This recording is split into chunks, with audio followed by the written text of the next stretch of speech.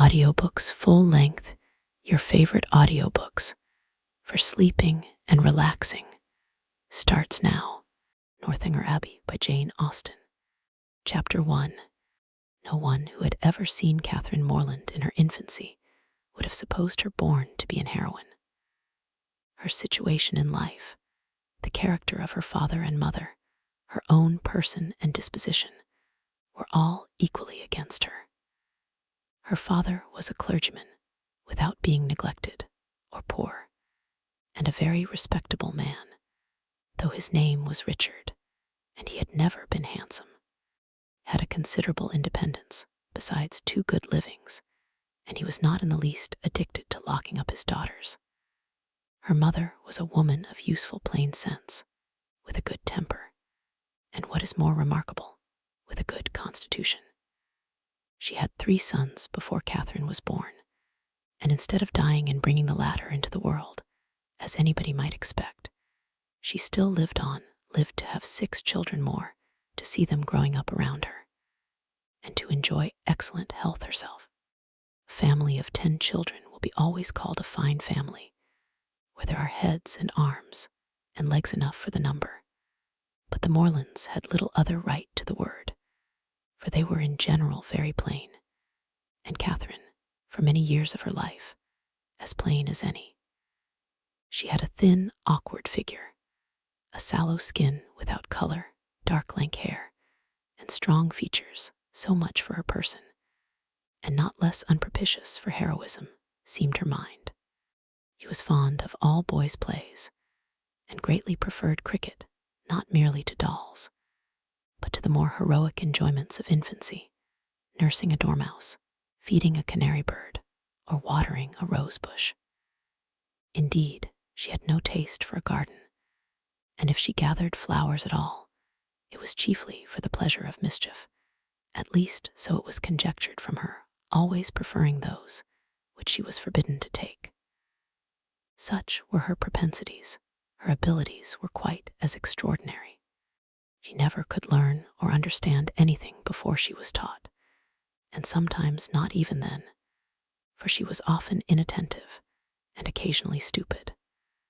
Her mother was 3 months in teaching her only to repeat the beggar's petition, and after all, her next sister, Sally, could say it better than she did.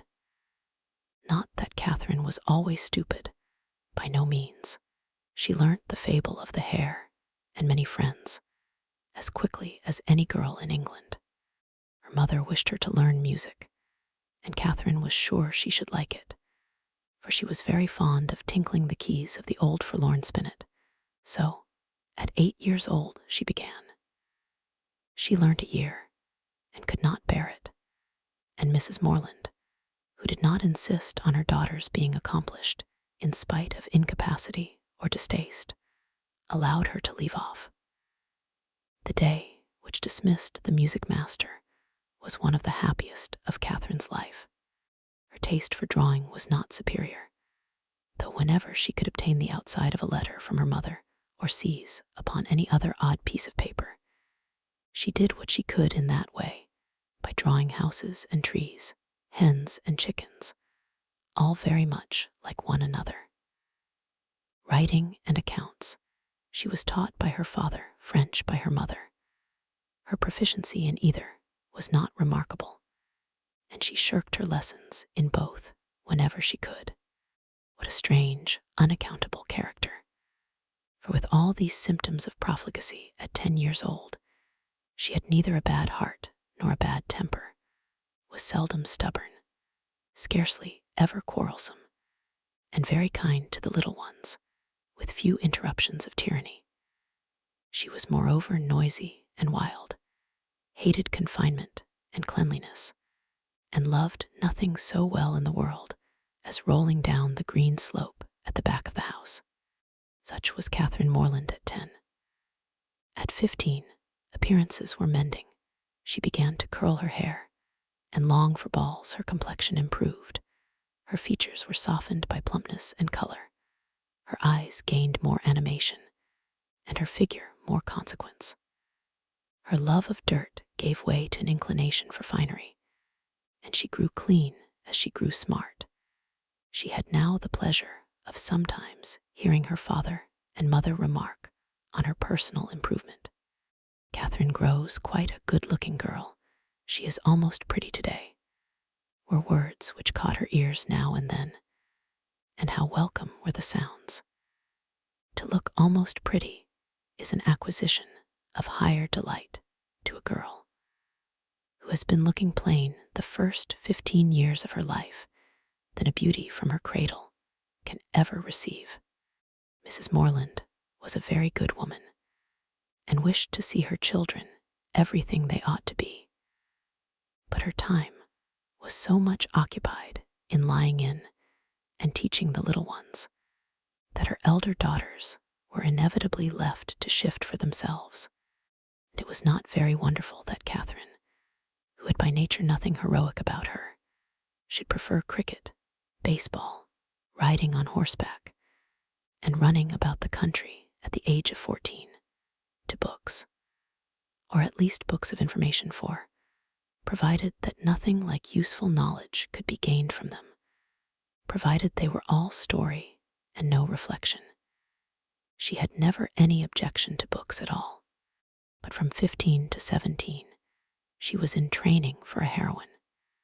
She read all such works as heroines must read to supply their memories with those quotations, which are so serviceable and so soothing in the vicissitudes of their eventful lives. From Pope, she learnt to censure those who bear about the mockery of woe. From Gray that many a flower is born to blush unseen and waste its fragrance on the desert air. From Thomson that it is a delightful task to teach the young idea how to shoot. And from Shakespeare she gained a great store of information, amongst the rest that trifles light as air are to the jealous confirmation strong as proofs of holy writ, that the poor beetle which we tread upon in corporal sufferance feels a pang as great as when a giant dies, and that a young woman in love always looks like Patience on a monument, smiling at grief. So far her improvement was sufficient, and in many other points she came on exceedingly well, for though she could not write sonnets, she brought herself to read them, and though there seemed no chance of her throwing a whole party into raptures by a prelude on the pianoforte of her own composition, she could listen to other people's performance with very little fatigue. Her greatest deficiency was in the pencil. She had no notion of drawing, not enough even to attempt a sketch of her lover's profile, that she might be detected in the design. There she fell miserably short of the true heroic height. At present, she did not know her own poverty, for she had no lover to portray. She had reached the age of 17, without having seen one amiable youth who could call forth her sensibility, without having inspired one real passion, and without having excited even any admiration, but what was very moderate and very transient. This was strange indeed, but strange things may be generally accounted for if their cause be fairly searched out. There was not one lord in the neighborhood, no, not even a baronet. There was not one family among their acquaintance who had reared and supported a boy accidentally found at their door, not one young man whose origin was unknown. Her father had no ward, and the squire of the parish no children. But when a young lady is to be a heroine, the perverseness of 40 surrounding families cannot prevent her. Something must and will happen to throw a hero in her way. Mr. Allen, who owned the chief of the property about Fullerton, the village in Wiltshire where the Morlands lived, was ordered to Bath for the benefit of a gouty constitution, and his lady, a good-humored woman, fond of Miss Morland, and probably aware that if adventures will not befall a young lady in her own village, she must seek them abroad, invited her to go with them. Mr. and Mrs. Morland were all compliance, and Catherine all happiness. Chapter 2. In addition to what has been already said of Catherine Morland's personal and mental endowments, when about to be launched into all the difficulties and dangers of a 6 weeks' residence in Bath, it may be stated, for the reader's more certain information, lest the following pages should otherwise fail of giving any idea of what her character is meant to be, that her heart was affectionate, her disposition cheerful and open, without conceit or affectation of any kind, her manners just removed from the awkwardness and shyness of a girl, her person pleasing, and when in good looks, pretty, and her mind about as ignorant and uninformed as the female mind at 17 usually is. When the hour of departure drew near, the maternal anxiety of Mrs. Morland will be naturally supposed to be most severe. 1,000 alarming presentiments of evil to her beloved Catherine from this terrific separation must oppress her heart with sadness and drown her in tears for the last day or two of their being together. And advice of the most important and applicable nature must of course flow from her wise lips in their parting conference in her closet. Cautions against the violence of such noblemen and baronets as delight in forcing young ladies away to some remote farmhouse must, at such a moment, relieve the fullness of her heart. Who would not think so? But Mrs. Morland knew so little of lords and baronets that she entertained no notion of their general mischievousness, and was wholly unsuspicious of danger to her daughter from their machinations. Her cautions were confined to the following points. I beg, Catherine, you will always wrap yourself up very warm about the throat when you come from the rooms at night, and I wish you would try to keep some account of the money you spend. I will give you this little book on purpose, Sally, or rather Sarah, for what young lady of common gentility will reach the age of 16 without altering her name as far as she can, must from situation be at this time the intimate friend and confidant of her sister. It is remarkable, however, that she neither insisted on Catherine's writing by every post, nor exacted her promise of transmitting the character of every new acquaintance, nor a detail of every interesting conversation that Bath might produce. Everything indeed relative to this important journey was done, on the part of the Morlands, with a degree of moderation and composure, which seemed rather consistent with the common feelings of common life than with the refined susceptibilities, the tender emotions which the first separation of a heroine from her family ought always to excite. Her father, instead of giving her an unlimited order on his banker, or even putting an £100 bank bill into her hands, gave her only 10 guineas, and promised her more when she wanted it. Under these unpromising auspices, the parting took place, and the journey began. It was performed with suitable quietness and uneventful safety. Neither robbers nor tempests befriended them, nor one lucky overturn to introduce them to the hero. Nothing more alarming occurred than a fear, on Mrs. Allen's side, of having once left her clogs behind her at an inn, and that fortunately proved to be groundless. They arrived at Bath. Catherine was all eager delight. Her eyes were here, there, everywhere, as they approached its fine and striking environs, and afterwards drove through those streets which conducted them to the hotel. She was come to be happy, and she felt happy already. They were soon settled in comfortable lodgings in Pulteney Street. It is now expedient to give some description of Mrs. Allen, that the reader may be able to judge in what manner her actions will hereafter tend to promote the general distress of the work. and how she will, probably, contribute to reduce poor Catherine to all the desperate wretchedness of which a last volume is capable, whether by her imprudence, vulgarity, or jealousy, whether by intercepting her letters, ruining her character, or turning her out of doors.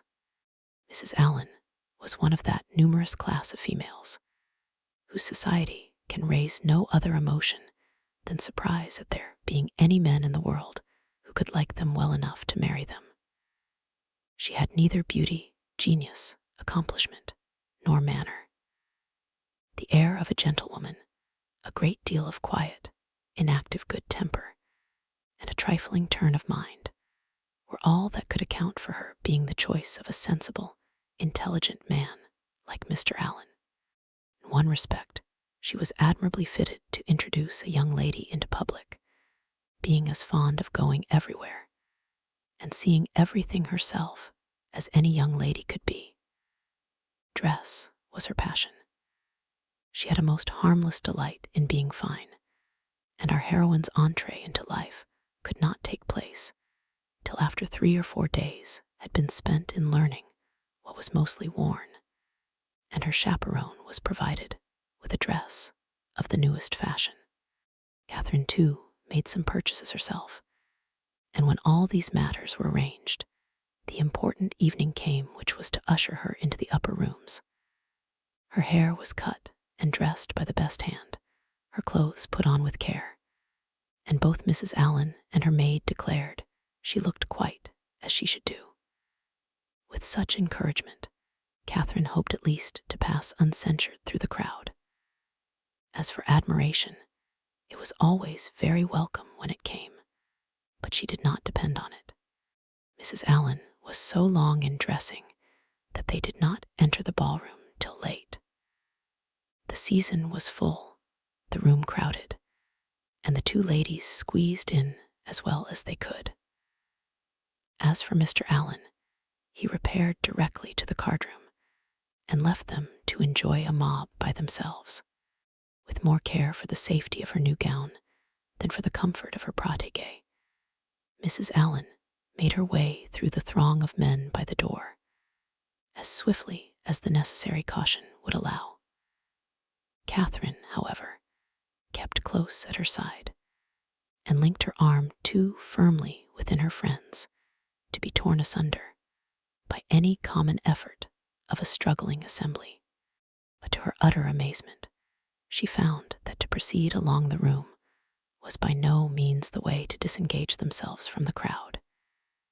It seemed rather to increase as they went on, whereas she had imagined that, when once fairly within the door, they should easily find seats and be able to watch the dances with perfect convenience.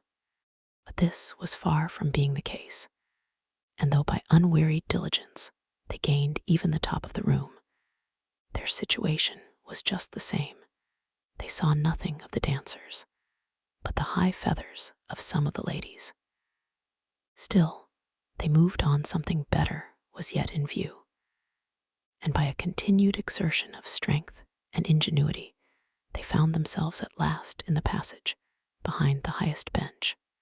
Here there was something less of crowd than below, and hence Miss Morland had a comprehensive view of all the company beneath her, and of all the dangers of her late passage through them. It was a splendid sight, and she began, for the first time that evening, to feel herself at a ball. She longed to dance, but she had not an acquaintance in the room. Mrs. Allen did all that she could do in such a case by saying very placidly, every now and then, "I wish you could dance, my dear. I wish you could get a partner." For some time, her young friend felt obliged to her for these wishes, but they were repeated so often and proved so totally ineffectual that Catherine grew tired at last and would thank her no more. They were not long able, however, to enjoy the repose of the eminence they had so laboriously gained. Everybody was shortly in motion for tea, and they must squeeze out like the rest. Catherine began to feel something of disappointment She was tired of being continually pressed against by people, the generality of whose faces possessed nothing to interest, and with all of whom she was so wholly unacquainted that she could not relieve the irksomeness of imprisonment by the exchange of a syllable with any of her fellow captives. And when at last arrived in the tea room, she felt yet more the awkwardness of having no party to join, no acquaintance to claim, no gentleman to assist them. They saw nothing of Mr. Allen, and after looking about them in vain for a more eligible situation, were obliged to sit down at the end of a table, at which a large party were already placed, without having anything to do there, or anybody to speak to, except each other. Mrs. Allen congratulated herself, as soon as they were seated, on having preserved her gown from injury. "It would have been very shocking to have it torn," said she, "would not it? It is such a delicate muslin. For my part, I have not seen anything I like so well in the whole room, I assure you." "How uncomfortable it is," whispered Catherine, "not to have a single acquaintance here." "Yes, my dear," replied Mrs. Allen, with perfect serenity. "It is very uncomfortable indeed. What shall we do? The gentlemen and ladies at this table look as if they wondered why we came here. We seem forcing ourselves into their party." "Aye, so we do. That is very disagreeable. I wish we had a large acquaintance here. I wish we had any. It would be somebody to go to." "Very true, my dear. And if we knew anybody, we would join them directly. The Skinners were here last year. I wish they were here now. Had not we better go away as it is? Here are no tea things for us, you see." "No more there are, indeed. How very provoking. But I think we had better sit still, for one gets so tumbled in such a crowd. How is my head, my dear? Somebody gave me a push that has hurt it, I'm afraid." "No, indeed. It looks very nice. But, dear Mrs. Allen, are you sure there is nobody you know in all this multitude of people? I think you must know somebody." "I don't, upon my word. I wish I did. I wish I had a large acquaintance here with all my heart, and then I should get you a partner. I should be so glad to have you dance. There goes a strange-looking woman. What an odd gown she has got on. How old-fashioned it is. Look at the back." After some time, they received an offer of tea from one of their neighbors. It was thankfully accepted, and this introduced a light conversation with the gentleman who offered it, which was the only time that anybody spoke to them during the evening, till they were discovered and joined by Mr. Allen when the dance was over. "Well, Miss Morland," said he directly, "I hope you have had an agreeable ball." "Very agreeable indeed," she replied, vainly endeavoring to hide a great yawn. "I wish she had been able to dance," said his wife. "I wish we could have got a partner for her. I have been saying how glad I should be if the Skinners were here this winter instead of last, or if the Perrys had come, as they talked of once. She might have danced with George Perry. I am so sorry she has not had a partner. We shall do better another evening, I hope," was Mr. Allen's consolation. The company began to disperse when the dancing was over, enough to leave space for the remainder to walk about in some comfort. And now was the time for a heroine, who had not yet played a very distinguished part in the events of the evening, to be noticed and admired. Every 5 minutes, by removing some of the crowd, gave greater openings for her charms. She was now seen by many young men who had not been near her before. Not one, however, started with rapturous wonder on beholding her. No whisper of eager inquiry ran round the room, nor was she once called a divinity by anybody. Yet Catherine was in very good looks, and had the company only seen her 3 years before, they would now have thought her exceedingly handsome. She was looked at, however, and with some admiration, for, in her own hearing, 2 gentlemen pronounced her to be a pretty girl. Such words had their due effect. She immediately thought the evening pleasanter than she had found it before her humble vanity was contented.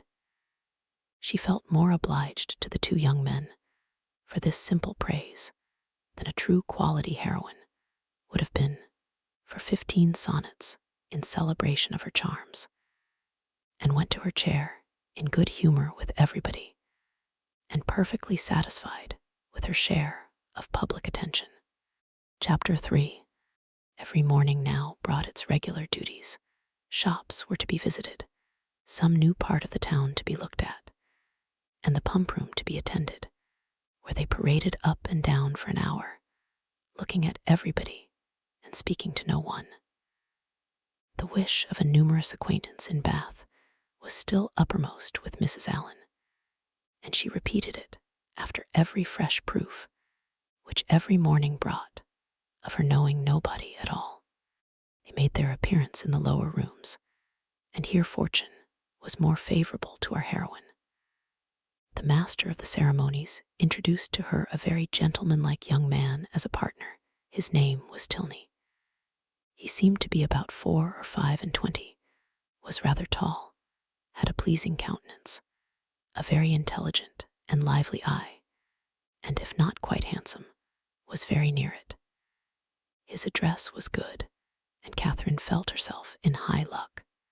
There was little leisure for speaking while they danced, but when they were seated at tea, she found him as agreeable as she had already given him credit for being. He talked with fluency and spirit, and there was an archness and pleasantry in his manner which interested, though it was hardly understood by her.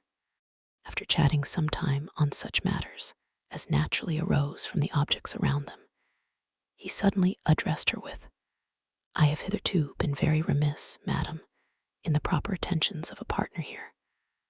I have not yet asked you how long you have been in Bath, whether you were ever here before, whether you have been at the upper rooms, the theatre, and the concert, and how you like the place altogether. I have been very negligent, but are you now at leisure to satisfy me in these particulars? If you are, I will begin directly. You need not give yourself that trouble, sir." "No trouble, I assure you, madam." Then, forming his features into a set smile, and affectedly softening his voice, he added, with a simpering air, "Have you been long in Bath, madam?" "About a week, sir," replied Catherine, trying not to laugh.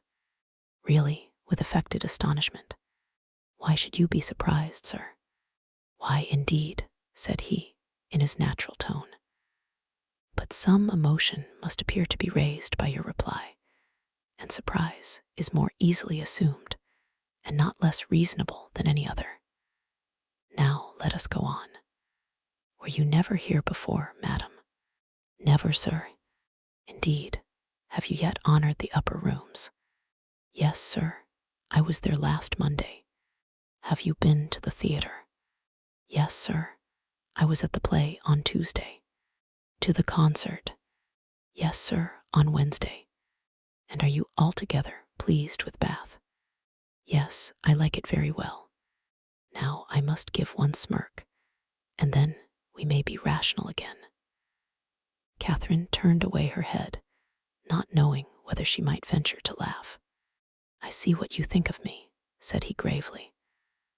"I shall make but a poor figure in your journal tomorrow." "My journal?" "Yes, I know exactly what you will say.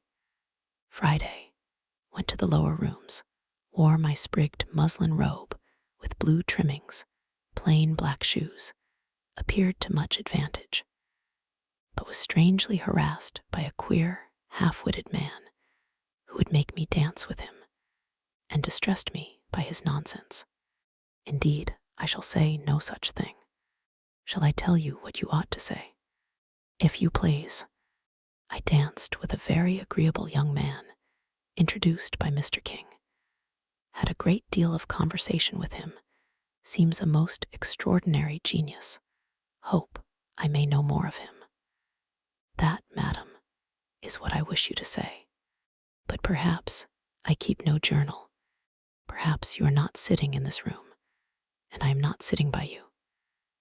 These are points in which a doubt is equally possible. Not keep a journal. How are your absent cousins to understand the tenor of your life in Bath without one? How are the civilities and compliments of every day to be related as they ought to be, unless noted down every evening in a journal? How are your various dresses to be remembered, and the particular state of your complexion and curl of your hair to be described in all their diversities, without having constant recourse to a journal? My dear madam, I am not so ignorant of young ladies' ways as you wish to believe me. It is this delightful habit of journaling which largely contributes to form the easy style of writing for which ladies are so generally celebrated. Everybody allows that the talent of writing agreeable letters is peculiarly female. Nature may have done something, but I am sure it must be essentially assisted by the practice of keeping a journal. I have sometimes thought, said Catherine doubtingly, whether ladies do write so much better letters than gentlemen. That is, I should not think the superiority was always on our side. As far as I have had opportunity of judging, it appears to me that the usual style of letter writing among women is faultless, except in 3 particulars. And what are they? A general deficiency of subject, a total inattention to stops, and a very frequent ignorance of grammar. Upon my word, I need not have been afraid of disclaiming the compliment. You do not think too highly of us in that way. I should no more lay it down as a general rule that women write better letters than men, than that they sing better duets or draw better landscapes. In every power, of which taste is the foundation, excellence is pretty fairly divided between the sexes. They were interrupted by Mrs. Allen. My dear Catherine, said she, do take this pin out of my sleeve. I'm afraid it has torn a hole already. I shall be quite sorry if it has, for this is a favorite gown, though it cost but 9 shillings a yard. That is exactly what I should have guessed it, madam, said Mr. Tilney, looking at the muslin. Do you understand muslins, sir? Particularly well. I always buy my own cravats, and am allowed to be an excellent judge, and my sister has often trusted me in the choice of a gown. I bought one for her the other day, and it was pronounced to be a prodigious bargain by every lady who saw it. I gave but 5 shillings a yard for it, and a true Indian muslin. Mrs. Allen was quite struck by his genius. Men commonly take so little notice of those things, said she. I can never get Mr. Allen to know one of my gowns from another. You must be a great comfort to your sister, sir. I hope I am, madam. And pray, sir, what do you think of Miss Morland's gown? It is very pretty, madam, said he, gravely examining it. But I do not think it will wash well. I am afraid it will fray. How can you, said Catherine, laughing, be so? She had almost said strange. I am quite of your opinion, sir, replied Mrs. Allen. And so I told Miss Morland when she bought it. But then you know, madam, muslin always turns to some account or other. Miss Morland will get enough out of it for a handkerchief, or a cap, or a cloak. Muslin can never be said to be wasted. I have heard my sister say so 40 times, when she has been extravagant in buying more than she wanted, or careless in cutting it to pieces. Bath is a charming place, sir. There are so many good shops here. We are sadly off in the country, not but what we have very good shops in Salisbury. But it is so far to go.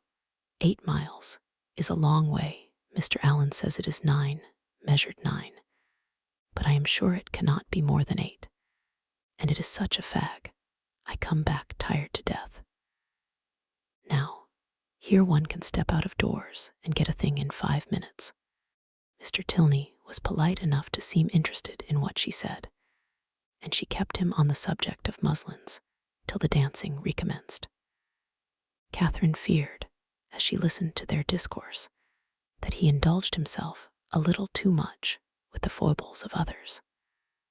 "What are you thinking of so earnestly?" said he, as they walked back to the ballroom.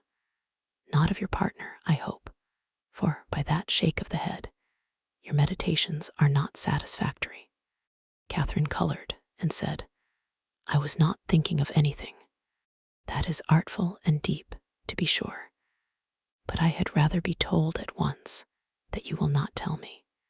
"Well then, I will not. Thank you, for now we shall soon be acquainted, as I am authorized to tease you on this subject whenever we meet. And nothing in the world advances intimacy so much." They danced again, and when the assembly closed, parted, on the lady's side at least, with a strong inclination for continuing the acquaintance. Whether she thought of him so much, while she drank her warm wine and water, and prepared herself for bed, as to dream of him when there, cannot be ascertained. But I hope it was no more than in a slight slumber, or a morning doze at most. For if it be true, as a celebrated writer has maintained, that no young lady can be justified in falling in love before the gentleman's love is declared. 1. It must be very improper that a young lady should dream of a gentleman before the gentleman is first known to have dreamt of her. How proper Mr. Tilney might be as a dreamer or a lover had not yet perhaps entered Mr. Allen's head, but that he was not objectionable as a common acquaintance for his young charge, he was on inquiry satisfied, for he had early in the evening taken pains to know who her partner was, and had been assured of Mr. Tilney's being a clergyman, and of a very respectable family in Gloucestershire. One vidi a letter from Mr. Richardson, number 97, Vol. Roman 2, Rambler. Chapter 4. With more than usual eagerness did Catherine hasten to the pump room the next day, secure within herself of seeing Mr. Tilney there before the morning were over, and ready to meet him with a smile.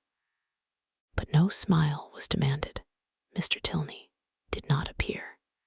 Every creature in Bath, except himself, was to be seen in the room at different periods of the fashionable hours. Crowds of people were every moment passing in and out, up the steps and down, people whom nobody cared about, and nobody wanted to see, and he only was absent. "What a delightful place Bath is," said Mrs. Allen, as they sat down near the great clock, after parading the room till they were tired. "And how pleasant it would be if we had any acquaintance here." This sentiment had been uttered so often in vain that Mrs. Allen had no particular reason to hope it would be followed with more advantage now. But we are told to despair of nothing we would attain, as unwearied diligence our point would gain. The unwearied diligence with which she had every day wished for the same thing was at length to have its just reward. For hardly had she been seated 10 minutes before a lady of about her own age, who was sitting by her, and had been looking at her attentively for several minutes, addressed her with great complacence in these words: "I think, madam, I cannot be mistaken. It is a long time since I had the pleasure of seeing you, but is not your name Allen?"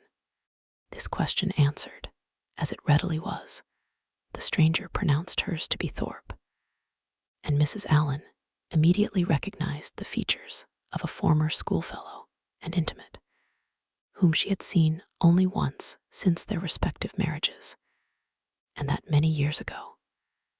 Their joy on this meeting was very great, as well it might, since they had been contented to know nothing of each other for the last 15 years.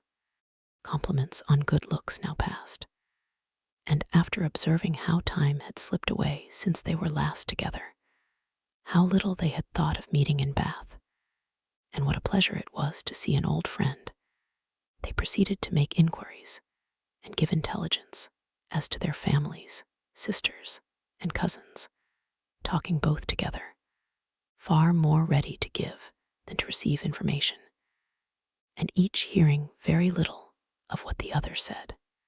Mrs. Thorpe, however, had one great advantage as a talker over Mrs. Allen in a family of children, when she expatiated on the talents of her sons and the beauty of her daughters, when she related their different situations and views, that John was at Oxford, Edward at Merchant Taylor's, and William at sea, and all of them more beloved and respected in their different station than any other three beings ever were.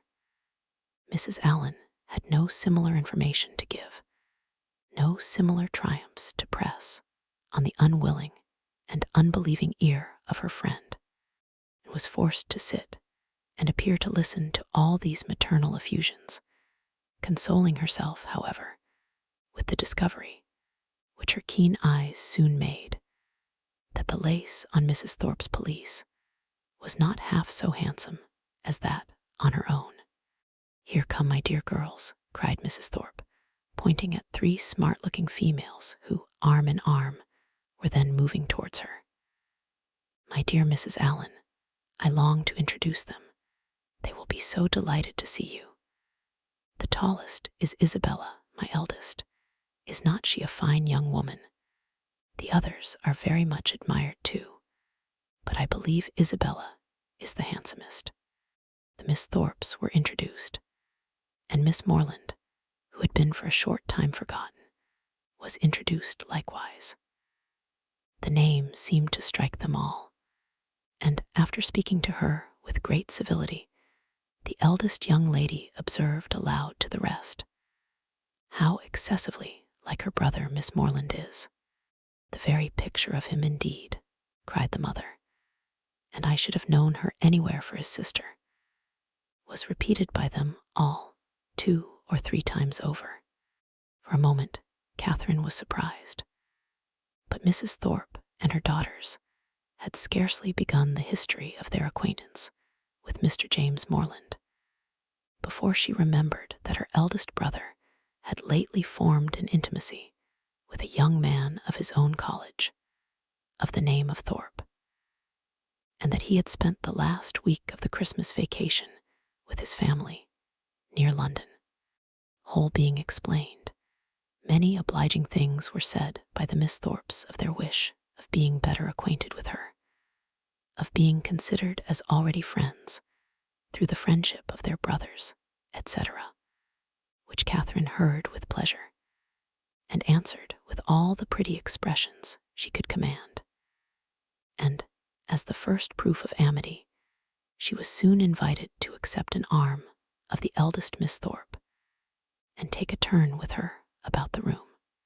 Catherine was delighted with this extension of her Bath acquaintance, and almost forgot Mr. Tilney while she talked to Miss Thorpe. Friendship is certainly the finest balm for the pangs of disappointed love. Their conversation turned upon those subjects, of which the free discussion has generally much to do in perfecting a sudden intimacy between 2 young ladies, such as dress, balls, flirtations, and quizzes. Miss Thorpe, however, being 4 years older than Miss Morland, and at least 4 years better informed, had a very decided advantage in discussing such points. She could compare the balls of Bath with those of Tunbridge, its fashions with the fashions of London, could rectify the opinions of her new friend in many articles of tasteful attire, could discover a flirtation between any gentleman and lady who only smiled on each other, and point out a quiz through the thickness of a crowd. These powers received due admiration from Catherine, to whom they were entirely new, and the respect which they naturally inspired might have been too great for familiarity, had not the easy gaiety of Miss Thorpe's manners and her frequent expressions of delight on this acquaintance with her softened down every feeling of awe and left nothing but tender affection. Their increasing attachment was not to be satisfied with half a dozen turns in the pump room, but required, when they all quitted it together, that Miss Thorpe should accompany Miss Morland to the very door of Mr. Allen's house, and that they should there part with a most affectionate and lengthened shake of hands, after learning, to their mutual relief, that they should see each other across the theater at night, and say their prayers in the same chapel the next morning. Catherine then ran directly upstairs and watched Miss Thorpe's progress down the street from the drawing-room window, admired the graceful spirit of her walk, the fashionable air of her figure and dress, and felt grateful, as well she might, for the chance which had procured her such a friend. Mrs. Thorpe was a widow, and not a very rich one. She was a good-humored, well-meaning woman, and a very indulgent mother.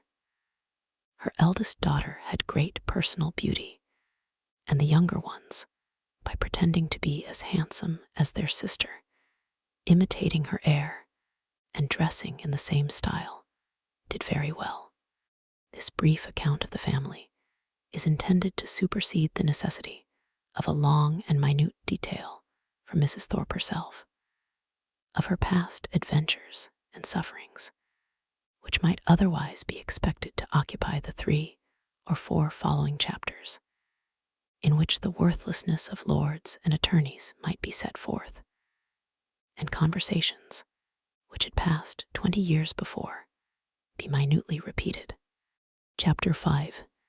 Catherine was not so much engaged at the theater that evening in returning the nods and smiles of Miss Thorpe, though they certainly claimed much of her leisure, as to forget to look with an inquiring eye for Mr. Tilney in every box which her eye could reach. But she looked in vain. Mr. Tilney was no fonder of the play than the pump room. She hoped to be more fortunate the next day, and when her wishes for fine weather were answered by seeing a beautiful morning, she hardly felt a doubt of it, for a fine Sunday in Bath empties every house of its inhabitants, and all the world appears on such an occasion to walk about and tell their acquaintance what a charming day it is. As soon as divine service was over, the Thorpes and Allens eagerly joined each other, and after staying long enough in the pump room to discover that the crowd was insupportable, and that there was not a genteel face to be seen, which everybody discovers every Sunday throughout the season, they hastened away to the Crescent to breathe the fresh air of better company.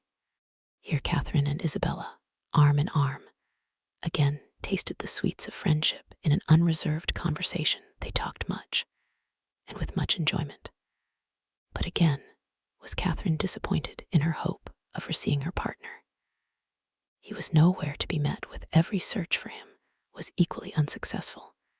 In morning lounges or evening assemblies, neither at the upper nor lower rooms, at dressed or undressed balls, was he perceivable, nor among the walkers, the horsemen, or the curricle drivers of the morning. His name was not in the pump room book, and curiosity could do no more. He must be gone from Bath, yet he had not mentioned that his stay would be so short. This sort of mysteriousness, which is always so becoming in a hero, threw a fresh grace in Catherine's imagination around his person and manners, and increased her anxiety to know more of him. From the Thorpes she could learn nothing, for they had been only 2 days in Bath before they met with Mrs. Allen. It was a subject, however, in which she often indulged with her fair friend, from whom she received every possible encouragement to continue to think of him, and his impression on her fancy was not suffered therefore to weaken. Isabella was very sure that he must be a charming young man, and was equally sure that he must have been delighted with her dear Catherine, and would therefore shortly return. She liked him the better for being a clergyman, for she must confess herself very partial to the profession, and something like a sigh escaped her as she said it. Perhaps Catherine was wrong in not demanding the cause of that gentle emotion, but she was not experienced enough in the finesse of love or the duties of friendship to know when delicate raillery was properly called for, or when a confidence should be forced. Mrs. Allen was now quite happy, quite satisfied with Bath. She had found some acquaintance, had been so lucky too as to find in them the family of a most worthy old friend, and, as the completion of good fortune, had found these friends by no means so expensively dressed as herself. Her daily expressions were no longer, "I wish we had some acquaintance in Bath."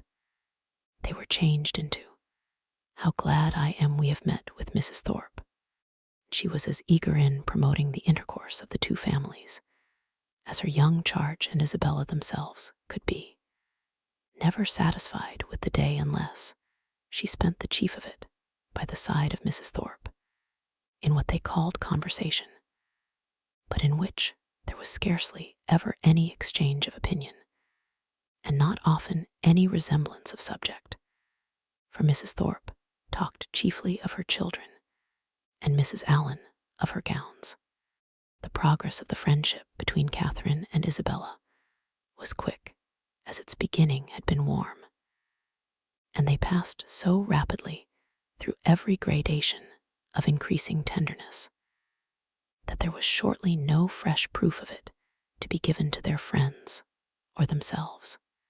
They called each other by their Christian name, were always arm in arm when they walked, pinned up each other's train for the dance, and were not to be divided in the set.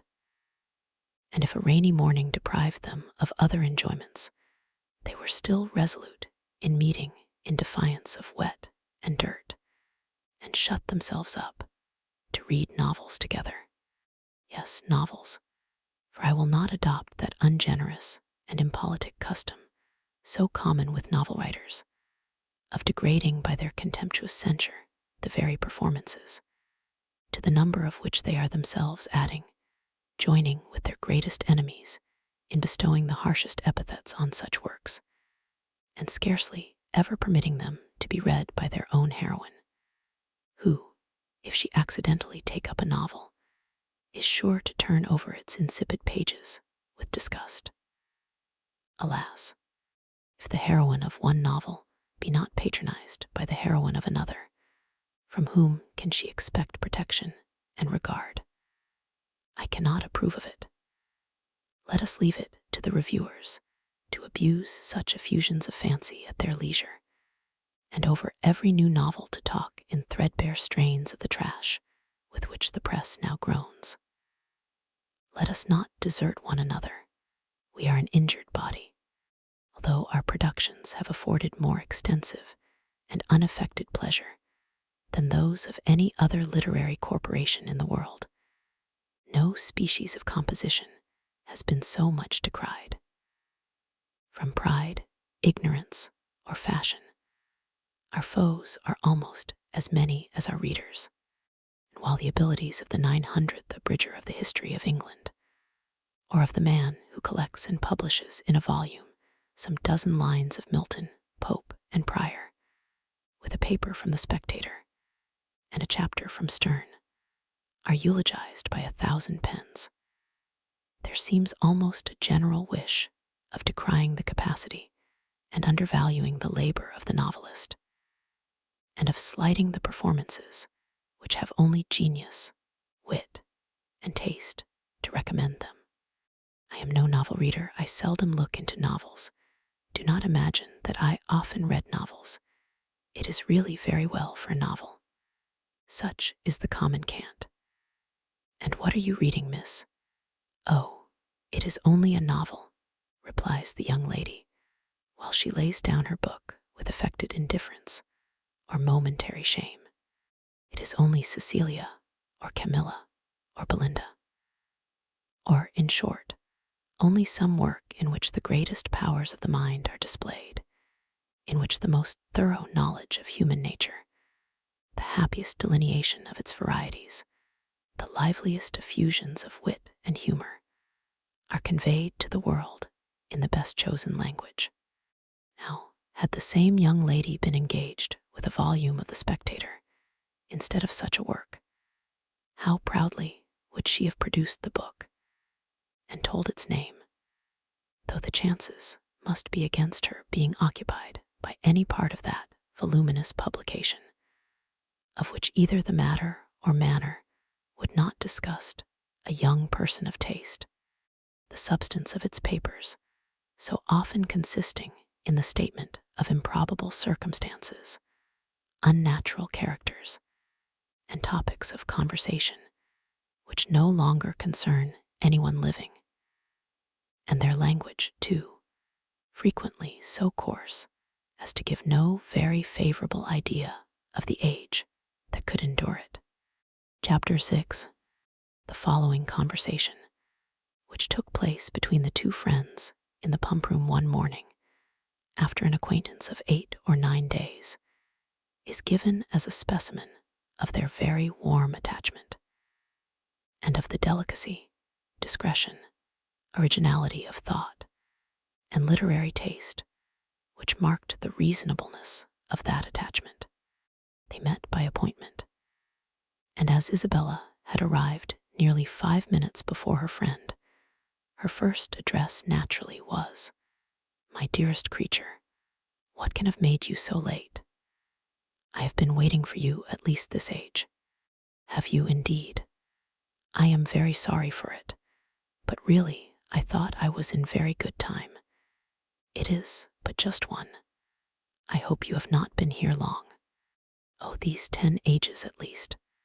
I am sure I have been here this half hour. But now, let us go and sit down at the other end of the room and enjoy ourselves. I have 100 things to say to you. In the first place, I was so afraid it would rain this morning, just as I wanted to set off. It looked very showery, and that would have thrown me into agonies. Do you know, I saw the prettiest hat you can imagine in a shop window in Milsom Street just now, very like yours, only with coquelicot ribbons instead of green. I quite longed for it. But my dearest Catherine, what have you been doing with yourself all this morning? Have you gone on with Udolpho?" "Yes, I have been reading it ever since I woke, and I am got to the Black Veil." "Are you indeed? How delightful!" "Oh, I would not tell you what is behind the Black Veil for the world. Are not you wild to know?" "Oh, yes, quite. What can it be? But do not tell me. I would not be told upon any account. I know it must be a skeleton. I am sure it is Laurentina's skeleton." "Oh, I am delighted with the book. I should like to spend my whole life in reading it. I assure you, if it had not been to meet you, I would not have come away from it for all the world. Dear creature, how much I am obliged to you. And when you have finished Udolpho, we will read the Italian together. And I have made out a list of 10 or 12 more of the same kind for you." "Have you indeed? How glad I am. What are they all?" "I will read you their names directly. Here they are, in my pocketbook: Castle of Wolfenbach, Clermont, Mysterious Warnings, Necromancer of the Black Forest, Midnight Bell, Orphan of the Rhine, and Horrid Mysteries. Those will last us some time." "Yes, pretty well. But are they all horrid? Are you sure they are all horrid?" "Yes, quite sure, for a particular friend of mine, a Miss Andrews, a sweet girl, one of the sweetest creatures in the world, has read every one of them. I wish you knew Miss Andrews. You would be delighted with her. She is netting herself the sweetest cloak you can conceive. I think her as beautiful as an angel, and I am so vexed with the men for not admiring her. I scold them all amazingly about it. Scold them? Do you scold them for not admiring her? Yes, that I do. There is nothing I would not do for those who are really my friends. I have no notion of loving people by halves. It is not my nature. My attachments are always excessively strong.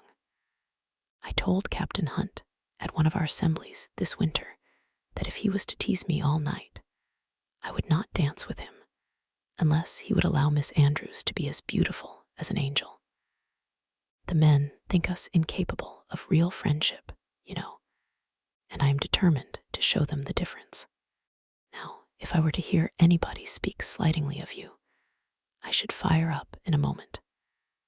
But that is not at all likely, for you are just the kind of girl to be a great favorite with the men. Oh dear, cried Catherine, coloring. How can you say so? I know you very well. You have so much animation, which is exactly what Miss Andrews wants, for I must confess there is something amazingly insipid about her. Oh, I must tell you that just after we parted yesterday, I saw a young man looking at you so earnestly. I am sure he is in love with you. Catherine colored and disclaimed again. Isabella laughed. It is very true, upon my honor, but I see how it is. You are indifferent to everybody's admiration, except that of one gentleman who shall be nameless. Nay, I cannot blame you, speaking more seriously. Your feelings are easily understood. Where the heart is really attached, I know very well how little one can be pleased with the attention of anybody else. Everything is so insipid, so uninteresting, that does not relate to the beloved object. I can perfectly comprehend your feelings, but you should not persuade me that I think so very much about Mr. Tilney, for perhaps I may never see him again. Not see him again? My dearest creature, do not talk of it. I am sure you would be miserable if you thought so. No, indeed, I should not. I do not pretend to say that I was not very much pleased with him, but while I have Udolpho to read, I feel as if nobody could make me miserable. Oh, the dreadful black veil, my dear Isabella. I am sure there must be Laurentina's skeleton behind it.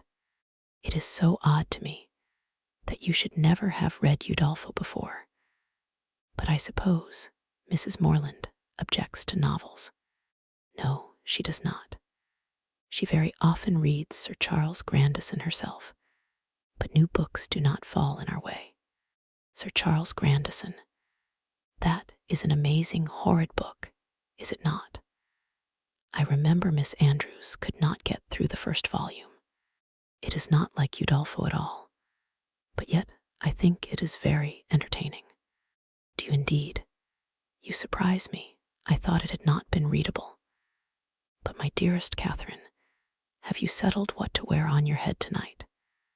I am determined at all events to be dressed exactly like you.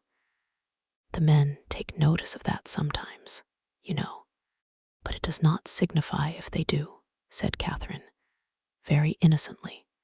Signify? Oh, heavens! I make it a rule never to mind what they say. They are very often amazingly impertinent if you do not treat them with spirit and make them keep their distance. Are they? Well, I never observed that. They always behave very well to me.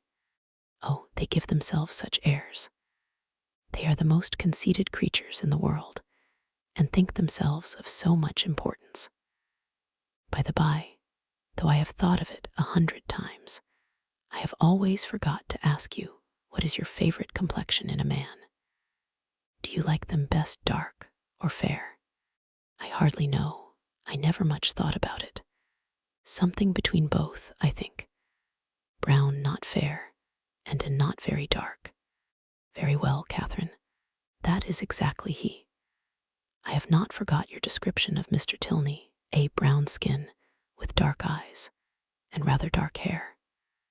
Well, my taste is different.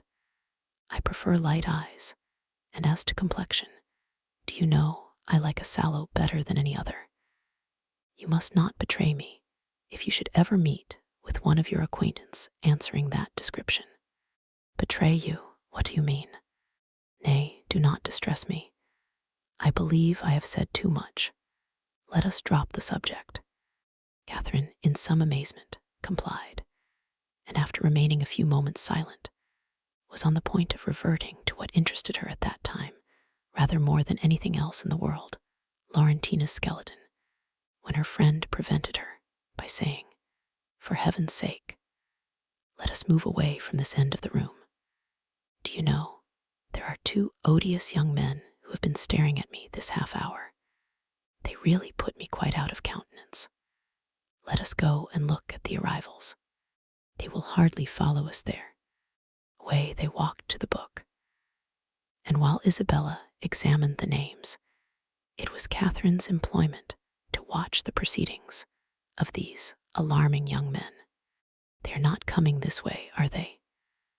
I hope they are not so impertinent as to follow us.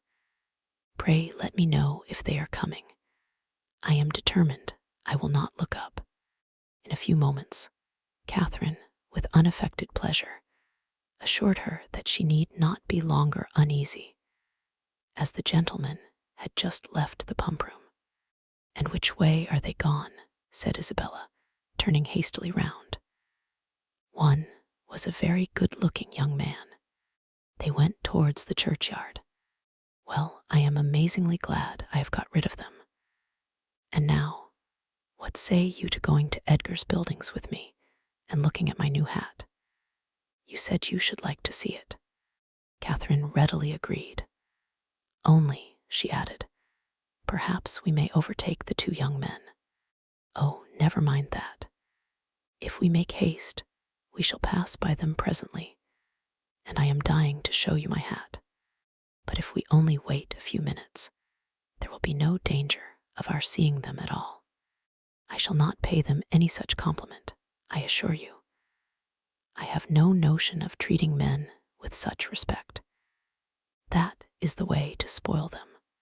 Catherine had nothing to oppose against such reasoning, and therefore, to show the independence of Miss Thorpe and her resolution of humbling the sex, they set off immediately as fast as they could walk, in pursuit of the two young men. Chapter 7. Half a minute conducted them through the pump yard to the archway, opposite Union Passage. But here they were stopped. Everybody acquainted with Bath may remember the difficulties of crossing Cheap Street at this point. It is indeed a street of so impertinent a nature, so unfortunately connected with the great London and Oxford roads, and the principal inn of the city, that a day never passes in which parties of ladies, however important their business, whether in quest of pastry, millinery, or even, as in the present case of young men, are not detained on one side or other by carriages, horsemen, or carts. This evil had been felt and lamented at least 3 times a day by Isabella since her residence in Bath. She was now fated to feel and lament it once more, for at the very moment of coming opposite to Union Passage, and within view of the two gentlemen who were proceeding through the crowds, and threading the gutters of that interesting alley, they were prevented crossing by the approach of a gig, driven along on bad pavement by a most knowing-looking coachman, with all the vehemence that could most fitly endanger the lives of himself, his companion, and his horse. "Oh, these odious gigs," said Isabella, looking up. "How I detest them." But this detestation, though so just, was of short duration, for she looked again and exclaimed, delightful, "Mr. Morland and my brother. Good heaven, 'tis James," was uttered at the same moment by Catherine, and on catching the young men's eyes, the horse was immediately checked with a violence which almost threw him on his haunches, and the servant having now scampered up, the gentleman jumped out, and the equipage was delivered to his care. Catherine, by whom this meeting was wholly unexpected, received her brother with the liveliest pleasure.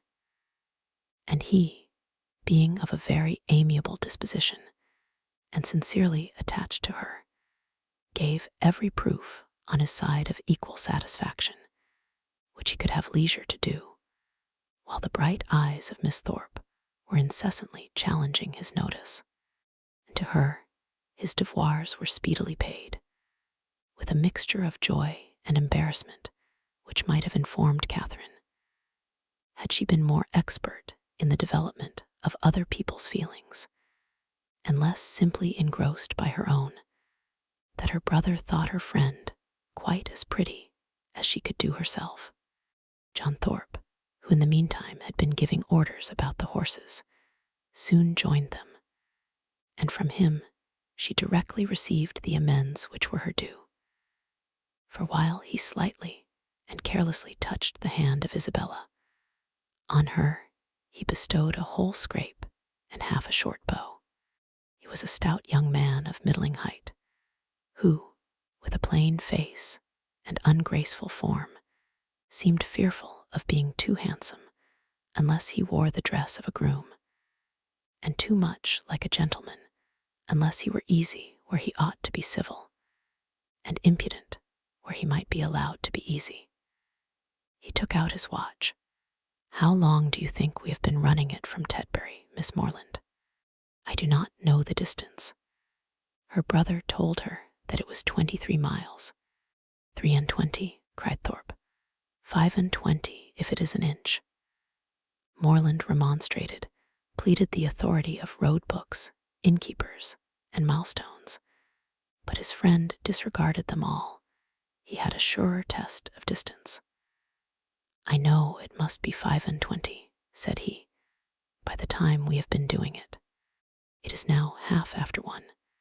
We drove out of the inn-yard at Tetbury as the town clock struck 11, and I defy any man in England to make my horse go less than 10 miles an hour in harness. That makes it exactly 25. "You have lost an hour," said Morland. "It was only 10 o'clock when we came from Tetbury." 10 o'clock. It was 11, upon my soul. I counted every stroke. This brother of yours would persuade me out of my senses, Miss Morland. Do but look at my horse. Did you ever see an animal so made for speed in your life? The servant had just mounted the carriage and was driving off. Such true blood. 3 hours and a half indeed, coming only 3 and 20 miles. Look at that creature, and suppose it possible if you can. He does look very hot, to be sure. Hot he had not turned a hair till we came to Walcot Church. But look at his forehand, look at his loins, only see how he moves. That horse cannot go less than 10 miles an hour. Tie his legs, and he will get on. What do you think of my gig, Miss Morland? A neat one, is not it? Well hung, town built. I have not had it a month. It was built for a Christchurch man, a friend of mine, a very good sort of fellow. He ran it a few weeks, till, I believe, it was convenient to have done with it. I happened just then to be looking out for some light thing of the kind, though I had pretty well determined on a curricle too.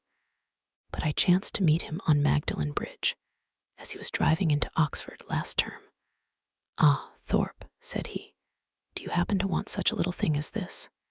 It is a capital one of the kind, but I am cursed tired of it." "Oh, said I am your man. What do you ask? And how much do you think he did, Miss Morland?" "I am sure I cannot guess it all. Curricle hung, you see, seat, trunk, sword case, splashing board, lamps, silver moulding. All you see complete, the ironwork as good as new, or better." He asked 50 guineas. I closed with him directly, threw down the money, and the carriage was mine. "And I am sure," said Catherine, "I know so little of such things that I cannot judge whether it was cheap or dear. Neither one nor t'other. I might have got it for less, I dare say, but I hate haggling, and poor Freeman wanted cash. That was very good-natured of you, said Catherine, quite pleased. Oh, it. When one has the means of doing a kind thing by a friend, I hate to be pitiful. An inquiry now took place into the intended movements of the young ladies, and, on finding whither they were going, it was decided that the gentlemen should accompany them to Edgar's buildings and pay their respects to Mrs. Thorpe. James and Isabella led the way, and so well satisfied was the latter with her lot, so contentedly was she endeavoring to ensure a pleasant walk to him who brought the double recommendation of being her brother's friend, and her friend's brother. So pure and uncoquettish were her feelings, that, though they overtook and passed the two offending young men in Milsom Street, she was so far from seeking to attract their notice that she looked back at them only 3 times. John Thorpe kept of course with Catherine, and after a few minutes' silence, renewed the conversation about his gig. You will find, however, Miss Morland, it would be reckoned a cheap thing by some people, for I might have sold it for 10 guineas more the next day. Jackson of Oriel bid me 60 at once. Morland was with me at the time. Yes, said Morland, who overheard this, but you forget that your horse was included. My horse? Oh, it. I would not sell my horse for 100. Are you fond of an open carriage, Miss Morland? Yes, very.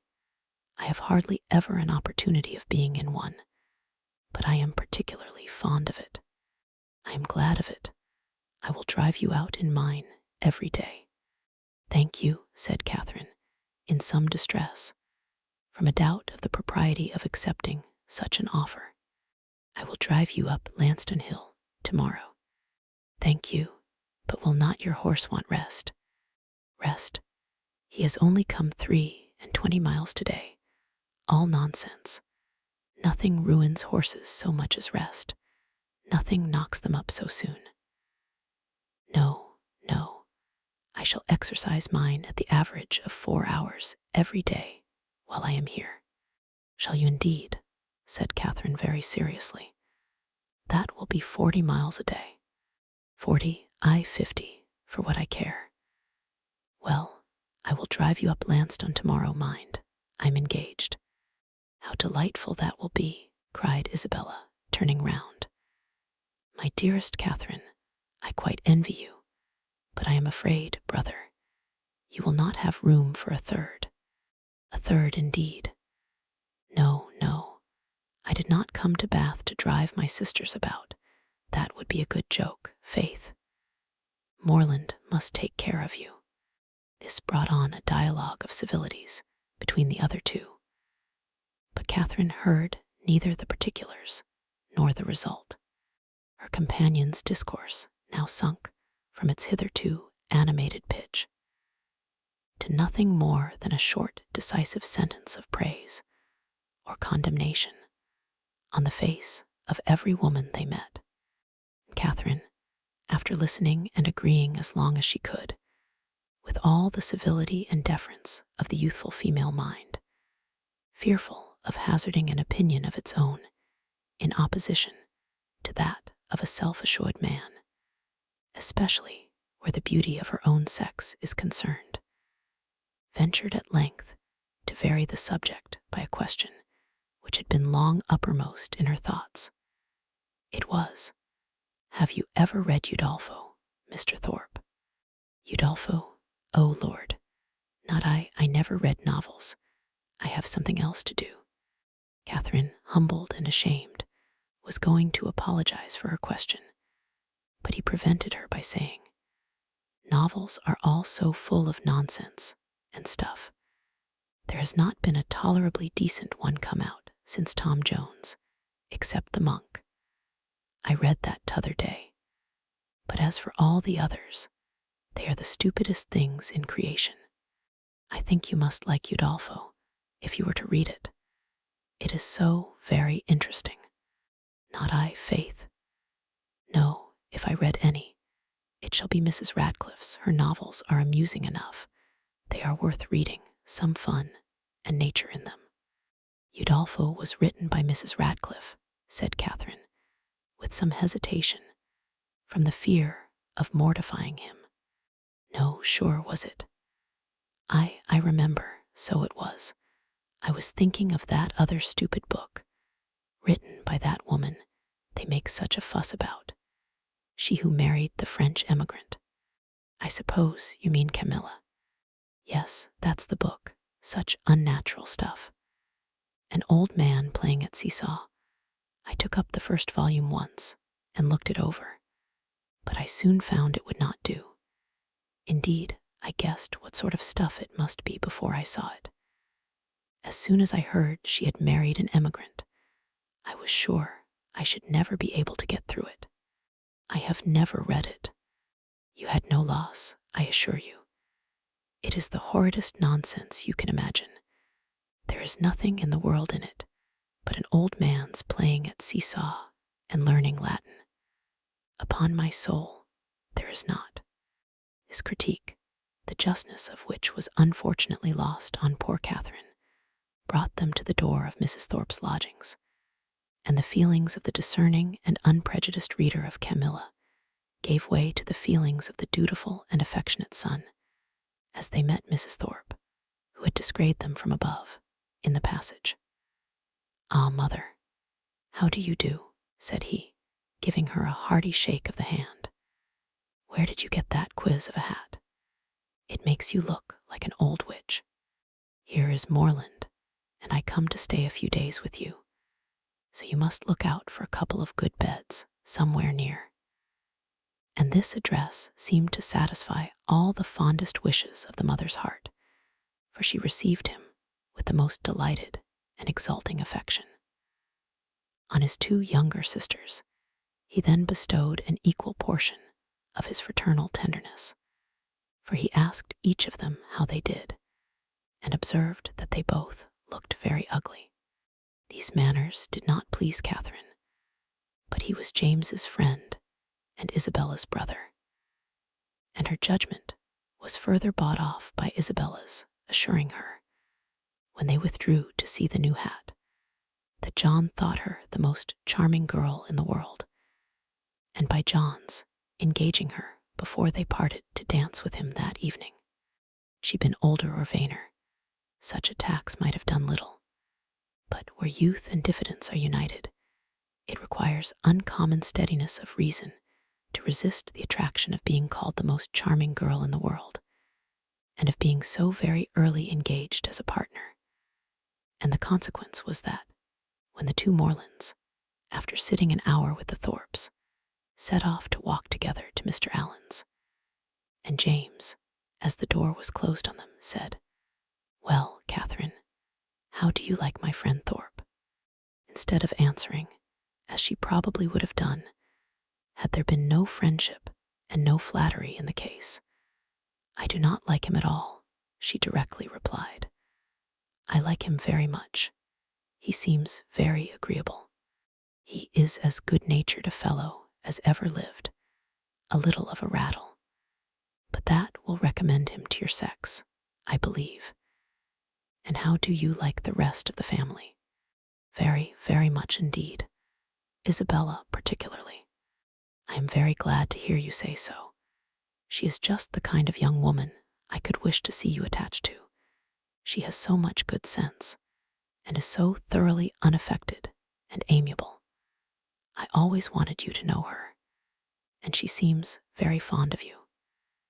She said the highest things in your praise that could possibly be, and the praise of such a girl as Miss Thorpe, even you, Catherine," taking her hand with affection, "may be proud of." "Indeed I am," she replied. "I love her exceedingly, and am delighted to find that you like her too. You hardly mentioned anything of her when you wrote to me after your visit there, because I thought I should soon see you myself. I hope you will be a great deal together while you are in Bath. She is a most amiable girl, such a superior understanding. How fond all the family are of her. She is evidently the general favorite. And how much she must be admired in such a place as this, is not she? Yes, very much indeed, I fancy. Mr. Allen thinks her the prettiest girl in Bath. I dare say he does, and I do not know any man who is a better judge of beauty than Mr. Allen. I need not ask you whether you are happy here, my dear Catherine, with such a companion and friend as Isabella Thorpe. It would be impossible for you to be otherwise. And the Allens, I am sure, are very kind to you. Yes, very kind. I never was so happy before. And now you are come, it will be more delightful than ever. How good it is of you to come so far on purpose to see me. James accepted this tribute of gratitude and qualified his conscience for accepting it too, by saying with perfect sincerity, "Indeed, Catherine, I love you dearly." Inquiries and communications concerning brothers and sisters, the situation of some, the growth of the rest, and other family matters now passed between them, and continued, with only one small digression on James's part, in praise of Miss Thorpe, till they reached Pulteney Street, where he was welcomed with great kindness by Mr. and Mrs. Allen, invited by the former to dine with them, and summoned by the latter to guess the price and weigh the merits of a new muff and tippet. A pre-engagement in Edgar's buildings prevented his accepting the invitation of one friend, and obliged him to hurry away as soon as he had satisfied the demands of the other. The time of the two parties uniting in the octagon room being correctly adjusted, Catherine was then left to the luxury of a raised, restless, and frightened imagination over the pages of Udolpho, lost from all worldly concerns of dressing and dinner, incapable of soothing Mrs. Allen's fears on the delay of an expected dressmaker, and having only 1 minute in 60 to bestow, even on the reflection of her own felicity, in being already engaged for the evening. Chapter 8. In spite of Udolpho and the dressmaker, however, the party from Pulteney Street reached the upper rooms in very good time. Thorpes and James Morland were there only 2 minutes before them, and Isabella, having gone through the usual ceremonial of meeting her friend with the most smiling and affectionate haste, of admiring the set of her gown, and envying the curl of her hair, they followed their chaperones, arm in arm, into the ballroom, whispering to each other whenever a thought occurred, and supplying the place of many ideas by a squeeze of the hand or a smile of affection. Dancing began within a few minutes after they were seated, and James, who had been engaged quite as long as his sister, was very importunate with Isabella to stand up. But John was gone into the card-room to speak to a friend, and nothing, she declared, should induce her to join the set before her dear Catherine could join it too. "I assure you," said she, "I would not stand up without your dear sister for all the world, for if I did we should certainly be separated the whole evening." Catherine accepted this kindness with gratitude, and they continued as they were for 3 minutes longer, when Isabella, who had been talking to James on the other side of her, turned again to his sister and whispered, "My dear creature, I'm afraid I must leave you. Your brother is so amazingly impatient to begin. I know you will not mind my going away, and I dare say John will be back in a moment, and then you may easily find me out." Catherine, though a little disappointed, had too much good nature to make any opposition, and the others rising up, Isabella had only time to press her friend's hand and say, "Goodbye, my dear love," before they hurried off. The younger Miss Thorpes being also dancing, Catherine was left to the mercy of Mrs. Thorpe and Mrs. Allen, between whom she now remained. She could not help being vexed at the non-appearance of Mr. Thorpe, for she not only longed to be dancing, but was likewise aware that, as the real dignity of her situation could not be known, she was sharing with the scores of other young ladies still sitting down all the discredit of wanting a partner, to be disgraced in the eye of the world, to wear the appearance of infamy, while her heart is all purity, her actions all innocence, and the misconduct of another the true source of her debasement, is one of those circumstances which peculiarly belong to the heroine's life, and her fortitude under it what particularly dignifies her character. Catherine had fortitude too, she suffered, but no murmur passed her lips. From this state of humiliation, she was roused at the end of 10 minutes to a pleasanter feeling by seeing not Mr. Thorpe, but Mr. Tilney, within 3 yards of the place where they sat. He seemed to be moving that way, but he did not see her, and therefore the smile and the blush, which his sudden reappearance raised in Catherine, passed away without sullying her heroic importance. He looked as handsome and as lively as ever, and was talking with interest to a fashionable and pleasing-looking young woman who leant on his arm, and whom Catherine immediately guessed to be his sister, thus unthinkingly throwing away a fair opportunity of considering him lost to her forever by being married already. But guided only by what was simple and probable, it had never entered her head that Mr. Tilney could be married. He had not behaved, he had not talked like the married men to whom she had been used. He had never mentioned a wife, and he had acknowledged a sister. From these circumstances sprang the instant conclusion of his sister's now being by his side, and therefore, instead of turning of a death-like paleness and falling in a fit on Mrs. Allen's bosom, Catherine sat erect, in the perfect use of her senses, and with cheeks only a little redder than usual. Mr. Tilney and his companion, who continued, though slowly, to approach, were immediately preceded by a lady, an acquaintance of Mrs. Thorpe, and this lady stopping to speak to her, they, as belonging to her, stopped likewise, and Catherine, catching Mr. Tilney's eye, instantly received from him the smiling tribute of recognition.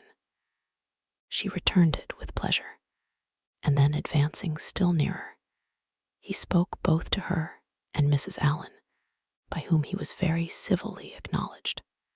"I am very happy to see you again, sir, indeed. I was afraid you had left Bath." He thanked her for her fears, and said that he had quitted it for a week, on the very morning after his having had the pleasure of seeing her.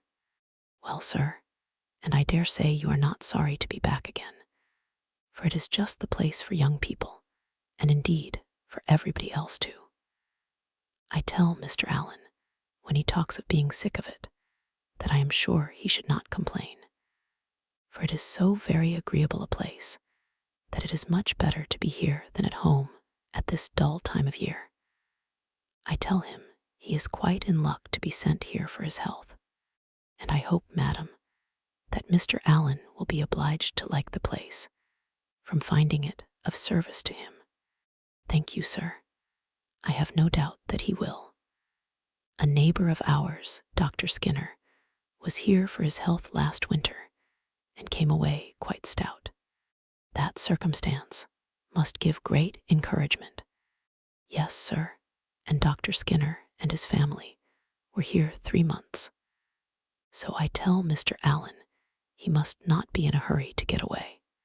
Here they were interrupted by a request from Mrs. Thorpe to Mrs. Allen that she would move a little to accommodate Mrs. Hughes and Miss Tilney with seats, as they had agreed to join their party.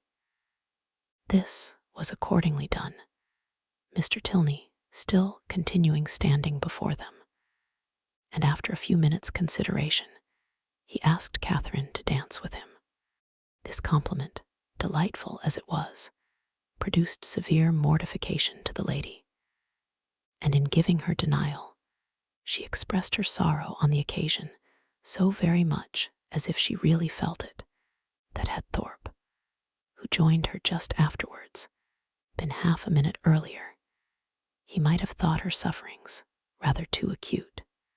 Very easy manner in which he then told her that he had kept her waiting did not, by any means, reconcile her more to her lot. Nor did the particulars which he entered into while they were standing up, of the horses and dogs of the friend whom he had just left, and of a proposed exchange of terriers between them, interest her so much as to prevent her looking very often towards that part of the room where she had left Mr. Tilney.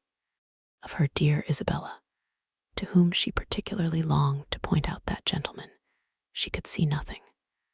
They were in different sets. She was separated from all her party, and away from all her acquaintance. One mortification succeeded another, and from the whole she deduced this useful lesson, that to go previously engaged to a ball does not necessarily increase either the dignity or enjoyment of a young lady. From such a moralizing strain as this, she was suddenly roused by a touch on the shoulder, and turning round, perceived Mrs. Hughes directly behind her, attended by Miss Tilney and a gentleman. "I beg your pardon, Miss Morland," said she, "for this liberty, but I cannot anyhow get to Miss Thorpe, and Mrs. Thorpe said she was sure you would not have the least objection to letting in this young lady by you." Mrs. Hughes could not have applied to any creature in the room more happy to oblige her than Catherine. The young ladies were introduced to each other, Miss Tilney expressing a proper sense of such goodness, Miss Morland, with the real delicacy of a generous mind, making light of the obligation, and Mrs. Hughes, satisfied with having so respectably settled her young charge, returned to her party. Miss Tilney had a good figure, a pretty face, and a very agreeable countenance, and her air, though it had not all the decided pretension, the resolute stylishness of Miss Thorpe's, had more real elegance. Her manners showed good sense and good breeding. They were neither shy nor affectedly open, and she seemed capable of being young, attractive, and at a ball, without wanting to fix the attention of every man near her, and without exaggerated feelings of ecstatic delight or inconceivable vexation on every little trifling occurrence. Catherine, interested at once by her appearance and her relationship to Mr. Tilney, was desirous of being acquainted with her, and readily talked therefore whenever she could think of anything to say, and had courage and leisure for saying it. But the hindrance thrown in the way of a very speedy intimacy by the frequent want of one or more of these requisites prevented their doing more than going through the first rudiments of an acquaintance, by informing themselves how well the other liked Bath, how much she admired its buildings and surrounding country, whether she drew or played or sang, and whether she was fond of riding on horseback. The 2 dances were scarcely concluded before Catherine found her arm gently seized by her faithful Isabella, who in great spirits exclaimed, "At last I have got you. My dearest creature, I have been looking for you this hour. What could induce you to come into this set when you knew I was in the other? I have been quite wretched without you. My dear Isabella, how was it possible for me to get at you? I could not even see where you were, so I told your brother all the time, but he would not believe me. 'Do go and see for her, Mr. Morland,' said I, but all in vain. He would not stir an inch. Was not it so, Mr. Morland? But you men are all so immoderately lazy. I have been scolding him to such a degree, my dear Catherine, you would be quite amazed. You know I never stand upon ceremony with such people. Look at that young lady with the white beads round her head," whispered Catherine, detaching her friend from James. "It is Mr. Tilney's sister." "Oh, heavens, you don't say so. Let me look at her this moment. What a delightful girl. I never saw anything half so beautiful. But where is her all-conquering brother? Is he in the room? Point him out to me this instant, if he is. I die to see him. Mr. Morland, you are not to listen. We are not talking about you. But what is all this whispering about? What is going on? There now, I knew how it would be. You men have such restless curiosity. Talk of the curiosity of women, indeed. Tease nothing, but be satisfied, for you are not to know anything at all of the matter. And is that likely to satisfy me, do you think? Well, I declare I never knew anything like you. What can it signify to you, what we are talking of? Perhaps we are talking about you. Therefore, I would advise you not to listen, or you may happen to hear something not very agreeable. This commonplace chatter, which lasted some time, the original subject seemed entirely forgotten. And though Catherine was very well pleased to have it dropped for a while, she could not avoid a little suspicion at the total suspension of all Isabella's impatient desire to see Mr. Tilney. When the orchestra struck up a fresh dance, James would have led his fair partner away, but she resisted. "I tell you, Mr. Morland," she cried, "I would not do such a thing for all the world. How can you be so teasing? Only conceive, my dear Catherine, what your brother wants me to do. He wants me to dance with him again, though I tell him that it is a most improper thing, and entirely against the rules. It would make us the talk of the place, if we were not to change partners." "Upon my honor," said James, "in these public assemblies, it is as often done as not." "Nonsense, how can you say so? But when you men have a point to carry, you never stick at anything. My sweet Catherine, do support me. Persuade your brother how impossible it is. Tell him that it would quite shock you to see me do such a thing, now would not it?" "No, not at all. But if you think it wrong, you had much better change." "There," cried Isabella, "you hear what your sister says, and yet you will not mind her. Well, remember that it is not my fault if we set all the old ladies in Bath in a bustle. Come along, my dearest Catherine, for heaven's sake, and stand by me." And off they went to regain their former place. John Thorpe, in the meanwhile, had walked away, and Catherine, ever willing to give Mr. Tilney an opportunity of repeating the agreeable request which had already flattered her once, made her way to Mrs. Allen and Mrs. Thorpe as fast as she could, in the hope of finding him still with them, a hope which, when it proved to be fruitless, she felt to have been highly unreasonable. "Well, my dear," said Mrs. Thorpe, impatient for praise of her son, "I hope you have had an agreeable partner." "Very agreeable, madam. I am glad of it.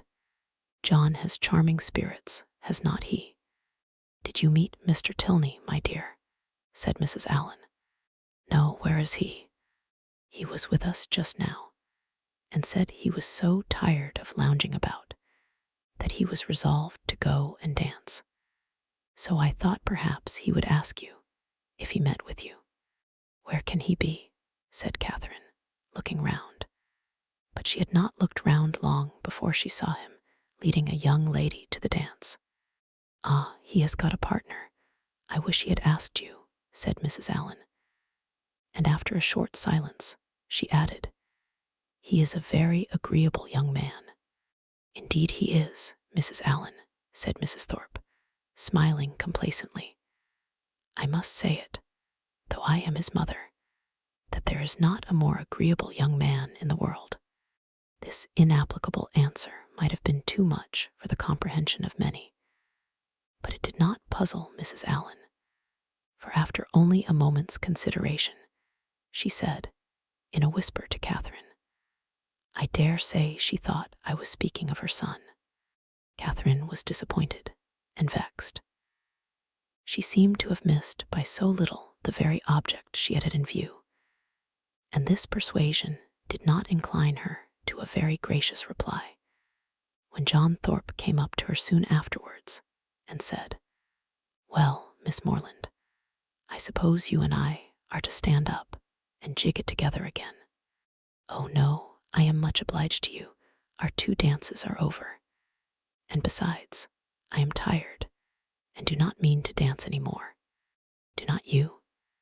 Then let us walk about and quiz people.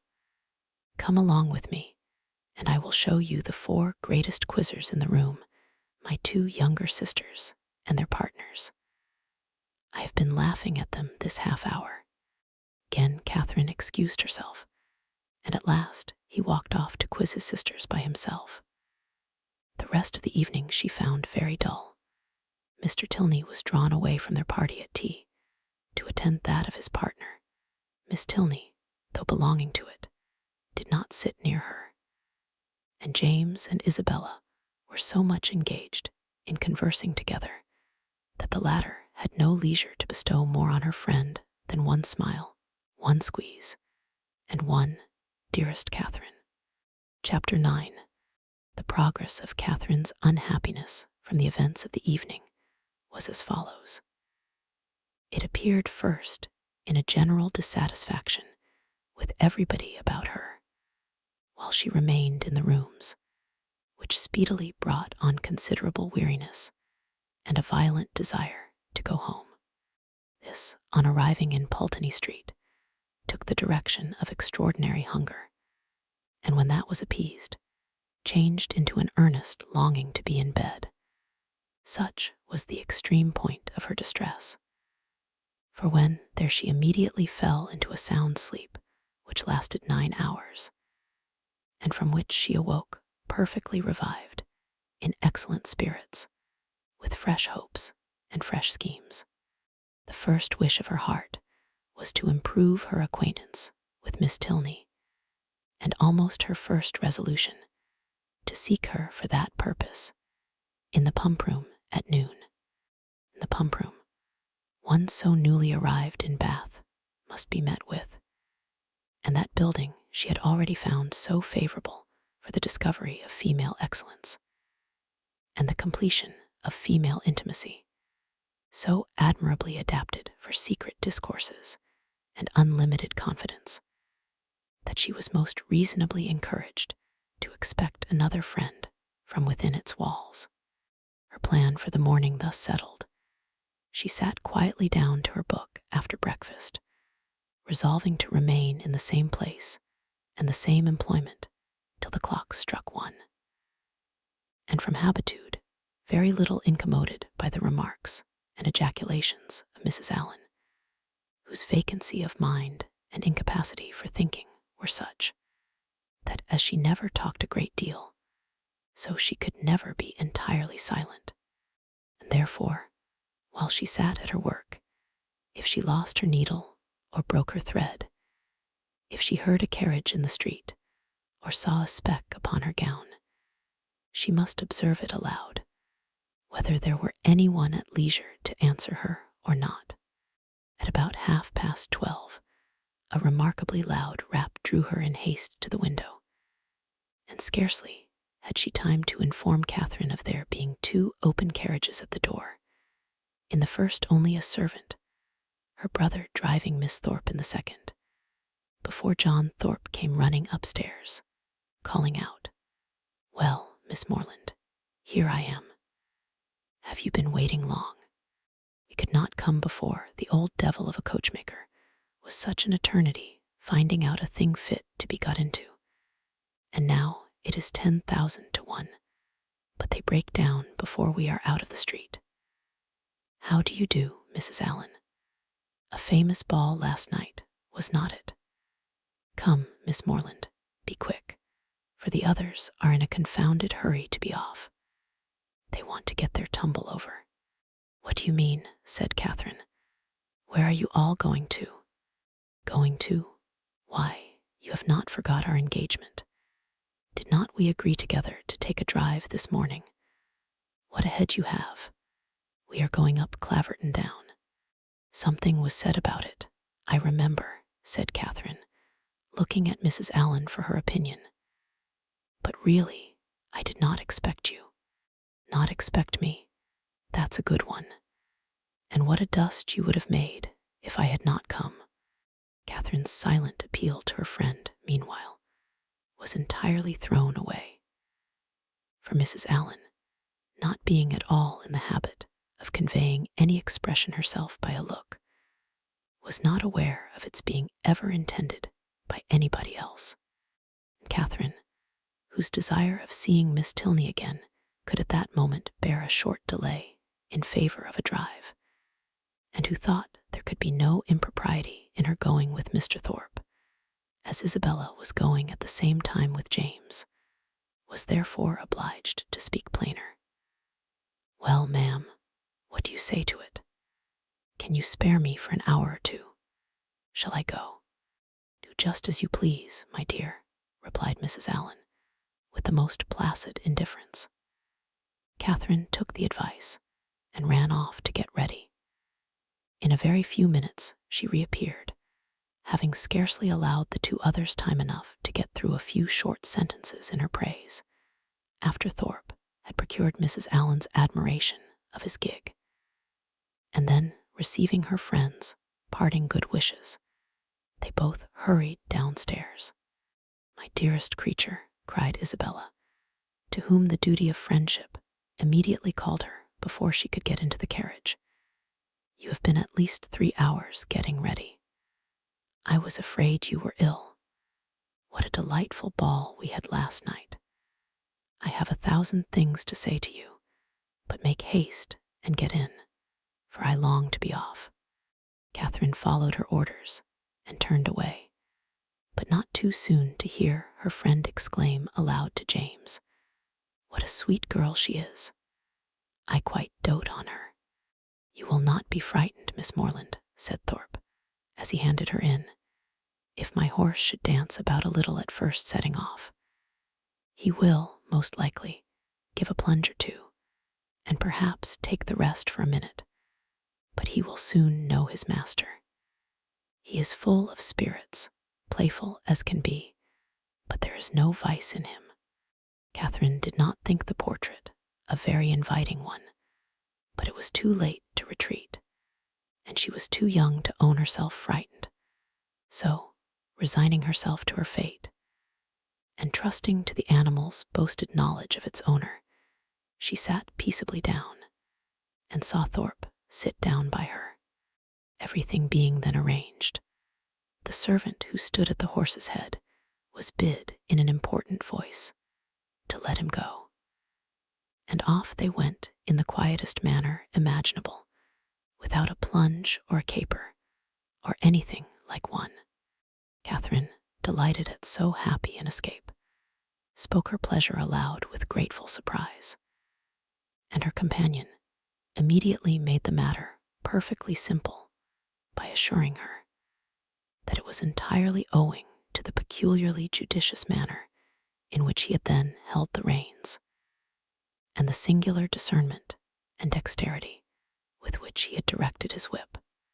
Catherine, though she could not help wondering that, with such perfect command of his horse, he should think it necessary to alarm her with a relation of its tricks, congratulated herself sincerely on being under the care of so excellent a coachman, and perceiving that the animal continued to go on in the same quiet manner, without showing the smallest propensity towards any unpleasant vivacity, and considering its inevitable pace was 10 miles an hour, by no means alarmingly fast, gave herself up to all the enjoyment of air and exercise of the most invigorating kind, in a fine mild day of February, with the consciousness of safety.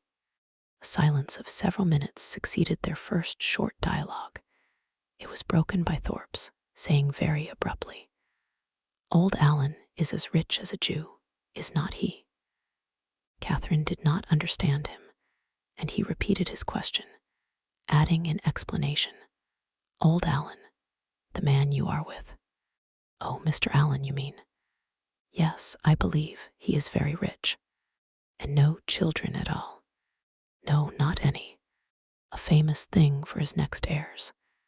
He is your godfather, is not he? My godfather, no. But you are always very much with them. Yes, very much. That is what I meant. He seems a good kind of old fellow enough, and has lived very well in his time, I dare say. He is not gouty for nothing. Does he drink his bottle a day now? His bottle a day? No. Why should you think of such a thing? He is a very temperate man, and you could not fancy him in liquor last night. Lord help you. You women are always thinking of men's being in liquor. Why, you do not suppose a man is overset by a bottle. I am sure of this, that if everybody was to drink their bottle a day, there would not be half the disorders in the world there are now. It would be a famous good thing for us all. I cannot believe it. Oh, Lord, it would be the saving of thousands. There is not the 100th part of the wine consumed in this kingdom that there ought to be. Our foggy climate wants help, and yet I have heard that there is a great deal of wine drunk in Oxford. Oxford? There's no drinking at Oxford now, I assure you. Nobody drinks there. You would hardly meet with a man who goes beyond his 4 pints at the utmost. Now, for instance, it was reckoned a remarkable thing, at the last party in my rooms, that upon an average we cleared about 5 pints a head. It was looked upon as something out of the common way. Mine is famous good stuff, to be sure. You would not often meet with anything like it in Oxford, and that may account for it. But this will just give you a notion of the general rate of drinking there. Yes, it does give a notion, said Catherine warmly, and that is that you all drink a great deal more wine than I thought you did. However, I am sure James does not drink so much. This declaration brought on a loud and overpowering reply, of which no part was very distinct, except the frequent exclamations, amounting almost to oaths, which adorned it, and Catherine was left, when it ended, with rather a strengthened belief of there being a great deal of wine drunk in Oxford, and the same happy conviction of her brother's comparative sobriety. Thorpe's ideas then all reverted to the merits of his own equipage, and she was called on to admire the spirit and freedom with which his horse moved along, and the ease which his paces, as well as the excellence of the springs, gave the motion of the carriage. She followed him in all his admiration as well as she could. To go before or beyond him was impossible. His knowledge and her ignorance of the subject, his rapidity of expression, and her diffidence of herself put that out of her power. She could strike out nothing new in commendation, but she readily echoed whatever he chose to assert, and it was finally settled between them without any difficulty that his equipage was altogether the most complete of its kind in England, his carriage the neatest, his horse the best goer, and himself the best coachman. You do not really think, Mr. Thorpe, said Catherine, venturing after some time to consider the matter as entirely decided, and to offer some little variation on the subject, that James's gig will break down. Break down? Oh, Lord, did you ever see such a little tit-uppy thing in your life? There's not a sound piece of iron about it. The wheels have been fairly worn out these 10 years at least, and as for the body, upon my soul, you might shake it to pieces yourself with a touch. It is the most devilish little rickety business I ever beheld. Thank God, we've got a better. I would not be bound to go 2 miles in it for 50,000 pounds. Good heavens, cried Catherine, quite frightened. Then pray let us turn back. They will certainly meet with an accident if we go on. Do let us turn back, Mr. Thorpe, Stop and speak to my brother and tell him how very unsafe it is. Unsafe? Oh Lord, what is there in that? They will only get a roll if it does break down, and there is plenty of dirt. It will be excellent falling. Oh, curse it. The carriage is safe enough if a man knows how to drive it. A thing of that sort in good hands will last above 20 years after it is fairly worn out. Lord bless you.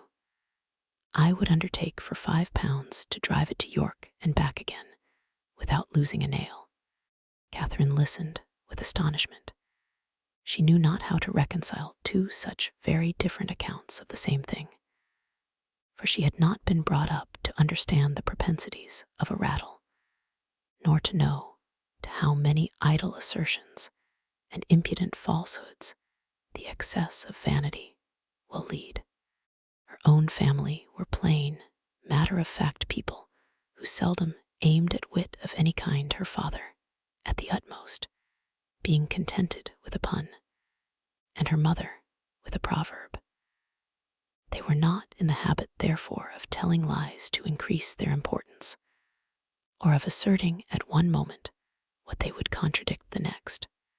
He reflected on the affair for some time in much perplexity, and was more than once on the point of requesting from Mr. Thorpe a clearer insight into his real opinion on the subject.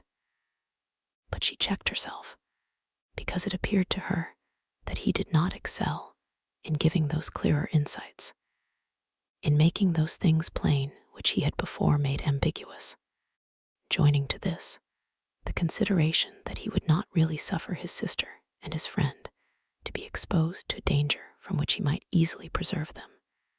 She concluded at last that he must know the carriage to be in fact perfectly safe, and therefore would alarm herself no longer. By him, the whole matter seemed entirely forgotten, and all the rest of his conversation, or rather talk, began and ended with himself and his own concerns. He told her of horses which he had bought for a trifle and sold for incredible sums, of racing matches in which his judgment had infallibly foretold the winner, of shooting parties in which he had killed more birds, though without having one good shot, than all his companions together, and described to her some famous day's sport with the foxhounds, in which his foresight and skill in directing the dogs had repaired the mistakes of the most experienced huntsman, and in which the boldness of his riding, though it had never endangered his own life for a moment, had been constantly leading others into difficulties, which he calmly concluded had broken the necks of many. Little as Catherine was in the habit of judging for herself, and unfixed as were her general notions of what men ought to be, she could not entirely repress a doubt, while she bore with the effusions of his endless conceit, of his being altogether completely agreeable. It was a bold surmise, for he was Isabella's brother, and she had been assured by James that his manners would recommend him to all her sex. But in spite of this, the extreme weariness of his company, which crept over her before they had been out an hour, and which continued unceasingly to increase till they stopped in Pulteney Street again, induced her, in some small degree, to resist such high authority, and to distrust his powers of giving universal pleasure. When they arrived at Mrs. Allen's door, the astonishment of Isabella was hardly to be expressed. On finding that it was too late in the day for them to attend her friend into the house, past 3 o'clock, it was inconceivable, incredible, impossible. She would neither believe her own watch, nor her brother's, nor the servants'. She would believe no assurance of it founded on reason or reality, till Morland produced his watch, and ascertained the fact. To have doubted a moment longer then would have been equally inconceivable, incredible, and impossible. And she could only protest, over and over again, that no 2 hours and a half had ever gone off so swiftly before, as Catherine was called on to confirm. Catherine could not tell a falsehood, even to please Isabella, but the latter was spared the misery of her friend's dissenting voice by not waiting for her answer. Her own feelings entirely engrossed her. Her wretchedness was most acute on finding herself obliged to go directly home. It was ages since she had had a moment's conversation with her dearest Catherine, and though she had such thousands of things to say to her, it appeared as if they were never to be together again. So, with smiles of most exquisite misery and the laughing eye of utter despondency, she bade her friend adieu and went on. Catherine found Mrs. Allen just returned from all the busy idleness of the morning, and was immediately greeted with, "Well, my dear, here you are," a truth which she had no greater inclination than power to dispute. "And I hope you have had a pleasant airing." "Yes, ma'am, I thank you. We could not have had a nicer day." So Mrs. Thorpe said, "She was vastly pleased at your all going." "You have seen Mrs. Thorpe, then?" "Yes, I went to the pump room as soon as you were gone, and there I met her, and we had a great deal of talk together. She says there was hardly any veal to be got at market this morning. It is so uncommonly scarce. Did you see anybody else of our acquaintance?" "Yes, we agreed to take a turn in the Crescent, and there we met Mrs. Hughes, and Mr. and Miss Tilney walking with her." "Did you indeed? And did they speak to you?" "Yes, we walked along the Crescent together for half an hour. They seem very agreeable people. Miss Tilney was in a very pretty spotted muslin, and I fancy, by what I can learn, that she always dresses very handsomely. Mrs. Hughes talked to me a great deal about the family." "And what did she tell you of them?" "Oh, a vast deal indeed. She hardly talked of anything else." "Did she tell you what part of Gloucestershire they come from?" "Yes, she did, but I cannot recollect now. But they are very good kind of people, and very rich. Mrs. Tilney was a Miss Drummond, and she and Mrs. Hughes were schoolfellows, and Miss Drummond had a very large fortune, and when she married, her father gave her £20,000 and 500 to buy wedding clothes. Mrs. Hughes saw all the clothes after they came from the warehouse. And are Mr. and Mrs. Tilney in Bath?" "Yes, I fancy they are, but I am not quite certain. Upon recollection, however, I have a notion they are both dead. At least the mother is. Yes, I am sure Mrs. Tilney is dead, because Mrs. Hughes told me there was a very beautiful set of pearls that Mr. Drummond gave his daughter on her wedding day, and that Miss Tilney has got now, for they were put by for her when her mother died." "And is Mr. Tilney, my partner, the only son?" "I cannot be quite positive about that, my dear. I have some idea he is. But however, he is a very fine young man, Mrs. Hughes says, and likely to do very well." Catherine inquired no further. She had heard enough to feel that Mrs. Allen had no real intelligence to give, and that she was most particularly unfortunate herself in having missed such a meeting with both brother and sister. Could she have foreseen such a circumstance, nothing should have persuaded her to go out with the others, and as it was, she could only lament her ill luck and think over what she had lost, till it was clear to her that the drive had by no means been very pleasant, and that John Thorpe himself was quite disagreeable. Chapter 10.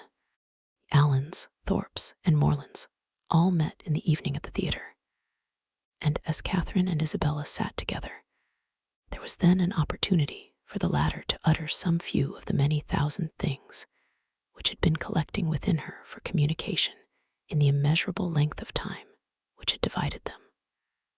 "Oh, heavens!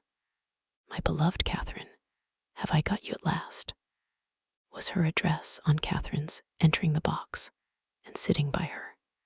"Now, Mr. Morland," for he was close to her on the other side, "I shall not speak another word to you all the rest of the evening, so I charge you not to expect it.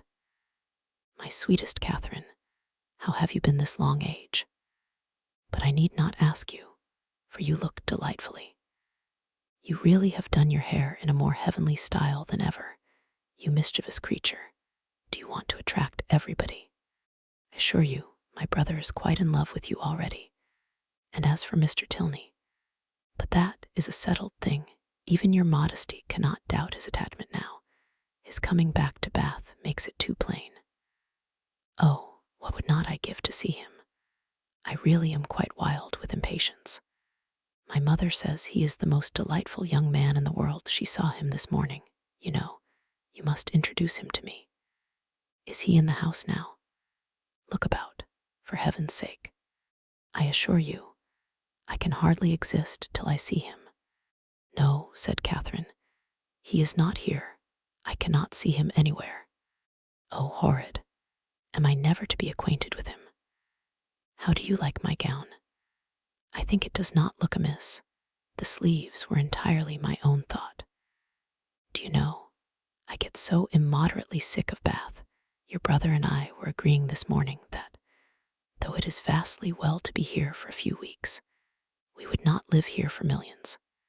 We soon found out that our tastes were exactly alike in preferring the country to every other place.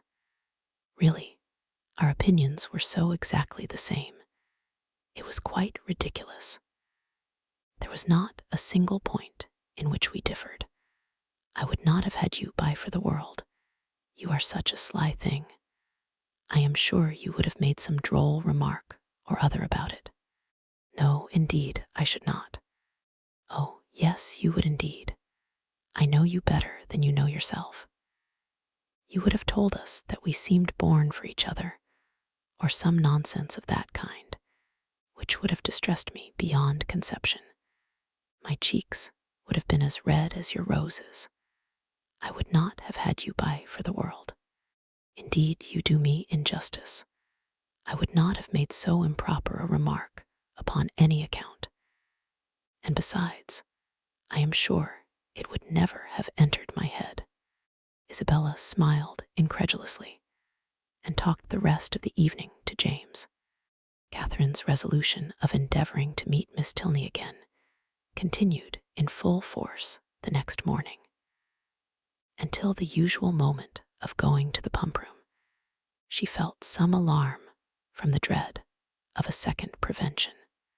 But nothing of that kind occurred. No visitors appeared to delay them, and they all three set off in good time for the pump room, where the ordinary course of events and conversation took place. Mr. Allen, after drinking his glass of water, joined some gentlemen to talk over the politics of the day and compare the accounts of their newspapers, and the ladies walked about together, noticing every new face and almost every new bonnet in the room. The female part of the Thorpe family, attended by James Morland, appeared among the crowd in less than a quarter of an hour, and Catherine immediately took her usual place by the side of her friend.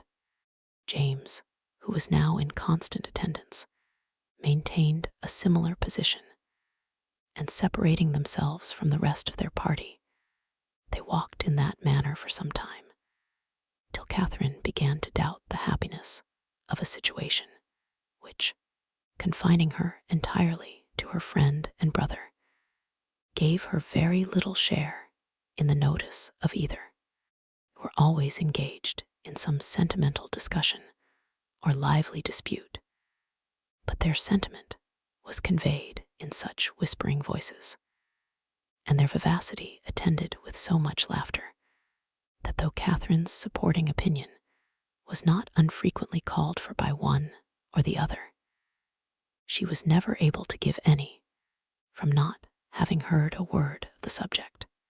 At length, however, she was empowered to disengage herself from her friend by the avowed necessity of speaking to Miss Tilney, whom she most joyfully saw just entering the room with Mrs. Hughes, and whom she instantly joined with a firmer determination to be acquainted than she might have had courage to command, had she not been urged by the disappointment of the day before.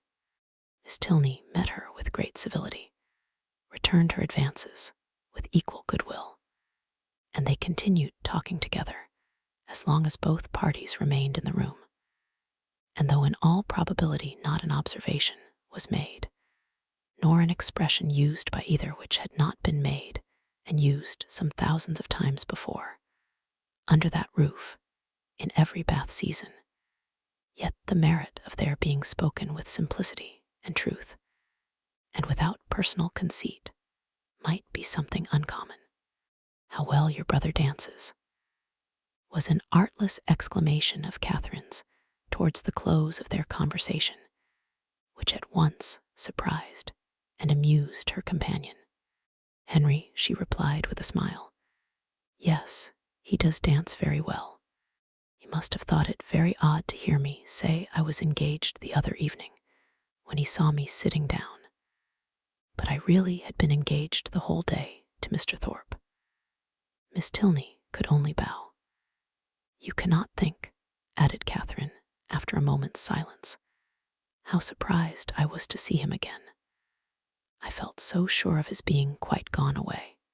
When Henry had the pleasure of seeing you before, he was in Bath, but for a couple of days. He came only to engage lodgings for us. That never occurred to me, and of course, not seeing him anywhere, I thought he must be gone. Was not the young lady he danced with on Monday a Miss Smith?" "Yes, an acquaintance of Mrs. Hughes. I dare say she was very glad to dance. Do you think her pretty?" "Not very. He never comes to the pump room, I suppose." "Yes, sometimes, but he is rid out this morning with my father." Mrs. Hughes now joined them, and asked Miss Tilney if she was ready to go. "I hope I shall have the pleasure of seeing you again soon," said Catherine. "Shall you be at the cotillion ball tomorrow?" "Perhaps yes, I think we certainly shall. I am glad of it, for we shall all be there."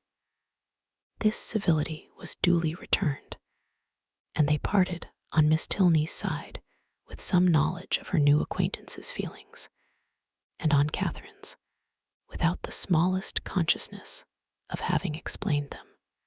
She went home very happy. The morning had answered all her hopes, and the evening of the following day was now the object of expectation, the future good. What gown and what headdress she should wear on the occasion became her chief concern. She cannot be justified in it. Dress is at all times a frivolous distinction, and excessive solicitude about it often destroys its own aim. Catherine knew all this very well. Her great aunt had read her a lecture on the subject only the Christmas before. And yet she lay awake 10 minutes on Wednesday night debating between her spotted and her tamboured muslin, and nothing but the shortness of the time prevented her buying a new one for the evening. This would have been an error in judgment, great though not uncommon, from which one of the other sex rather than her own, a brother rather than a great aunt, might have warned her. For man only can be aware of the insensibility of man towards a new gown. It would be mortifying to the feelings of many ladies could they be made to understand how little the heart of man is affected by what is costly or new in their attire, how little it is biased by the texture of their muslin, and how unsusceptible of peculiar tenderness towards the spotted, the sprigged, the mull, or the jaconet. Woman is fine for her own satisfaction alone. No man will admire her the more, no woman will like her the better for it. Neatness and fashion are enough for the former, and a something of shabbiness or impropriety will be most endearing to the latter. But not one of these grave reflections troubled the tranquility of Catherine. She entered the rooms on Thursday evening with feelings very different from what had attended her thither the Monday before. She had then been exulting in her engagement to Thorpe, and was now chiefly anxious to avoid his sight, lest he should engage her again. For though she could not, dared not expect that Mr. Tilney should ask her a third time to dance, her wishes, hopes, and plans all centered in nothing less. Every young lady may feel for my heroine in this critical moment, for every young lady has at some time or other known the same agitation. All have been, or at least all have believed themselves to be, in danger from the pursuit of someone whom they wished to avoid, and all have been anxious for the attentions of someone whom they wished to please. As soon as they were joined by the Thorpes, Catherine's agony began. She fidgeted about if John Thorpe came towards her, hid herself as much as possible from his view, and when he spoke to her, pretended not to hear him. The cotillions were over, the country dancing beginning, and she saw nothing of the Tilneys. "Do not be frightened, my dear Catherine," whispered Isabella, "but I am really going to dance with your brother again. I declare positively it is quite shocking. I tell him he ought to be ashamed of himself, but you and John must keep us in countenance. Make haste, my dear creature, and come to us. John is just walked off, but he will be back in a moment." Catherine had neither time nor inclination to answer. The others walked away. John Thorpe was still in view, and she gave herself up for lost. That she might not appear, however, to observe or expect him, she kept her eyes intently fixed on her fan, and a self-condemnation for her folly, in supposing that among such a crowd they should even meet with the Tilneys in any reasonable time, had just passed through her mind, when she suddenly found herself addressed, and again solicited to dance, by Mr. Tilney himself. With what sparkling eyes and ready motion she granted his request, and with how pleasing a flutter of heart she went with him to the set, may be easily imagined. To escape, and, as she believed, so narrowly escape John Thorpe, and to be asked, so immediately on his joining her, asked by Mr. Tilney, as if he had sought her on purpose, it did not appear to her that life could supply any greater felicity. Scarcely had they worked themselves into the quiet possession of a place, however, when her attention was claimed by John Thorpe, who stood behind her. "Heyday, Miss Morland," said he. "What is the meaning of this? I thought you and I were to dance together. I wonder you should think so, for you never asked me. That is a good one, by Jove. I asked you as soon as I came into the room, and I was just going to ask you again, but when I turned round, you were gone. This is a cursed shabby trick. I only came for the sake of dancing with you, and I firmly believe you were engaged to me ever since Monday. Yes, I remember. I asked you while you were waiting in the lobby for your cloak, and here have I been telling all my acquaintance that I was going to dance with the prettiest girl in the room. And when they see you standing up with somebody else, they will quiz me famously. Oh no, they will never think of me after such a description as that. By heavens, if they do not, I will kick them out of the room for blockheads. What chap have you there?" Catherine satisfied his curiosity. "Tilney," he repeated. I do not know him.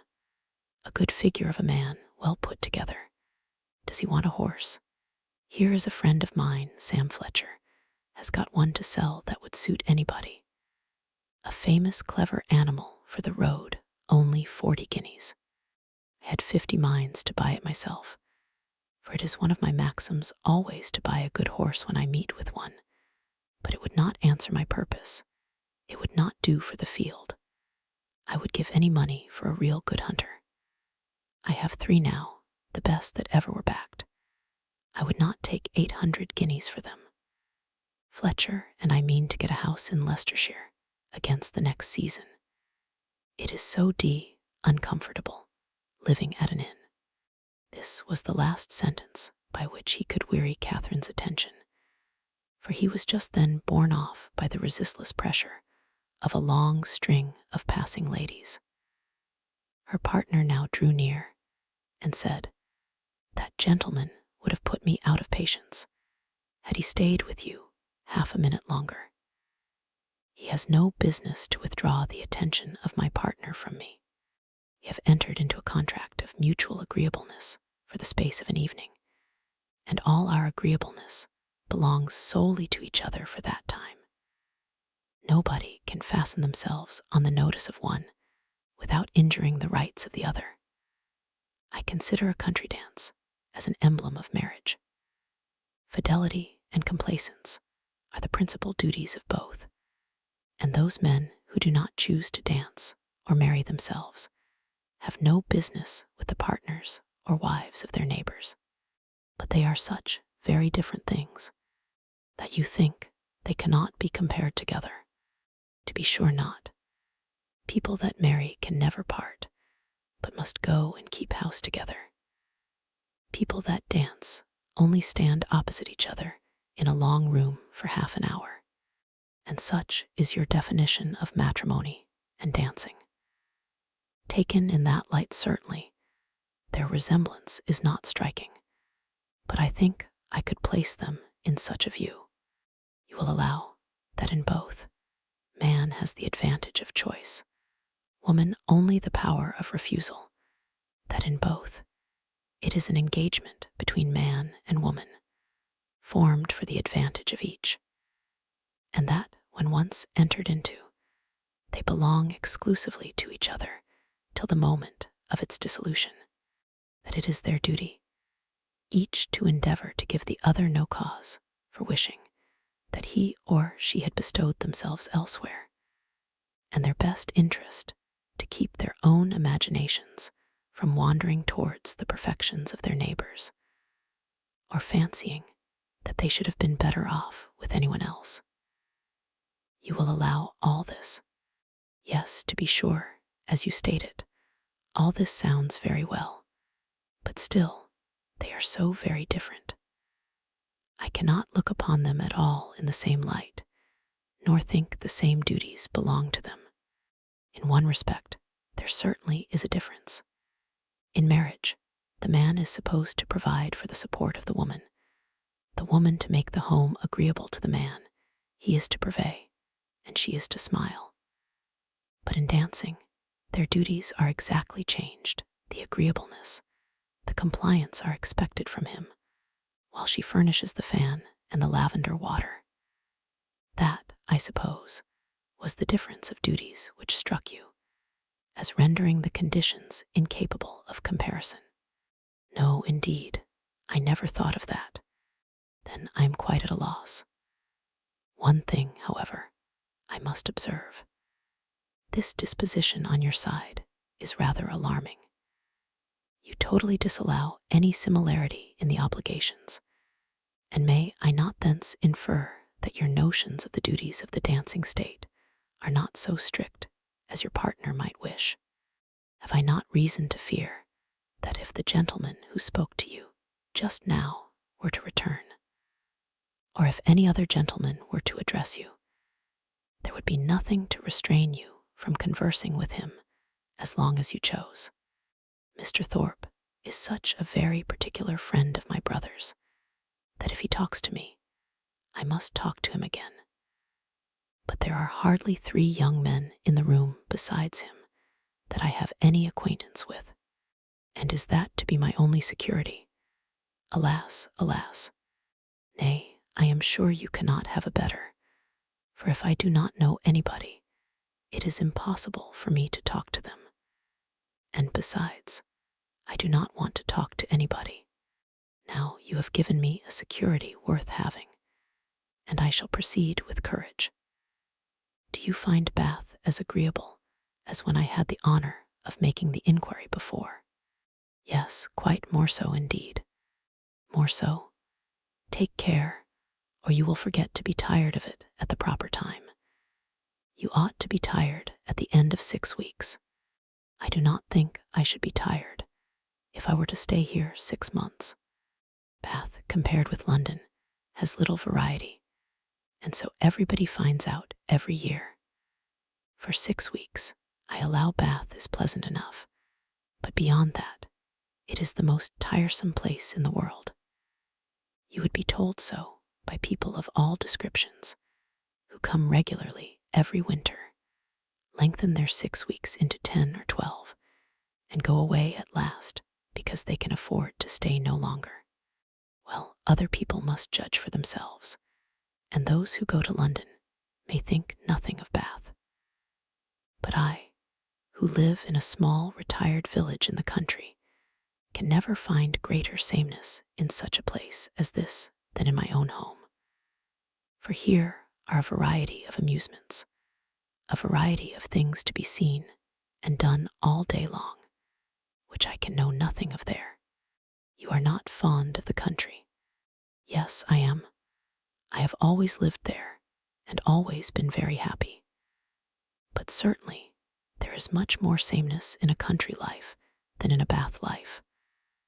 One day in the country is exactly like another, but then you spend your time so much more rationally in the country. Do I? Do you not? I do not believe there is much difference. Here you are in pursuit only of amusement all day long, and so I am at home, only I do not find so much of it. I walk about here, and so I do there, but here I see a variety of people in every street, and there I can only go and call on Mrs. Allen. Mr. Tilney was very much amused. Only go and call on Mrs. Allen, he repeated. What a picture of intellectual poverty. However, when you sink into this abyss again, you will have more to say. You will be able to talk of Bath and of all that you did here. Yes, I shall never be in want of something to talk of again to Mrs. Allen or anybody else. I really believe I shall always be talking of Bath when I am at home again. I do like it so very much. If I could but have Papa and Mamma and the rest of them here, I suppose I should be too happy. James is coming, my eldest brother, is quite delightful, and especially as it turns out that the very family we're just got so intimate with are his intimate friends already. Oh, who can ever be tired of Bath? Not those who bring such fresh feelings of every sort to it as you do. But papas and mammas and brothers and intimate friends are a good deal gone by. To most of the frequenters of Bath, and the honest relish of balls and plays, and everyday sights, is past with them. Here their conversation closed, the demands of the dance becoming now too importunate for a divided attention. Soon after their reaching the bottom of the set, Catherine perceived herself to be earnestly regarded by a gentleman who stood among the lookers-on, immediately behind her partner. He was a very handsome man, of a commanding aspect, past the bloom, but not past the vigor of life, and with his eye still directed towards her, she saw him presently address Mr. Tilney in a familiar whisper. Confused by his notice, and blushing from the fear of its being excited by something wrong in her appearance, she turned away her head. But while she did so, the gentleman retreated, and her partner, coming nearer, said, "I see that you guess what I have just been asked. That gentleman knows your name, and you have a right to know his. It is General Tilney, my father." Catherine's answer was only "Oh," but it was an "Oh," expressing everything needful, attention to his words, and perfect reliance on their truth. With real interest and strong admiration did her eye now follow the general, as he moved through the crowd, And how handsome a family they are, was her secret remark. Chatting with Miss Tilney before the evening concluded, a new source of felicity arose to her. She had never taken a country walk since her arrival in Bath. Miss Tilney, to whom all the commonly frequented environs were familiar, spoke of them in terms which made her all eagerness to know them too, and on her openly fearing that she might find nobody to go with her, it was proposed by the brother and sister that they should join in a walk, some morning or other. "I shall like it," she cried, "beyond anything in the world, and do not let us put it off. Let us go tomorrow." This was readily agreed to, with only a proviso of Miss Tilney's, that it did not rain, which Catherine was sure it would not. At 12 o'clock, they were to call for her in Pulteney Street, and remember 12 o'clock was her parting speech to her new friend. Of her other, her older, her more established friend, Isabella, of whose fidelity and worth she had enjoyed a fortnight's experience, she scarcely saw anything during the evening. Yet, though longing to make her acquainted with her happiness, she cheerfully submitted to the wish of Mr. Allen, which took them rather early away, and her spirits danced within her, as she danced in her chair all the way home. Chapter 11. Morrow brought a very sober-looking morning, the sun making only a few efforts to appear, and Catherine augured from it everything most favorable to her wishes. A bright morning so early in the year, she allowed, would generally turn to rain, but a cloudy one foretold improvement as the day advanced. She applied to Mr. Allen for confirmation of her hopes, but Mr. Allen, not having his own skies and barometer about him, declined giving any absolute promise of sunshine. She applied to Mrs. Allen, and Mrs. Allen's opinion was more positive. She had no doubt in the world of its being a very fine day, if the clouds would only go off and the sun keep out. At about 11 o'clock, however, a few specks of small rain upon the windows caught Catherine's watchful eye. "And oh, dear, I do believe it will be wet," broke from her in a most desponding tone. "I thought how it would be," said Mrs. Allen. "No walk for me today," sighed Catherine. "But perhaps it may come to nothing, or it may hold up before 12. Perhaps it may, but then, my dear, it will be so dirty." "Oh, that will not signify. I never mind dirt." "No," replied her friend very placidly. "I know you never mind dirt." After a short pause, "It comes on faster and faster," said Catherine, as she stood watching at a window. "So it does indeed. If it keeps raining, the streets will be very wet. There are 4 umbrellas up already. How I hate the sight of an umbrella. They are disagreeable things to carry. I would much rather take a chair at any time. It was such a nice-looking morning. I felt so convinced it would be dry. Anybody would have thought so indeed. There will be very few people in the pump room if it rains all the morning. I hope Mr. Allen will put on his greatcoat when he goes, but I dare say he will not, for he had rather do anything in the world than walk out in a greatcoat. I wonder he should dislike it. It must be so comfortable." The rain continued fast, though not heavy. Catherine went every 5 minutes to the clock, threatening on each return that, if it still kept on raining another 5 minutes, she would give up the matter as hopeless. The clock struck 12, and it still rained. "You will not be able to go, my dear. I do not quite despair yet. I shall not give it up till a quarter after 12. This is just the time of day for it to clear up, and I do think it looks a little lighter. There, it is 20 minutes after 12, and now I shall give it up entirely. Oh, that we had such weather here as they had at Udolpho, or at least in Tuscany and the south of France, the night that poor St. Aubin died. Such beautiful weather. At 12:30, when Catherine's anxious attention to the weather was over, and she could no longer claim any merit from its amendment, the sky began voluntarily to clear. A gleam of sunshine took her quite by surprise. She looked round. The clouds were parting, and she instantly returned to the window to watch over and encourage the happy appearance.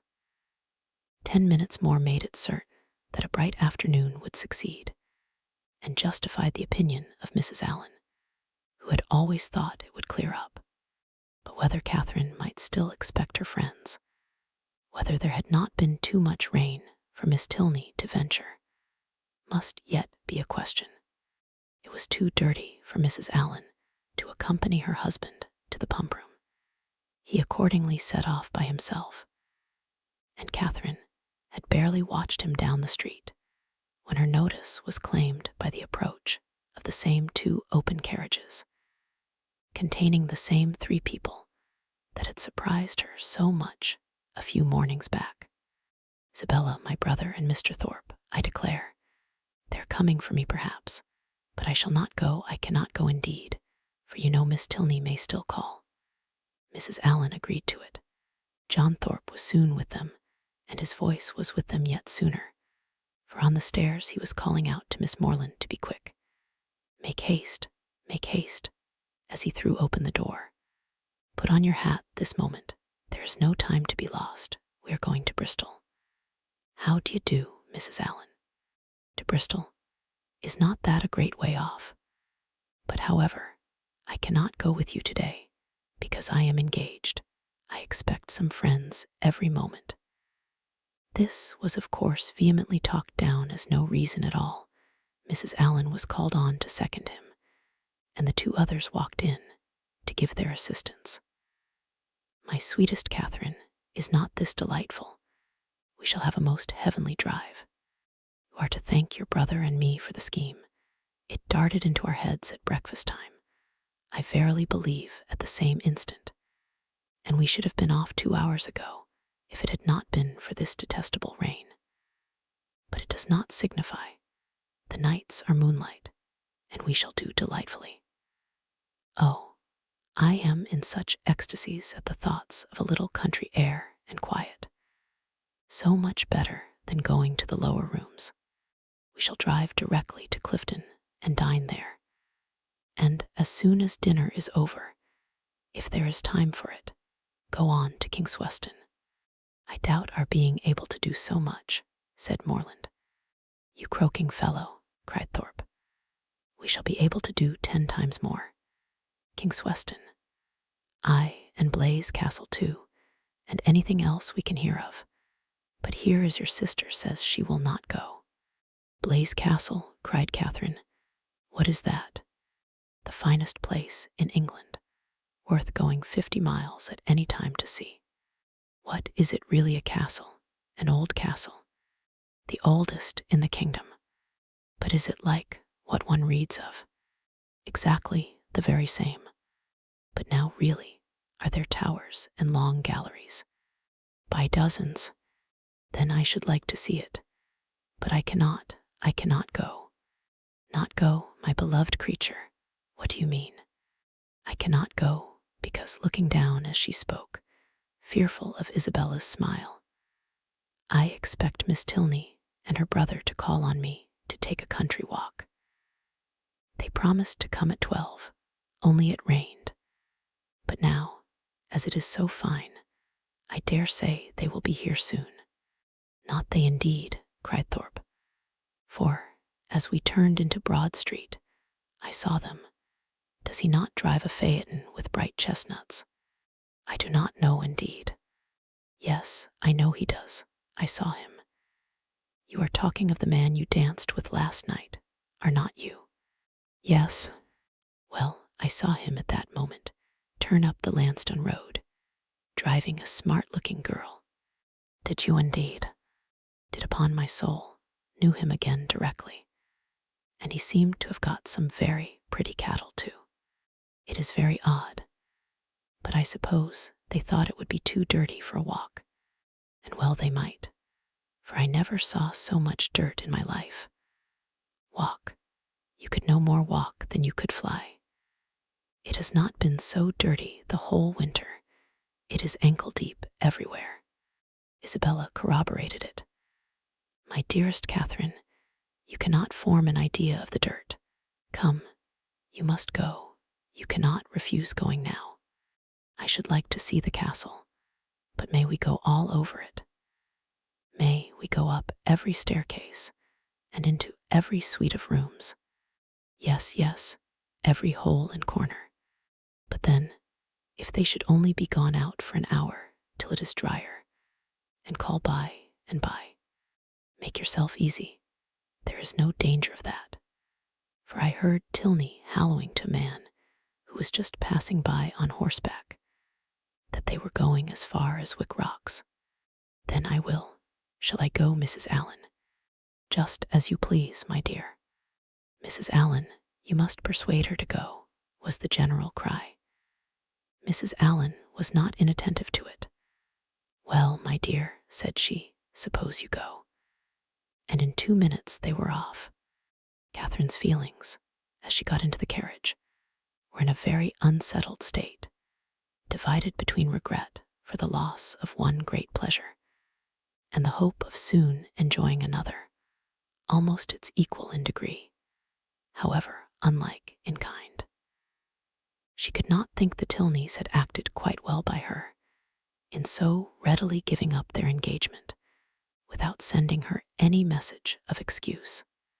It was now but an hour later than the time fixed on for the beginning of their walk, and, in spite of what she had heard of the prodigious accumulation of dirt in the course of that hour, she could not from her own observation help thinking that they might have gone with very little inconvenience. To feel herself slighted by them was very painful. On the other hand, the delight of exploring an edifice like Udolpho, as her fancy represented Blaise Castle to be, was such a counterpoise of good as might console her for almost anything. They passed briskly down Pulteney Street and through Laura Place without the exchange of many words. Thorpe talked to his horse, and she meditated by turns on broken promises and broken arches, phaetons and false hangings, Tilneys and trapdoors. As they entered Argyle Buildings, however, she was roused by this address from her companion. Who is that girl who looked at you so hard as she went by? Who, where? On the right-hand pavement. She must be almost out of sight now. Catherine looked round and saw Miss Tilney leaning on her brother's arm, walking slowly down the street. She saw them both looking back at her. Stop, stop, Mr. Thorpe, she impatiently cried. It is Miss Tilney, it is indeed. How could you tell me they were gone? Stop, stop. I will get out this moment and go to them. But to what purpose did she speak? Thorpe only lashed his horse into a brisker trot. The Tilneys, who had soon ceased to look after her, were in a moment out of sight round the corner of Laura Place, and in another moment she was herself whisked into the marketplace. Still, however, and during the length of another street, she entreated him to stop. Pray, pray stop, Mr. Thorpe. I cannot go on. I will not go on. I must go back to Miss Tilney. Mr. Thorpe only laughed, smacked his whip, encouraged his horse, made odd noises, and drove on, and Catherine, angry and vexed as she was, having no power of getting away, was obliged to give up the point and submit. Her reproaches, however, were not spared. How could you deceive me so, Mr. Thorpe? How could you say that you saw them driving up the Lansdowne road? I would not have had it happen so for the world. They must think it so strange, so rude of me, to go by them too, without saying a word. You do not know how vexed I am. I shall have no pleasure at Clifton, nor in anything else. I had rather, 10,000 times rather, get out now and walk back to them. How could you say you saw them driving out in a phaeton? Thorpe defended himself very stoutly. declared he had never seen two men so much alike in his life, and would hardly give up the point of its having been Tilney himself. Their drive, even when this subject was over, was not likely to be very agreeable. Catherine's complacence was no longer what it had been in their former airing. She listened reluctantly, and her replies were short. Blaise Castle remained her only comfort. Towards that, she still looked at intervals with pleasure, though rather than be disappointed of the promised walk, and especially rather than be thought ill of by the Tilneys, she would willingly have given up all the happiness which its walls could supply, the happiness of a progress through a long suite of lofty rooms, exhibiting the remains of magnificent furniture, though now, for many years, deserted, the happiness of being stopped in their way along narrow, winding vaults by a low, grated door, or even of having their lamp, their only lamp, extinguished by a sudden gust of wind, and of being left in total darkness. In the meanwhile, they proceeded on their journey without any mischance, and were within view of the town of Keynsham, when a halloo from Morland, who was behind them, made his friend pull up, to know what was the matter. The others then came close enough for conversation, and Morland said, "We had better go back, Thorpe. It is too late to go on today. Your sister thinks so as well as I. We have been exactly an hour coming from Pulteney Street, very little more than 7 miles, and, I suppose, we have at least 8 more to go. It will never do. We set out a great deal too late. We had much better put it off till another day, and turn round." "It is all one to me," replied Thorpe, rather angrily, and instantly turning his horse, they were on their way back to Bath. "If your brother had not got such a beast to drive," said he soon afterwards, "we might have done it very well. My horse would have trotted to Clifton within the hour, if left to himself, and I have almost broke my arm with pulling him in to that cursed broken-winded jade's pace. Morland is a fool for not keeping a horse and gig of his own." "No, he is not," said Catherine warmly, "for I am sure he could not afford it. And why cannot he afford it? Because he has not money enough. And whose fault is that? Nobody's, that I know of." Thorpe then said something in the loud, incoherent way to which he had often recourse, about its being a thing to be miserly, and that if people who rolled in money could not afford things, he did not know who could, which Catherine did not even endeavor to understand. Disappointed of what was to have been the consolation for her first disappointment, she was less and less disposed either to be agreeable herself, or to find her companion so, and they returned to Pulteney Street without her speaking 20 words. As she entered the house, the footman told her that a gentleman and lady had called and inquired for her a few minutes after her setting off, that, when he told them she was gone out with Mr. Thorpe, the lady had asked whether any message had been left for her, and on his saying no, had felt for a card, but said she had none about her, and went away. Pondering over these heartrending tidings, Catherine walked slowly upstairs. At the head of them, she was met by Mr. Allen, who, on hearing the reason of their speedy return, said, "I am glad your brother had so much sense. I am glad you are come back. It was a strange, wild scheme." They all spent the evening together at Thorpe's. Catherine was disturbed and out of spirits, but Isabella seemed to find a pool of commerce, in the fate of which she shared, by private partnership with Morland, a very good equivalent for the quiet and country air of an inn at Clifton. Her satisfaction, too, in not being at the lower rooms was spoken more than once. "How I pity the poor creatures that are going there. How glad I am that I am not amongst them. I wonder whether it will be a full ball or not. I have not begun dancing yet. I would not be there for all the world. It is so delightful to have an evening now, and then to oneself. I dare say it will not be a very good ball. I know the Mitchells will not be there.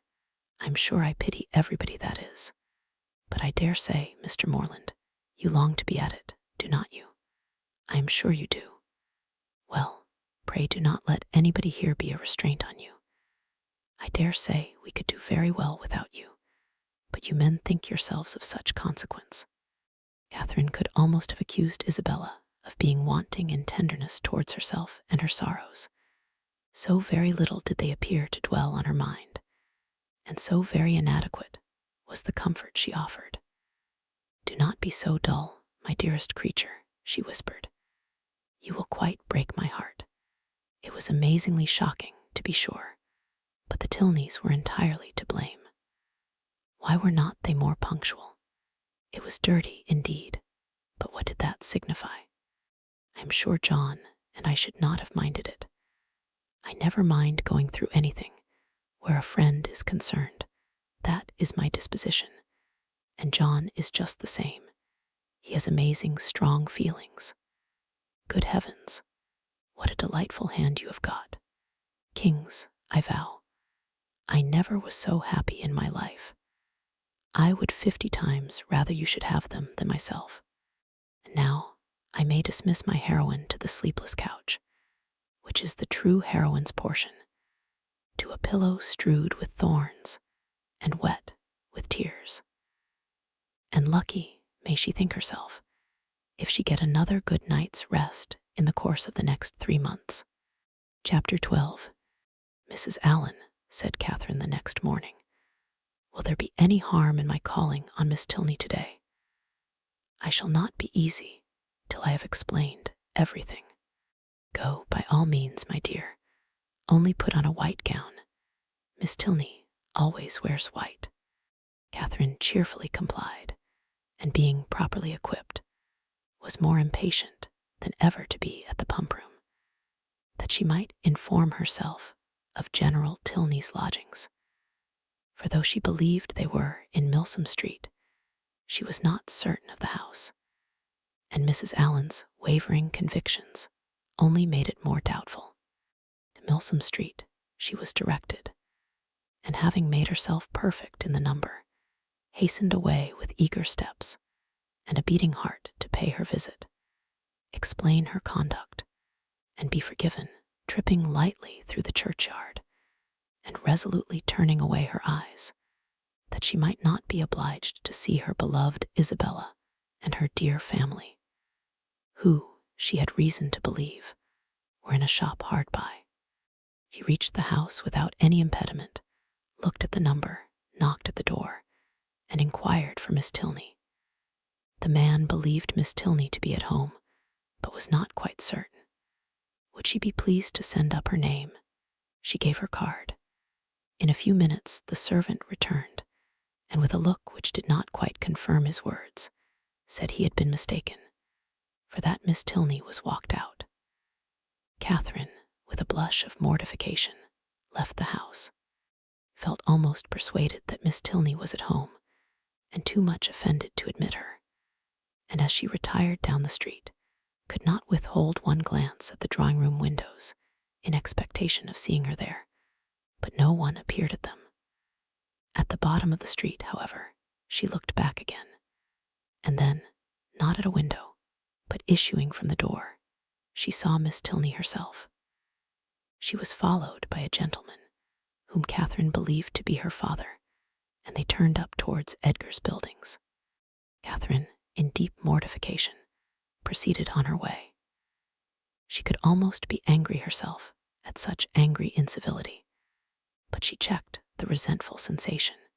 She remembered her own ignorance. She knew not how such an offense as hers might be classed by the laws of worldly politeness, to what a degree of unforgivingness it might with propriety lead, nor to what rigors of rudeness in return it might justly make her amenable. Dejected and humbled, she had even some thoughts of not going with the others to the theater that night, but it must be confessed that they were not of long continuance, for she soon recollected, in the first place, that she was without any excuse for staying at home, and in the second, that it was a play she wanted very much to see. To the theatre, accordingly, they all went. No Tilneys appeared to plague or please her. She feared that, amongst the many perfections of the family, a fondness for plays was not to be ranked.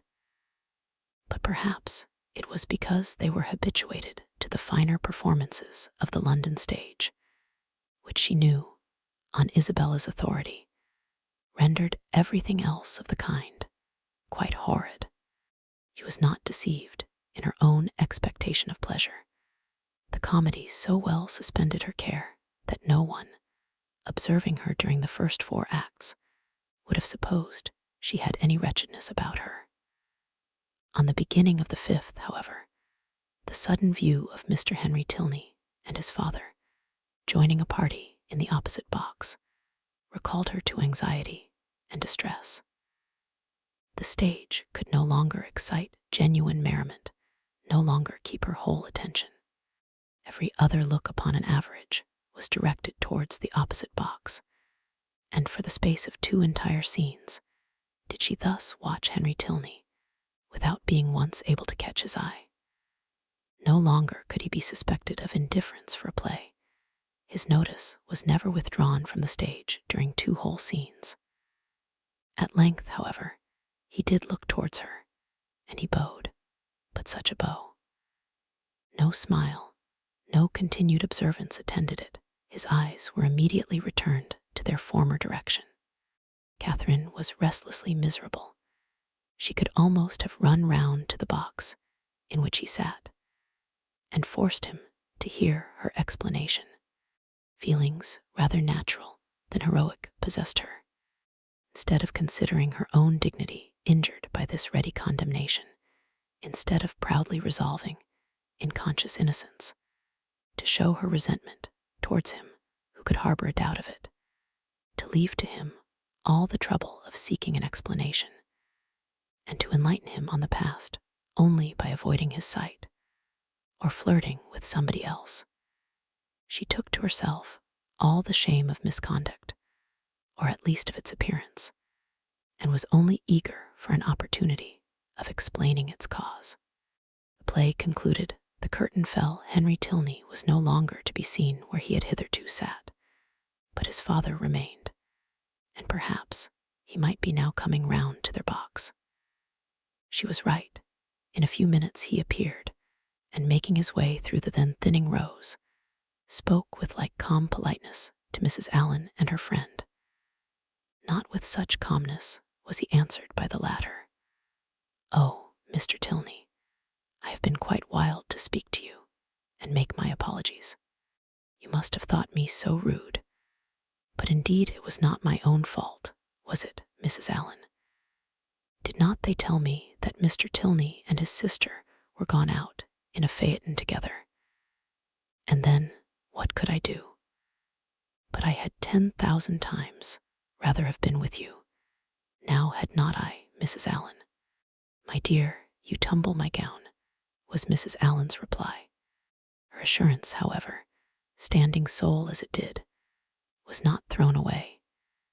It brought a more cordial, more natural smile into his countenance, and he replied in a tone which retained only a little affected reserve. "We were much obliged to you, at any rate, for wishing us a pleasant walk after our passing you in Argyle Street. You were so kind as to look back on purpose. But indeed I did not wish you a pleasant walk. I never thought of such a thing. But I begged Mr. Thorpe so earnestly to stop. I called out to him as soon as ever I saw you. Now, Mrs. Allen, did not, oh, you were not there. But indeed I did. And if Mr. Thorpe would only have stopped, I would have jumped out and run after you. Is there a Henry in the world who could be insensible to such a declaration? Henry Tilney, at least, was not. With a yet sweeter smile, he said everything that need be said of his sister's concern, regret, and dependence on Catherine's honor.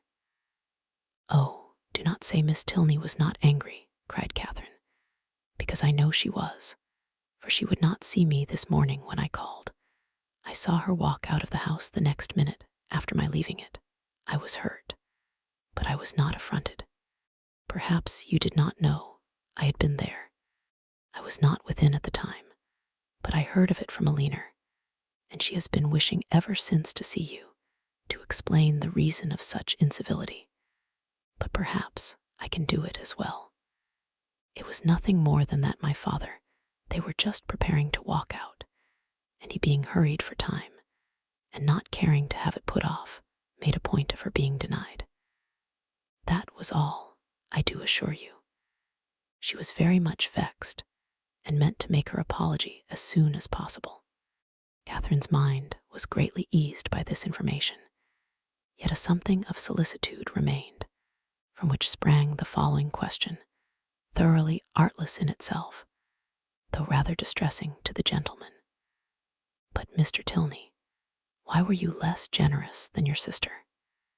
If she felt such confidence in my good intentions, and could suppose it to be only a mistake, why should you be so ready to take offense? Me, I take offense. Nay, I am sure by your look, when you came into the box, you were angry. I could have no right. Well, nobody would have thought you had no right who saw your face." He replied by asking her to make room for him, and talking of the play. He remained with them some time, and was only too agreeable for Catherine to be contented when he went away. Before they parted, however, it was agreed that the projected walk should be taken as soon as possible, and setting aside the misery of his quitting their box, she was, upon the whole, left one of the happiest creatures in the world.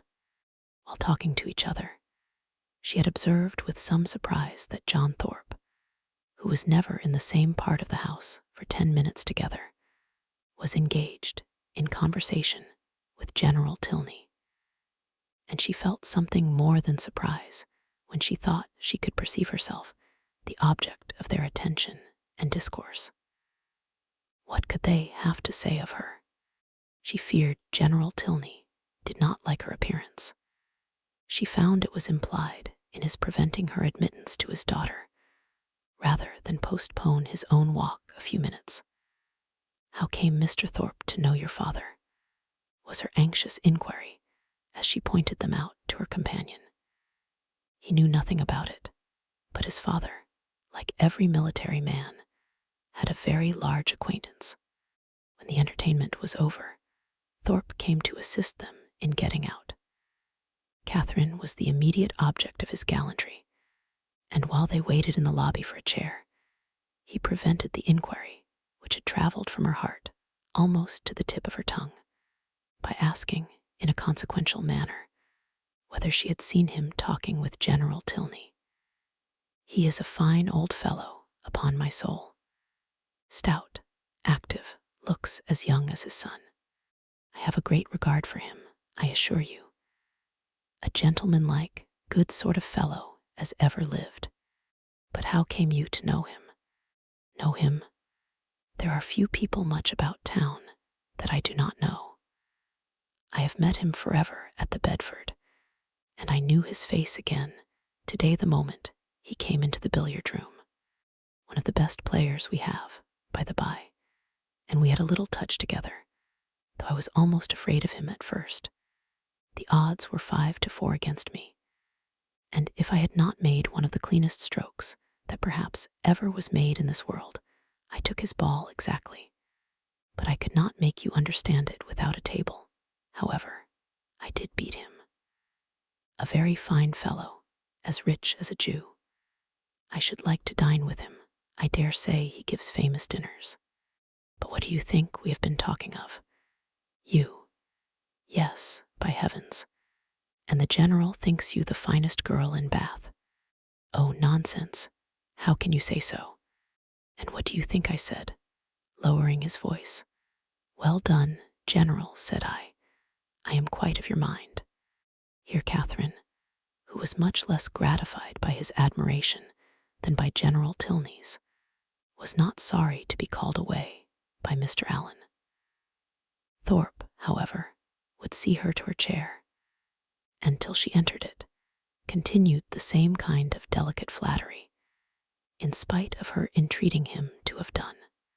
That General Tilney, instead of disliking, should admire her, was very delightful, and she joyfully thought that there was not one of the family whom she need now fear to meet. The evening had done much more, for her than could have been expected. Chapter 13. Monday, Tuesday, Wednesday, Thursday, Friday, and Saturday have now passed in review before the reader, the events of each day, its hopes and fears, mortifications and pleasures, have been separately stated, and the pangs of Sunday only now remain to be described and close the week. The Clifton scheme had been deferred, not relinquished, and on the afternoon's crescent of this day, it was brought forward again. In a private consultation between Isabella and James, the former of whom had particularly set her heart upon going, and the latter no less anxiously placed his upon pleasing her, it was agreed that, provided the weather were fair, the party should take place on the following morning, and they were to set off very early in order to be at home in good time. The affair thus determined, and Thorpe's approbation secured, Catherine only remained to be apprised of it. She had left them for a few minutes to speak to Miss Tilney. In that interval the plan was completed, and as soon as she came again, her agreement was demanded. But instead of the gay acquiescence expected by Isabella, Catherine looked grave, was very sorry, but could not go. The engagement, which ought to have kept her from joining in the former attempt, would make it impossible for her to accompany them now. She had that moment settled with Miss Tilney to take their proposed walk tomorrow. It was quite determined, and she would not, upon any account, retract. But that she must and should retract was instantly the eager cry of both the Thorpes. They must go to Clifton tomorrow. They would not go without her. It would be nothing to put off a mere walk for one day longer, and they would not hear of a refusal. Catherine was distressed, but not subdued. "Do not urge me, Isabella. I am engaged to Miss Tilney. I cannot go." This availed nothing. The same arguments assailed her again. She must go, she should go, and they would not hear of a refusal. It would be so easy to tell Miss Tilney that you had just been reminded of a prior engagement, and must only beg to put off the walk till Tuesday. No, it would not be easy. I could not do it. There has been no prior engagement. But Isabella became only more and more urgent, calling on her in the most affectionate manner, addressing her by the most endearing names. She was sure her dearest, sweetest Catherine would not seriously refuse such a trifling request to a friend who loved her so dearly. She knew her beloved Catherine to have so feeling a heart, so sweet a temper, to be so easily persuaded by those she loved. But all in vain. Catherine felt herself to be in the right, and though pained by such tender, such flattering supplication, could not allow it to influence her. Isabella then tried another method. She reproached her with having more affection for Miss Tilney, though she had known her so little a while, than for her best and oldest friends, with being grown cold and indifferent, in short, towards herself. "I cannot help being jealous, Catherine, when I see myself slighted for strangers. I, who love you so excessively. When once my affections are placed, it is not in the power of anything to change them. But I believe my feelings are stronger than anybody's.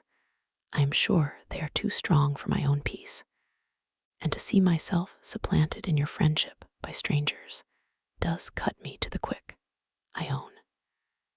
These Tilneys seemed to swallow up everything else. Catherine thought this reproach equally strange and unkind. Was it the part of a friend thus to expose her feelings to the notice of others? Isabella appeared to her ungenerous and selfish, regardless of everything but her own gratification. These painful ideas crossed her mind, though she said nothing. Isabella, in the meanwhile, had applied her handkerchief to her eyes, and Morland, miserable at such a sight, could not help saying, "Nay, Catherine, I think you cannot stand out any longer now. The sacrifice is not much, and to oblige such a friend, I shall think you quite unkind if you still refuse." This was the first time of her brothers openly siding against her, and anxious to avoid his displeasure, she proposed a compromise. If they would only put off their scheme till Tuesday, which they might easily do, as it depended only on themselves, she could go with them, and everybody might then be satisfied. But no, no, no, was the immediate answer. That could not be, for Thorpe did not know that he might not go to town on Tuesday. Catherine was sorry, but could do no more, and a short silence ensued, which was broken by Isabella, who, in a voice of cold resentment, said, "Very well, then there is an end of the party. If Catherine does not go, I cannot. I cannot be the only woman. I would not, upon any account in the world, do so improper a thing." "Catherine, you must go," said James. "But why cannot Mr. Thorpe drive one of his other sisters?" "I dare say either of them would like to go." "Thank ye," cried Thorpe, "but I did not come to Bath to drive my sisters about and look like a fool. No, if you do not go, me if I do. I only go for the sake of driving you. That is a compliment which gives me no pleasure." But her words were lost on Thorpe, who had turned abruptly away. The three others still continued together, walking in a most uncomfortable manner to poor Catherine. Sometimes not a word was said. Sometimes she was again attacked with supplications or reproaches, and her arm was still linked within Isabella's, though their hearts were at war. At one moment she was softened, at another irritated, always distressed, but always steady. "I did not think you had been so obstinate, Catherine," said James. "You were not used to be so hard to persuade. You once were the kindest, best tempered of my sisters." "I hope I am not less so now," she replied, very feelingly. "But indeed I cannot go. If I am wrong, I am doing what I believe to be right." "I suspect," said Isabella, in a low voice, "there is no great struggle." Catherine's heart swelled. She drew away her arm, and Isabella made no opposition. Thus passed a long 10 minutes, till they were again joined by Thorpe, who, coming to them with a gayer look, said, "Well, I have settled the matter, and now we may all go tomorrow with a safe conscience. I have been to Miss Tilney, and made your excuses." "You have not," cried Catherine. "I have, upon my soul. Left her this moment. Told her you had sent me to say that, having just recollected a prior engagement of going to Clifton with us tomorrow, you could not have the pleasure of walking with her till Tuesday. She said very well. Tuesday was just as convenient to her, so there is an end of all our difficulties. A pretty good thought of mine, hey?" Isabella's countenance was once more all smiles and good humor, and James too looked happy again. A most heavenly thought indeed. "Now, my sweet Catherine, all our distresses are over. You are honorably acquitted, and we shall have a most delightful party."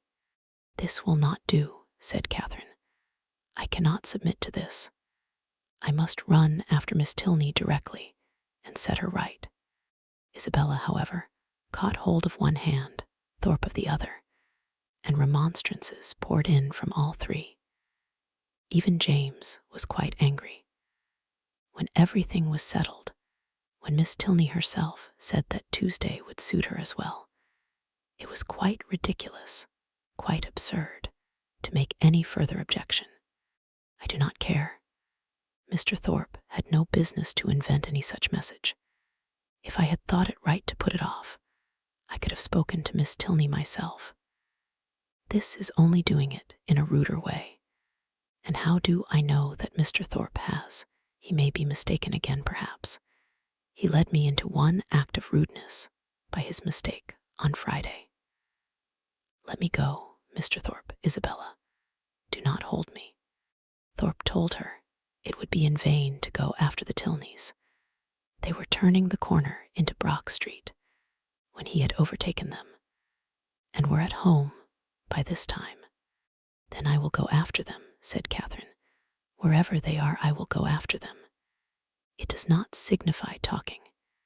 If I could not be persuaded into doing what I thought wrong, I never will be tricked into it. And with these words, she broke away and hurried off. Thorpe would have darted after her, but Morland withheld him. Let her go, if she will go. She is as obstinate as. Thorpe never finished the simile, for it could hardly have been a proper one. Away walked Catherine in great agitation, as fast as the crowd would permit her, fearful of being pursued, yet determined to persevere. As she walked, she reflected on what had passed.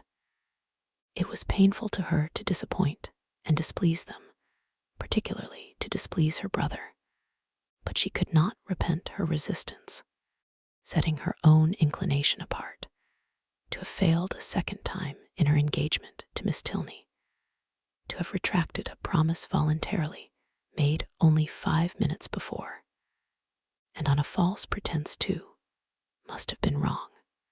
She had not been withstanding them on selfish principles alone. She had not consulted merely her own gratification. That might have been ensured in some degree by the excursion itself, by seeing Blaise Castle.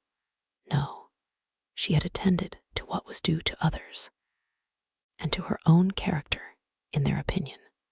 Her conviction of being right, however, was not enough to restore her composure. Till she had spoken to Miss Tilney, she could not be at ease, and quickening her pace when she got clear of the crescent, she almost ran over the remaining ground till she gained the top of Milsom Street. So rapid had been her movements that in spite of the Tilneys' advantage in the outset, they were but just turning into their lodgings as she came within view of them, and the servant still remaining at the open door, she used only the ceremony of saying that she must speak with Miss Tilney that moment, and hurrying by him, proceeded upstairs. Then, opening the first door before her, which happened to be the right, she immediately found herself in the drawing-room with General Tilney, his son, and daughter. Her explanation, defective only in being from her irritation of nerves and shortness of breath, no explanation at all, was instantly given. I am come in a great hurry. It was all a mistake. I never promised to go. I told them from the first I could not go.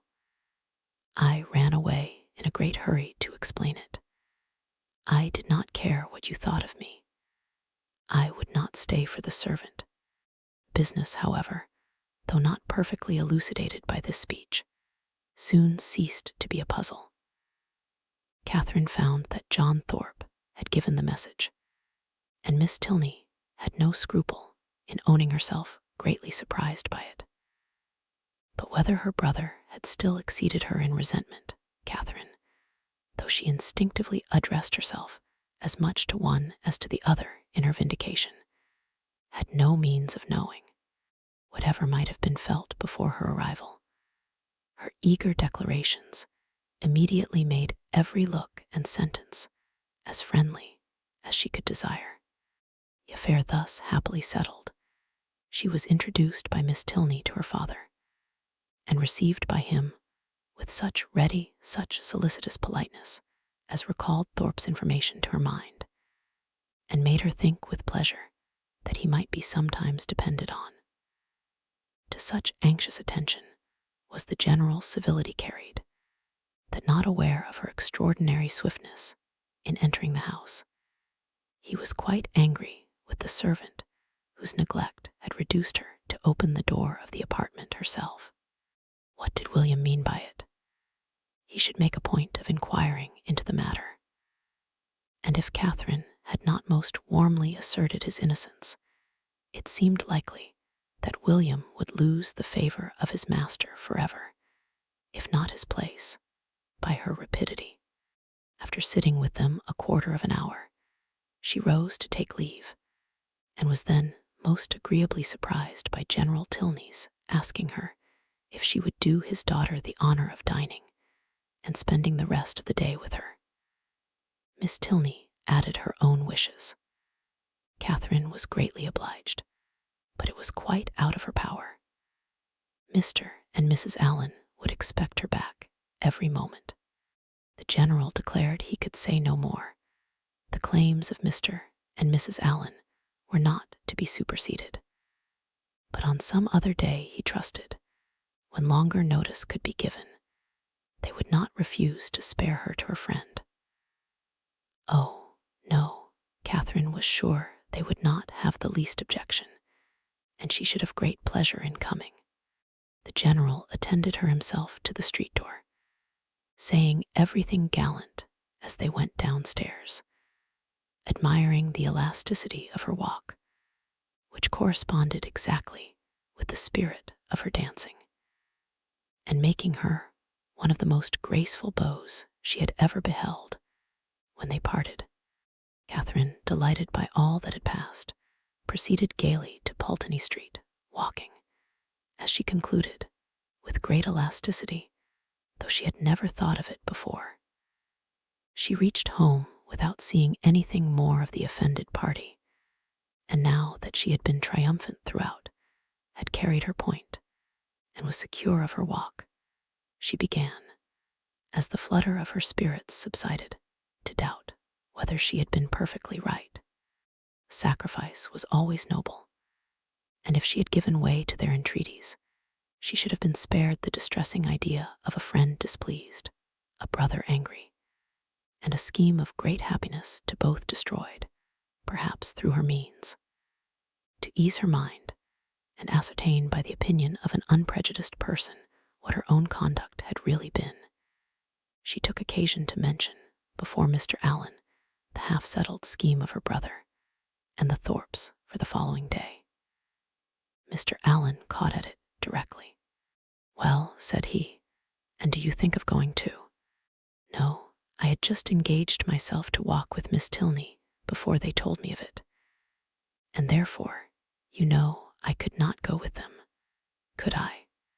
"No, certainly not, and I am glad you do not think of it. These schemes are not at all the thing. Young men and women driving about the country in open carriages. Now and then it is very well, but going to inns and public places together, it is not right, and I wonder Mrs. Thorpe should allow it. I am glad you do not think of going. I am sure Mrs. Morland would not be pleased. Mrs. Allen, are not you of my way of thinking? Do not you think these kind of projects objectionable?" "Yes, very much so indeed. Open carriages are nasty things. A clean gown is not 5 minutes' wear in them. You are splashed getting in and getting out, and the wind takes your hair and your bonnet in every direction. I hate an open carriage myself. I know you do, but that is not the question. Do not you think it has an odd appearance, if young ladies are frequently driven about in them by young men, to whom they are not even related?" "Yes, my dear, a very odd appearance indeed. I cannot bear to see it." "Dear madam," cried Catherine, "then why did not you tell me so before? I am sure if I had known it to be improper, I would not have gone with Mr. Thorpe at all. But I always hoped you would tell me, if you thought I was doing wrong. And so I should, my dear, you may depend on it, for as I told Mrs. Morland at parting, I would always do the best for you in my power. But one must not be over-particular. Young people will be young people, as your good mother says herself. You know I wanted you, when we first came, not to buy that sprigged muslin, but you would. Young people do not like to be always thwarted, but this was something of real consequence, and I do not think you would have found me hard to persuade. As far as it has gone hitherto, there is no harm done, said Mr. Allen, and I would only advise you, my dear, not to go out with Mr. Thorpe any more. That is just what I was going to say, added his wife. Catherine, relieved for herself, felt uneasy for Isabella, and after a moment's thought, asked Mr. Allen whether it would not be both proper and kind in her to write to Miss Thorpe, and explain the indecorum of which she must be as insensible as herself, for she considered that Isabella might otherwise perhaps be going to Clifton the next day, in spite of what had passed. Mr. Allen, however, discouraged her from doing any such thing. You had better leave her alone, my dear. She is old enough to know what she is about, and if not, has a mother to advise her. Mrs. Thorpe is too indulgent beyond a doubt, but however, you had better not interfere. She and your brother choose to go, and you will be only getting ill will. Catherine submitted, and though sorry to think that Isabella should be doing wrong, felt greatly relieved by Mr. Allen's approbation of her own conduct, and truly rejoiced to be preserved by his advice from the danger of falling into such an error herself. Her escape from being one of the party to Clifton was now an escape indeed. For what would the Tilneys have thought of her if she had broken her promise to them in order to do what was wrong in itself, if she had been guilty of one breach of propriety, only to enable her to be guilty of another? Chapter 14. The next morning was fair, and Catherine almost expected another attack from the assembled party. With Mr. Allen to support her, she felt no dread of the event, but she would gladly be spared a contest where victory itself was painful, and was heartily rejoiced, therefore, at neither seeing nor hearing anything of them. Tilneys called for her at the appointed time, and no new difficulty arising, no sudden recollection, no unexpected summons, no impertinent intrusion to disconcert their measures, my heroine was most unnaturally able to fulfill her engagement, though it was made with the hero himself. They determined on walking round Beechen Cliff, that noble hill whose beautiful verdure and hanging coppice render it so striking an object from almost every opening in Bath. I never look at it, said Catherine, as they walked along the side of the river, without thinking of the south of France. You have been abroad then, said Henry, a little surprised. Oh no, I only mean what I have read about. It always puts me in mind of the country that Emily and her father traveled through in the Mysteries of Udolpho. But you never read novels, I dare say. Why not? Because they are not clever enough for you. Gentlemen read better books.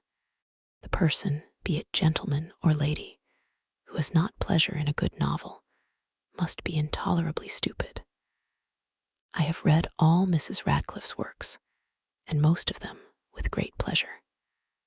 The Mysteries of Udolpho, when I had once begun it, I could not lay down again. I remember finishing it in 2 days, my hair standing on end the whole time.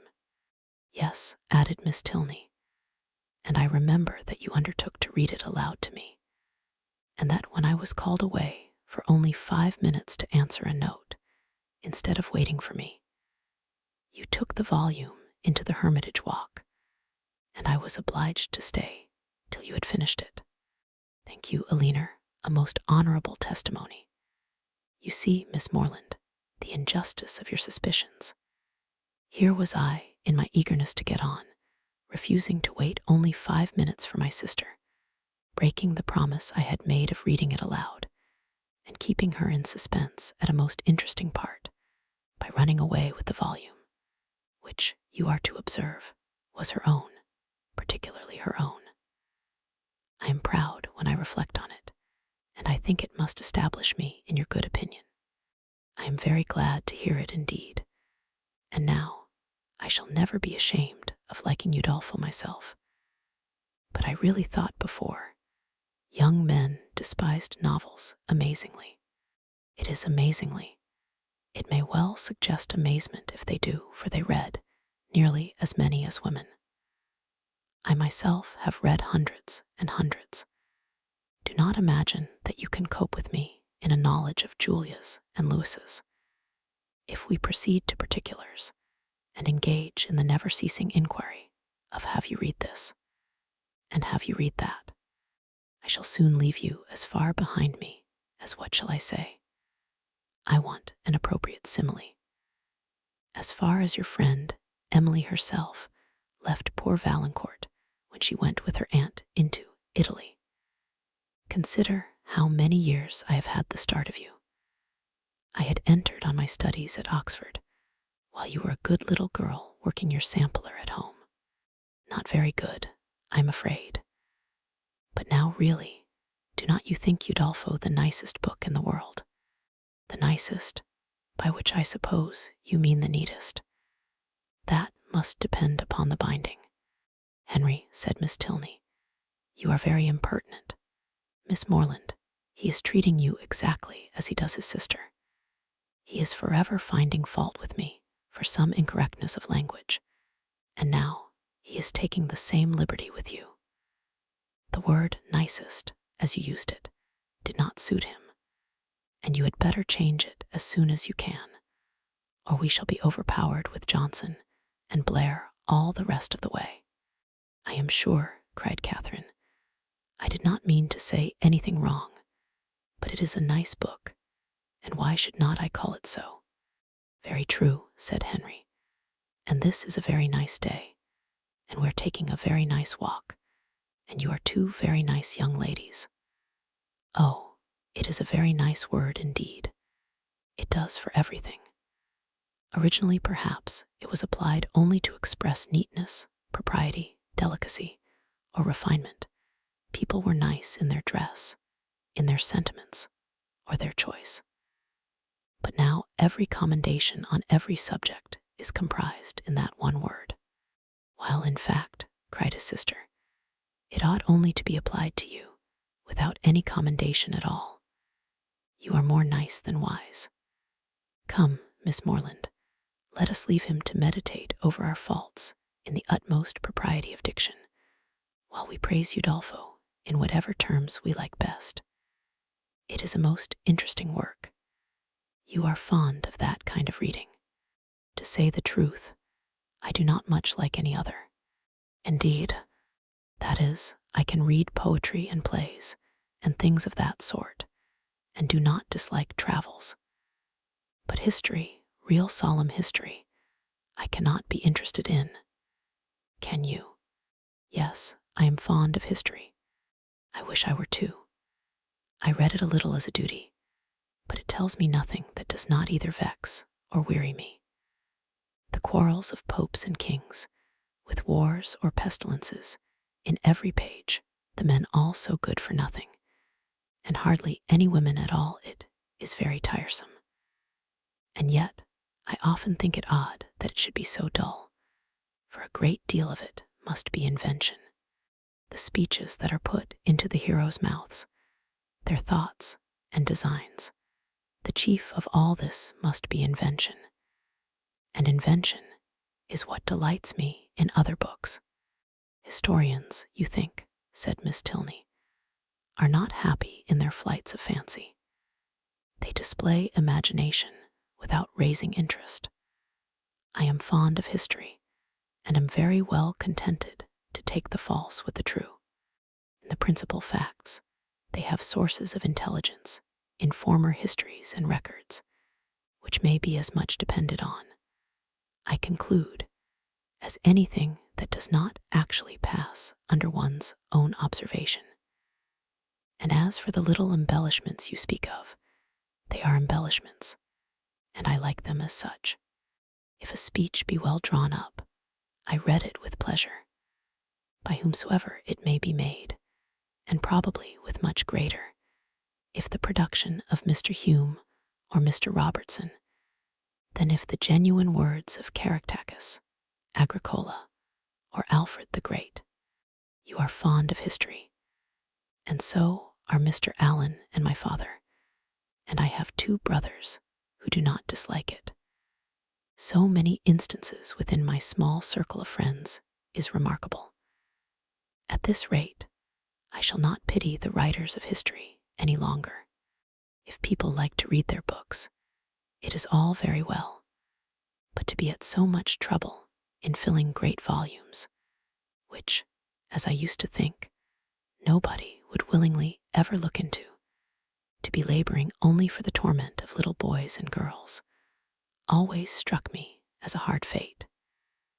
And though I know it is all very right and necessary, I have often wondered at the person's courage that could sit down on purpose to do it. That little boys and girls should be tormented, said Henry, is what no one at all acquainted with human nature in a civilized state can deny.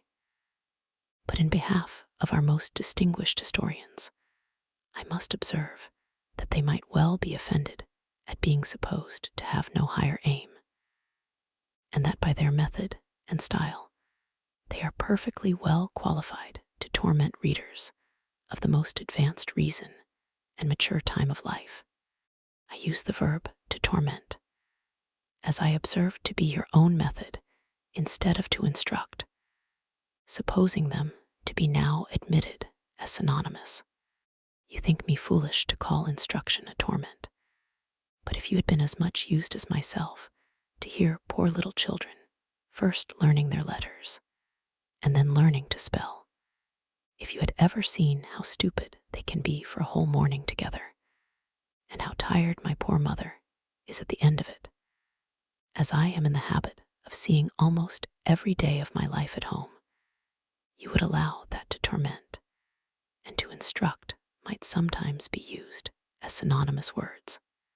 Very probably, but historians are not accountable for the difficulty of learning to read, and even you yourself, who do not altogether seem particularly friendly to very severe, very intense application, may perhaps be brought to acknowledge that it is very well worth while to be tormented for 2 or 3 years of one's life, for the sake of being able to read all the rest of it. Consider, if reading had not been taught, Mrs. Radcliffe would have written in vain, or perhaps might not have written at all. Catherine assented, and a very warm panegyric from her on that lady's merits closed the subject. The Tilneys were soon engaged in another, on which she had nothing to say. They were viewing the country with the eyes of persons accustomed to drawing, and decided on its capability of being formed into pictures with all the eagerness of real taste. Here Catherine was quite lost. She knew nothing of drawing, nothing of taste, and she listened to them with an attention which brought her little profit, for they talked in phrases which conveyed scarcely any idea to her. The little which she could understand, however, appeared to contradict the very few notions she had entertained on the matter before. It seemed as if a good view were no longer to be taken from the top of an high hill, and that a clear blue sky was no longer a proof of a fine day. She was heartily ashamed of her ignorance, a misplaced shame. Where people wish to attach, they should always be ignorant. To come with a well-informed mind is to come with an inability of administering to the vanity of others, which a sensible person would always wish to avoid. A woman especially, if she have the misfortune of knowing anything, should conceal it as well as she can. The advantages of natural folly in a beautiful girl have been already set forth by the capital pen of a sister author, and to her treatment of the subject I will only add, in justice to men, that though to the larger and more trifling part of the sex imbecility in females is a great enhancement of their personal charms. There is a portion of them too reasonable and too well informed themselves to desire anything more in woman than ignorance. But Catherine did not know her own advantages, did not know that a good-looking girl with an affectionate heart and a very ignorant mind cannot fail of attracting a clever young man, unless circumstances are particularly untoward. In the present instance, she confessed and lamented her want of knowledge, declared that she would give anything in the world to be able to draw, and a lecture on the picturesque immediately followed, in which his instructions were so clear that she soon began to see beauty in everything admired by him, and her attention was so earnest that he became perfectly satisfied of her having a great deal of natural taste. He talked of foregrounds, distances, and second distances, side screens and perspectives, lights and shades, and Catherine was so hopeful a scholar that, when they gained the top of Beechen Cliff, she voluntarily rejected the whole city of Bath as unworthy to make part of a landscape.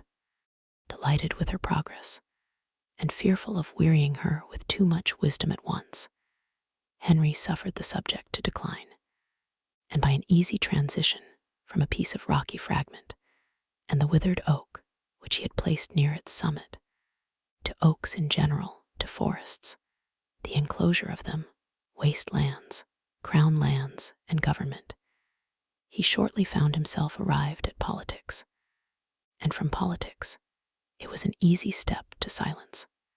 The general pause, which succeeded his short disquisition on the state of the nation, was put an end to by Catherine, who, in rather a solemn tone of voice, uttered these words: "I have heard that something very shocking indeed will soon come out in London." Miss Tilney, to whom this was chiefly addressed, was startled and hastily replied, "Indeed, and of what nature? That I do not know, nor who is the author. I have only heard that it is to be more horrible than anything we have met with yet. Good heaven, where could you hear of such a thing? A particular friend of mine had an account of it in a letter from London yesterday. It is to be uncommonly dreadful. I shall expect murder and everything of the kind. You speak with astonishing composure. But I hope your friend's accounts have been exaggerated, and if such a design is known beforehand, proper measures will undoubtedly be taken by government to prevent its coming to effect." "Government," said Henry, endeavoring not to smile, "neither desires nor dares to interfere in such matters. There must be murder, and government cares not how much." Lady stared. He laughed and added, "Come, shall I make you understand each other, or leave you to puzzle out an explanation as you can? No, I will be noble. I will prove myself a man, no less by the generosity of my soul than the clearness of my head. I have no patience with such of my sex as disdain to let themselves sometimes down to the comprehension of yours. Perhaps the abilities of women are neither sound nor acute, neither vigorous nor keen. Perhaps they may want observation, discernment, judgment, fire, genius, and wit. Miss Morland, do not mind what he says, but have the goodness to satisfy me as to this dreadful riot." "Riot? What riot?" "My dear Aline, the riot is only in your own brain. The confusion there is scandalous. Miss Morland has been talking of nothing more dreadful than a new publication which is shortly to come out, in 3 duodecimo volumes, 276 pages in each, with a frontispiece to the first, of 2 tombstones and a lantern. Do you understand? And you, Miss Morland, my stupid sister, has mistaken all your clearest expressions.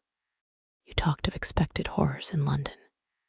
And instead of instantly conceiving, as any rational creature would have done, that such words could relate only to a circulating library, she immediately pictured to herself a mob of 3,000 men assembling in St. George's Fields, the bank attacked, the Tower threatened, the streets of London flowing with blood, a detachment of the 12th Light Dragoons, the hopes of the nation, called up from Northampton to quell the insurgents, and the gallant Captain Frederick Tilney, in the moment of charging at the head of his troop, knocked off his horse by a brickbat from an upper window. Forgive her stupidity. The fears of the sister have added to the weakness of the woman, but she is by no means a simpleton in general. Catherine looked grave. And now, Henry, said Miss Tilney, that you have made us understand each other, you may as well make Miss Morland understand yourself, unless you mean to have her think you intolerably rude to your sister, and a great brute in your opinion of women in general. Miss Morland is not used to your odd ways. I shall be most happy to make her better acquainted with them, no doubt, but that is no explanation of the present. What am I to do? You know what you ought to do. Clear your character handsomely before her. Tell her that you think very highly of the understanding of women. Miss Morland, I think very highly of the understanding of all the women in the world, especially of those, whoever they may be, with whom I happen to be in company. That is not enough. Be more serious. Miss Morland, no one can think more highly of the understanding of women than I do. In my opinion, nature has given them so much that they never find it necessary to use more than half. We shall get nothing more serious from him now, Miss Morland. He is not in a sober mood, but I do assure you that he must be entirely misunderstood if he can ever appear to say an unjust thing of any woman at all, or an unkind one of me.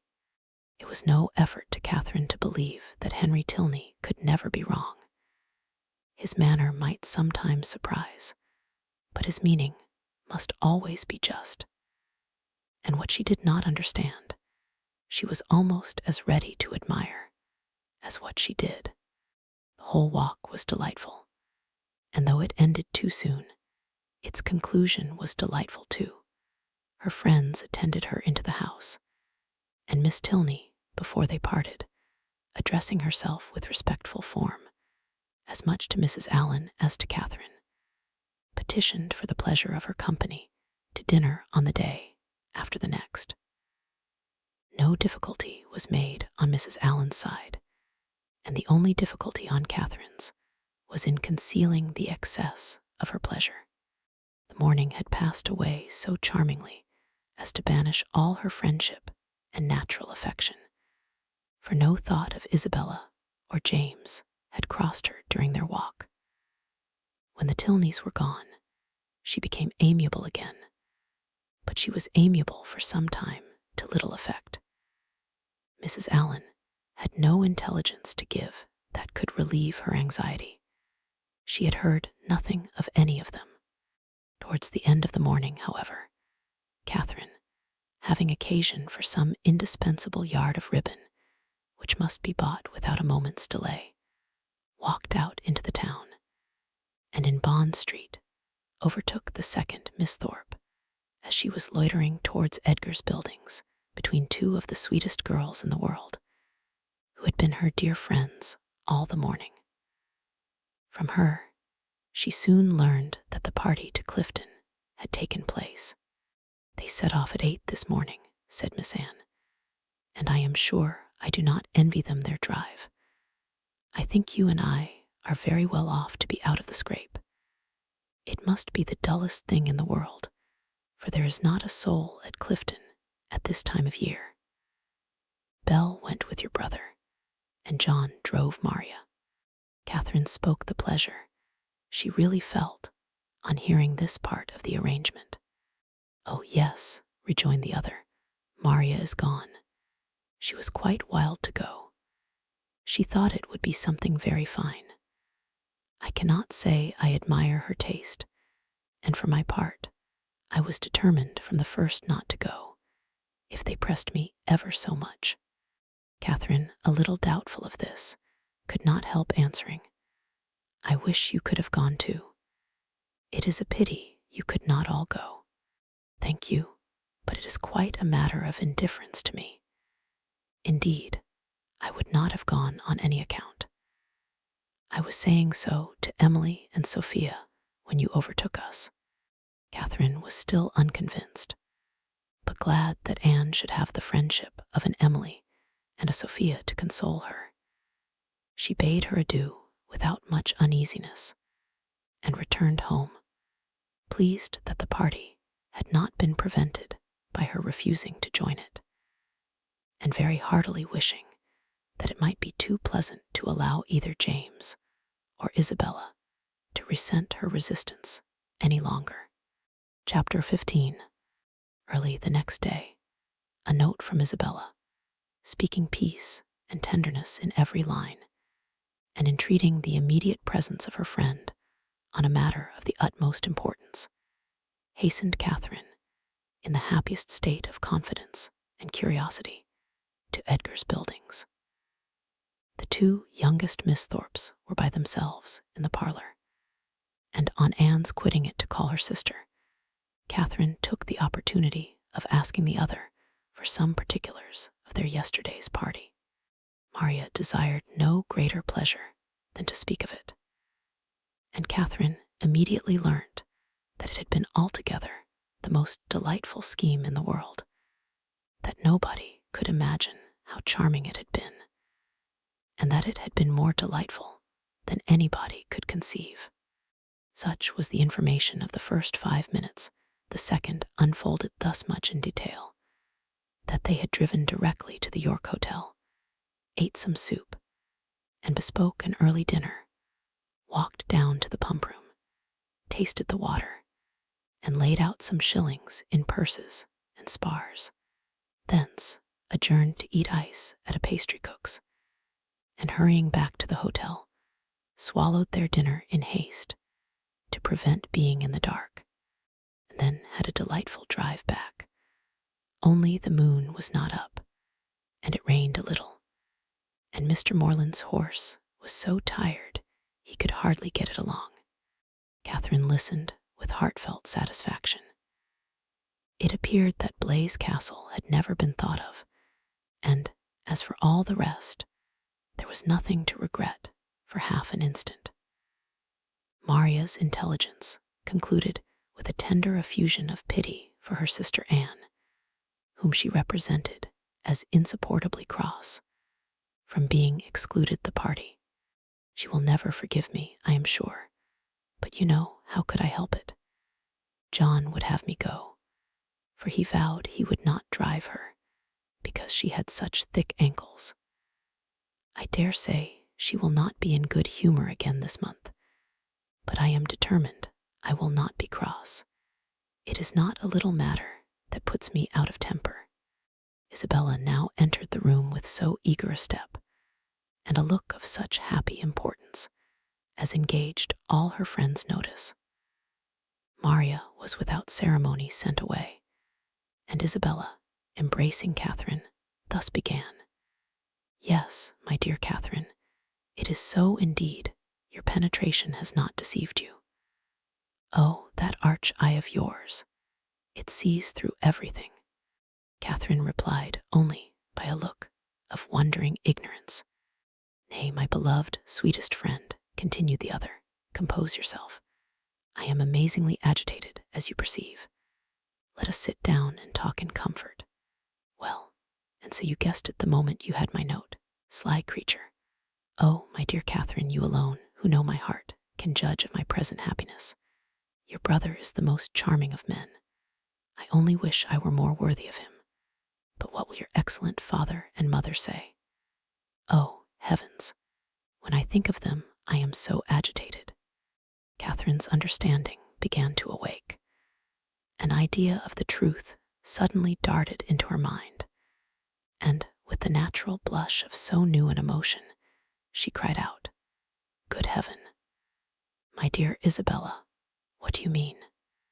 Can you really be in love with James?" This bold surmise, however, she soon learnt comprehended but half the fact. The anxious affection, which she was accused of having continually watched in Isabella's every look and action, had, in the course of their yesterday's party, received the delightful confession of an equal love. Her heart and faith were alike engaged to James. Never had Catherine listened to anything so full of interest, wonder, and joy. Her brother and her friend engaged. New to such circumstances, the importance of it appeared unspeakably great, and she contemplated it as one of those grand events of which the ordinary course of life can hardly afford a return. The strength of her feelings she could not express. The nature of them, however, contented her friend. The happiness of having such a sister was their first effusion, and the fair ladies mingled in embraces and tears of joy, delighting, however, as Catherine sincerely did, in the prospect of the connection. It must be acknowledged that Isabella far surpassed her in tender anticipations. "You will be so infinitely dearer to me, my Catherine, than either Anne or Maria. I feel that I shall be so much more attached to my dear Morland's family than to my own." This was a pitch of friendship beyond Catherine. "You are so like your dear brother," continued Isabella, "that I quite doted on you the first moment I saw you. But so it always is with me. The first moment settles everything. The very first day that Morland came to us last Christmas, the very first moment I beheld him, my heart was irrecoverably gone. I remember I wore my yellow gown, with my hair done up in braids, and when I came into the drawing room and John introduced him, I thought I never saw anybody so handsome before." Here Catherine secretly acknowledged the power of love, for, though exceedingly fond of her brother, and partial to all his endowments, she had never in her life thought him handsome. I remember, too, Miss Andrews drank tea with us that evening, and wore her puce-colored sarcenet, and she looked so heavenly that I thought your brother must certainly fall in love with her. I could not sleep a wink all night for thinking of it. Oh, Catherine, the many sleepless nights I have had on your brother's account. I would not have you suffer half what I have done. I am grown wretchedly thin, I know, but I will not pain you by describing my anxiety. You have seen enough of it. I feel that I have betrayed myself perpetually, so unguarded in speaking of my partiality for the church. But my secret, I was always sure, would be safe with you." Catherine felt that nothing could have been safer, but ashamed of an ignorance little expected, she dared no longer contest the point, nor refuse to have been as full of arch penetration and affectionate sympathy as Isabella chose to consider her. Her brother, she found, was preparing to set off with all speed to Fullerton, to make known his situation and ask consent. And here was a source of some real agitation to the mind of Isabella. Catherine endeavored to persuade her, as she was herself persuaded, that her father and mother would never oppose their son's wishes. "It is impossible," said she, "for parents to be more kind or more desirous of their children's happiness. I have no doubt of their consenting immediately." "Morland says exactly the same," replied Isabella, "and yet I dare not expect it. My fortune will be so small, they never can consent to it. Your brother, who might marry anybody." Here Catherine again discerned the force of love. "Indeed, Isabella, you are too humble. The difference of fortune can be nothing to signify. Oh, my sweet Catherine, in your generous heart, I know it would signify nothing. But we must not expect such disinterestedness in many. As for myself, I am sure I only wish our situations were reversed. Had I the command of millions, were I mistress of the whole world, your brother would be my only choice. This charming sentiment, recommended as much by sense as novelty, gave Catherine a most pleasing remembrance of all the heroines of her acquaintance, and she thought her friend never looked more lovely than in uttering the grand idea. "I am sure they will consent," was her frequent declaration. "I am sure they will be delighted with you." "For my own part," said Isabella, "my wishes are so moderate that the smallest income in nature would be enough for me. Where people are really attached, poverty itself is wealth. Grandeur I detest. I would not settle in London for the universe. A cottage in some retired village would be ecstasy. There are some charming little villas about Richmond." "Richmond," cried Catherine, "you must settle near Fullerton. You must be near us. I am sure I shall be miserable if we do not. If I can but be near you, I shall be satisfied. But this is idle talking. I will not allow myself to think of such things till we have your father's answer. Morland says that by sending it tonight to Salisbury, we may have it tomorrow. Tomorrow. I know I shall never have courage to open the letter. I know it will be the death of me." A reverie succeeded this conviction, and when Isabella spoke again, it was to resolve on the quality of her wedding gown. Their conference was put an end to by the anxious young lover himself, who came to breathe his parting sigh before he set off for Wiltshire. Catherine wished to congratulate him, but knew not what to say, and her eloquence was only in her eyes. From them, however, the 8 parts of speech shone out most expressively, and James could combine them with ease. Impatient for the realization of all that he hoped at home, his adieus were not long, and they would have been yet shorter had he not been frequently detained by the urgent entreaties of his fair one that he would go. Twice was he called almost from the door by her eagerness to have him gone. "Indeed, Morland, I must drive you away. Consider how far you have to ride. I cannot bear to see you linger so. For heaven's sake, waste no more time. There, go, go, I insist on it." The two friends, with hearts now more united than ever, were inseparable for the day, and in schemes of sisterly happiness the hours flew along. Mrs. Thorpe and her son, who were acquainted with everything, and who seemed only to want Mr. Morland's consent, to consider Isabella's engagement as the most fortunate circumstance imaginable for their family, were allowed to join their counsels, and add their quota of significant looks and mysterious expressions to fill up the measure of curiosity to be raised in the unprivileged younger sisters.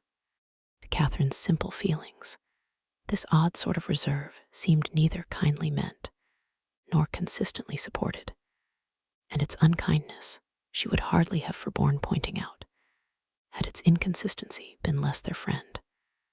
But Anne and Maria soon set her heart at ease by the sagacity of their I know what, and the evening was spent in a sort of war of wit, a display of family ingenuity, on one side in the mystery of an affected secret, on the other of undefined discovery, all equally acute.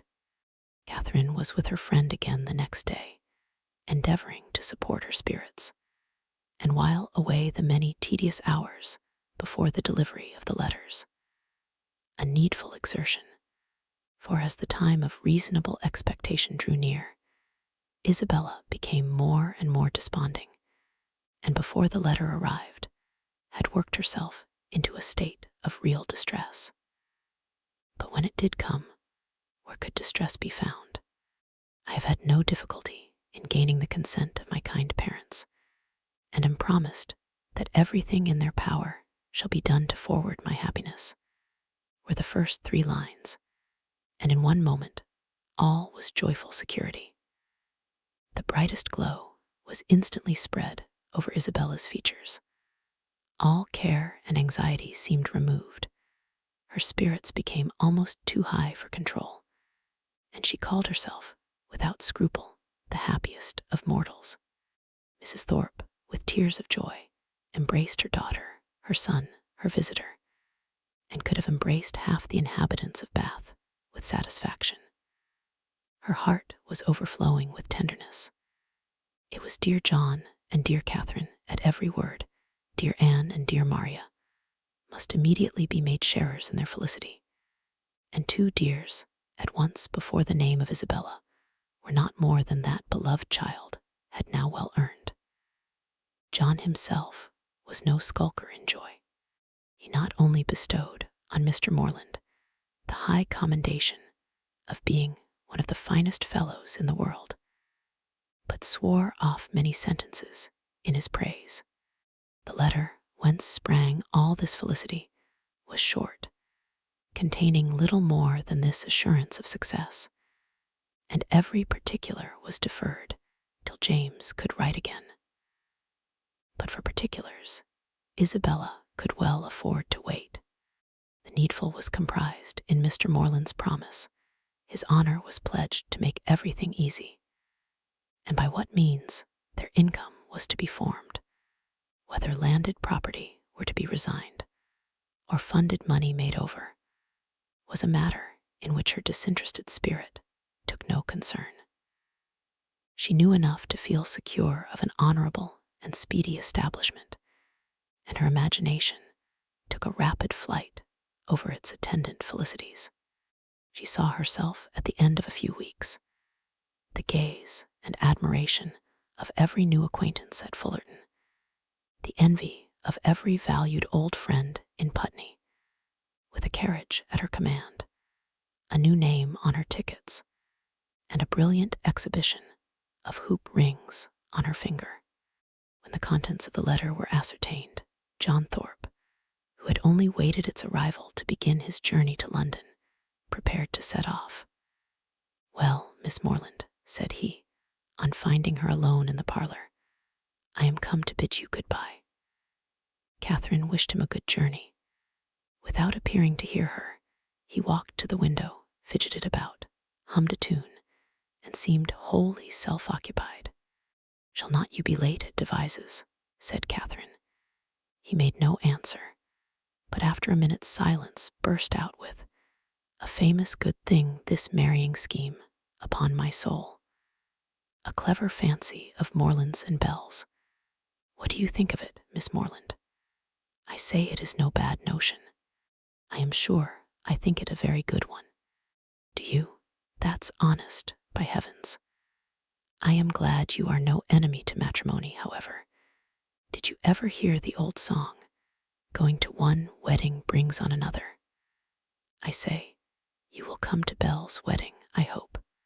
"Yes, I have promised your sister to be with her, if possible." And then, twisting himself about and forcing a foolish laugh, "I say, then, we may try the truth of this same old song." "May we? But I never sing."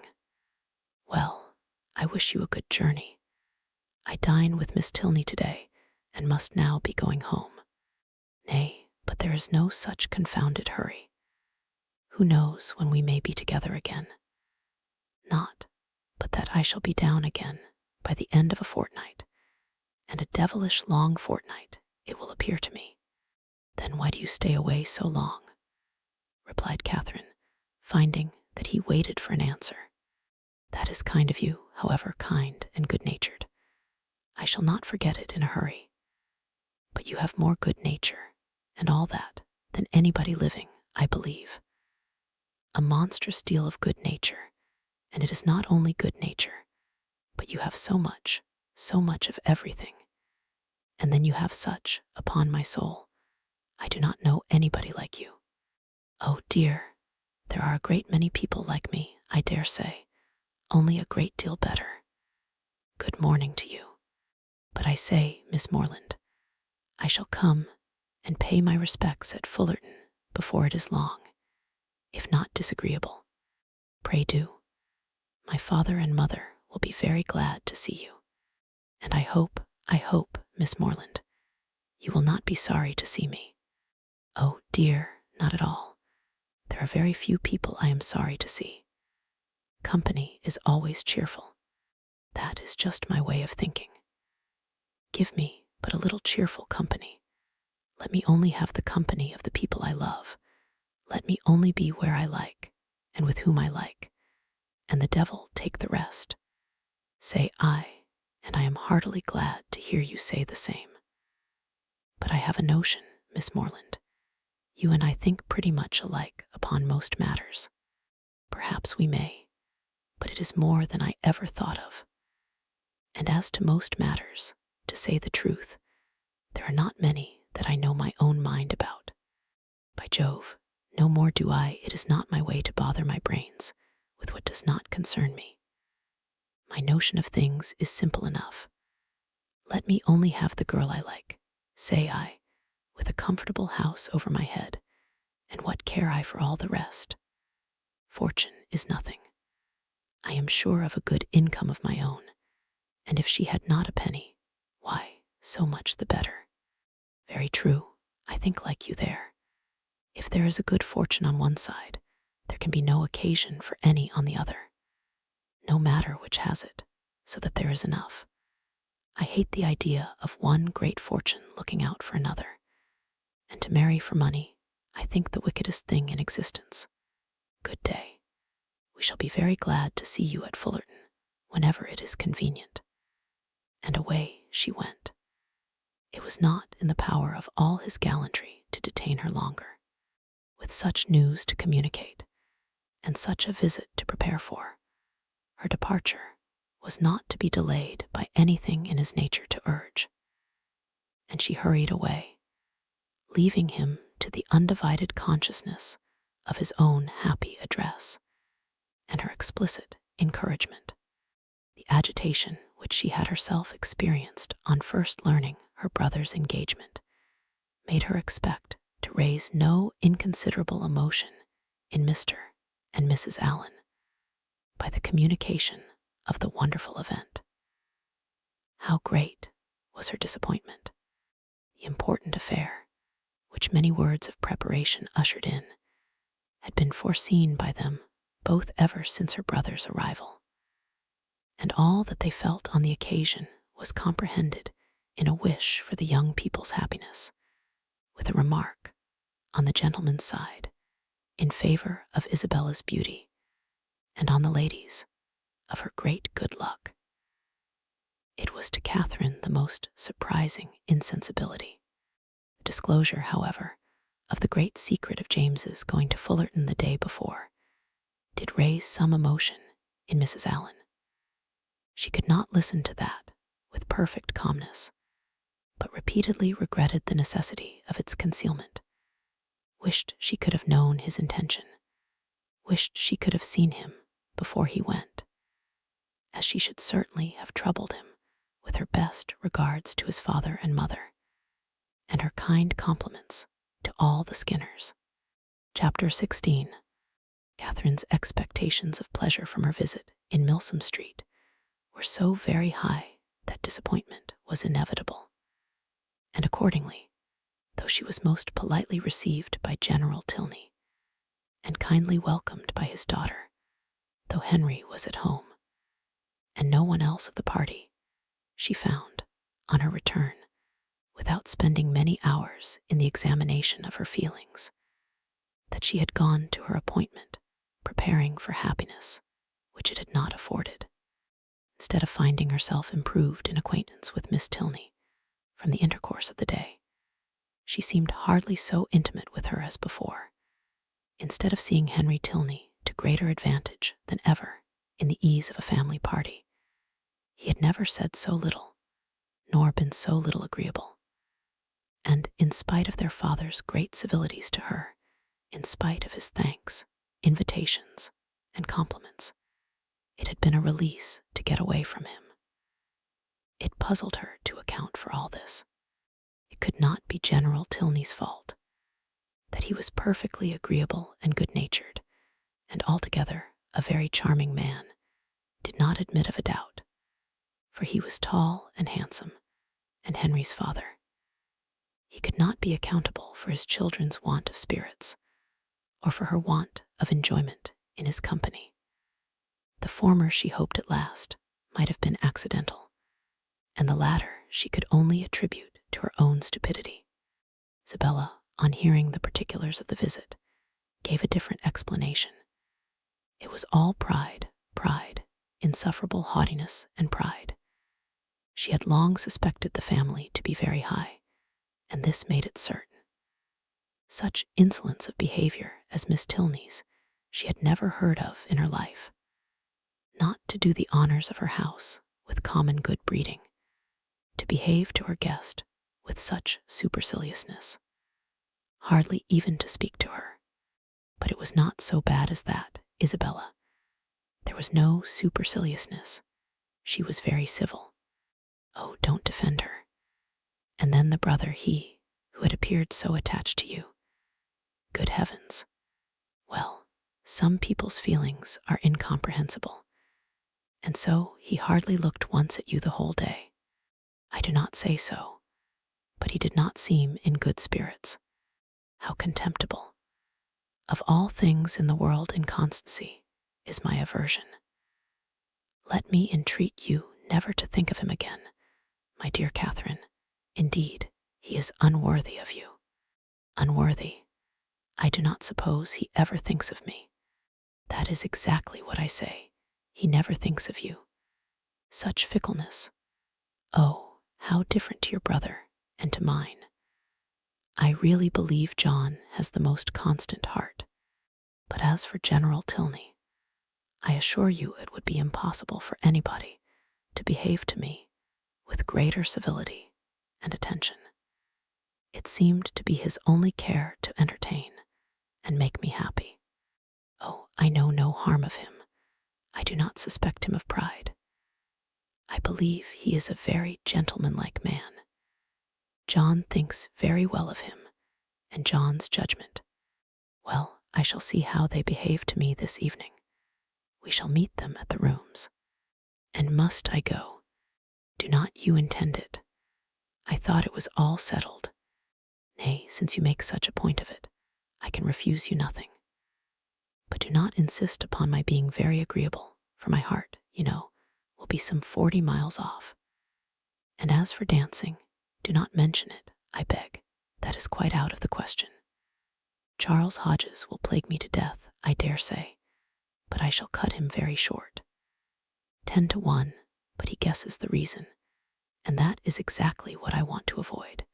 So I shall insist on his keeping his conjecture to himself. Isabella's opinion of the Tilneys did not influence her friend. She was sure there had been no insolence in the manners either of brother or sister, and she did not credit there being any pride in their hearts. The evening rewarded her confidence. She was met by one with the same kindness, and by the other with the same attention as heretofore. Miss Tilney took pains to be near her, and Henry asked her to dance, having heard the day before in Milsom Street that their elder brother, Captain Tilney, was expected almost every hour.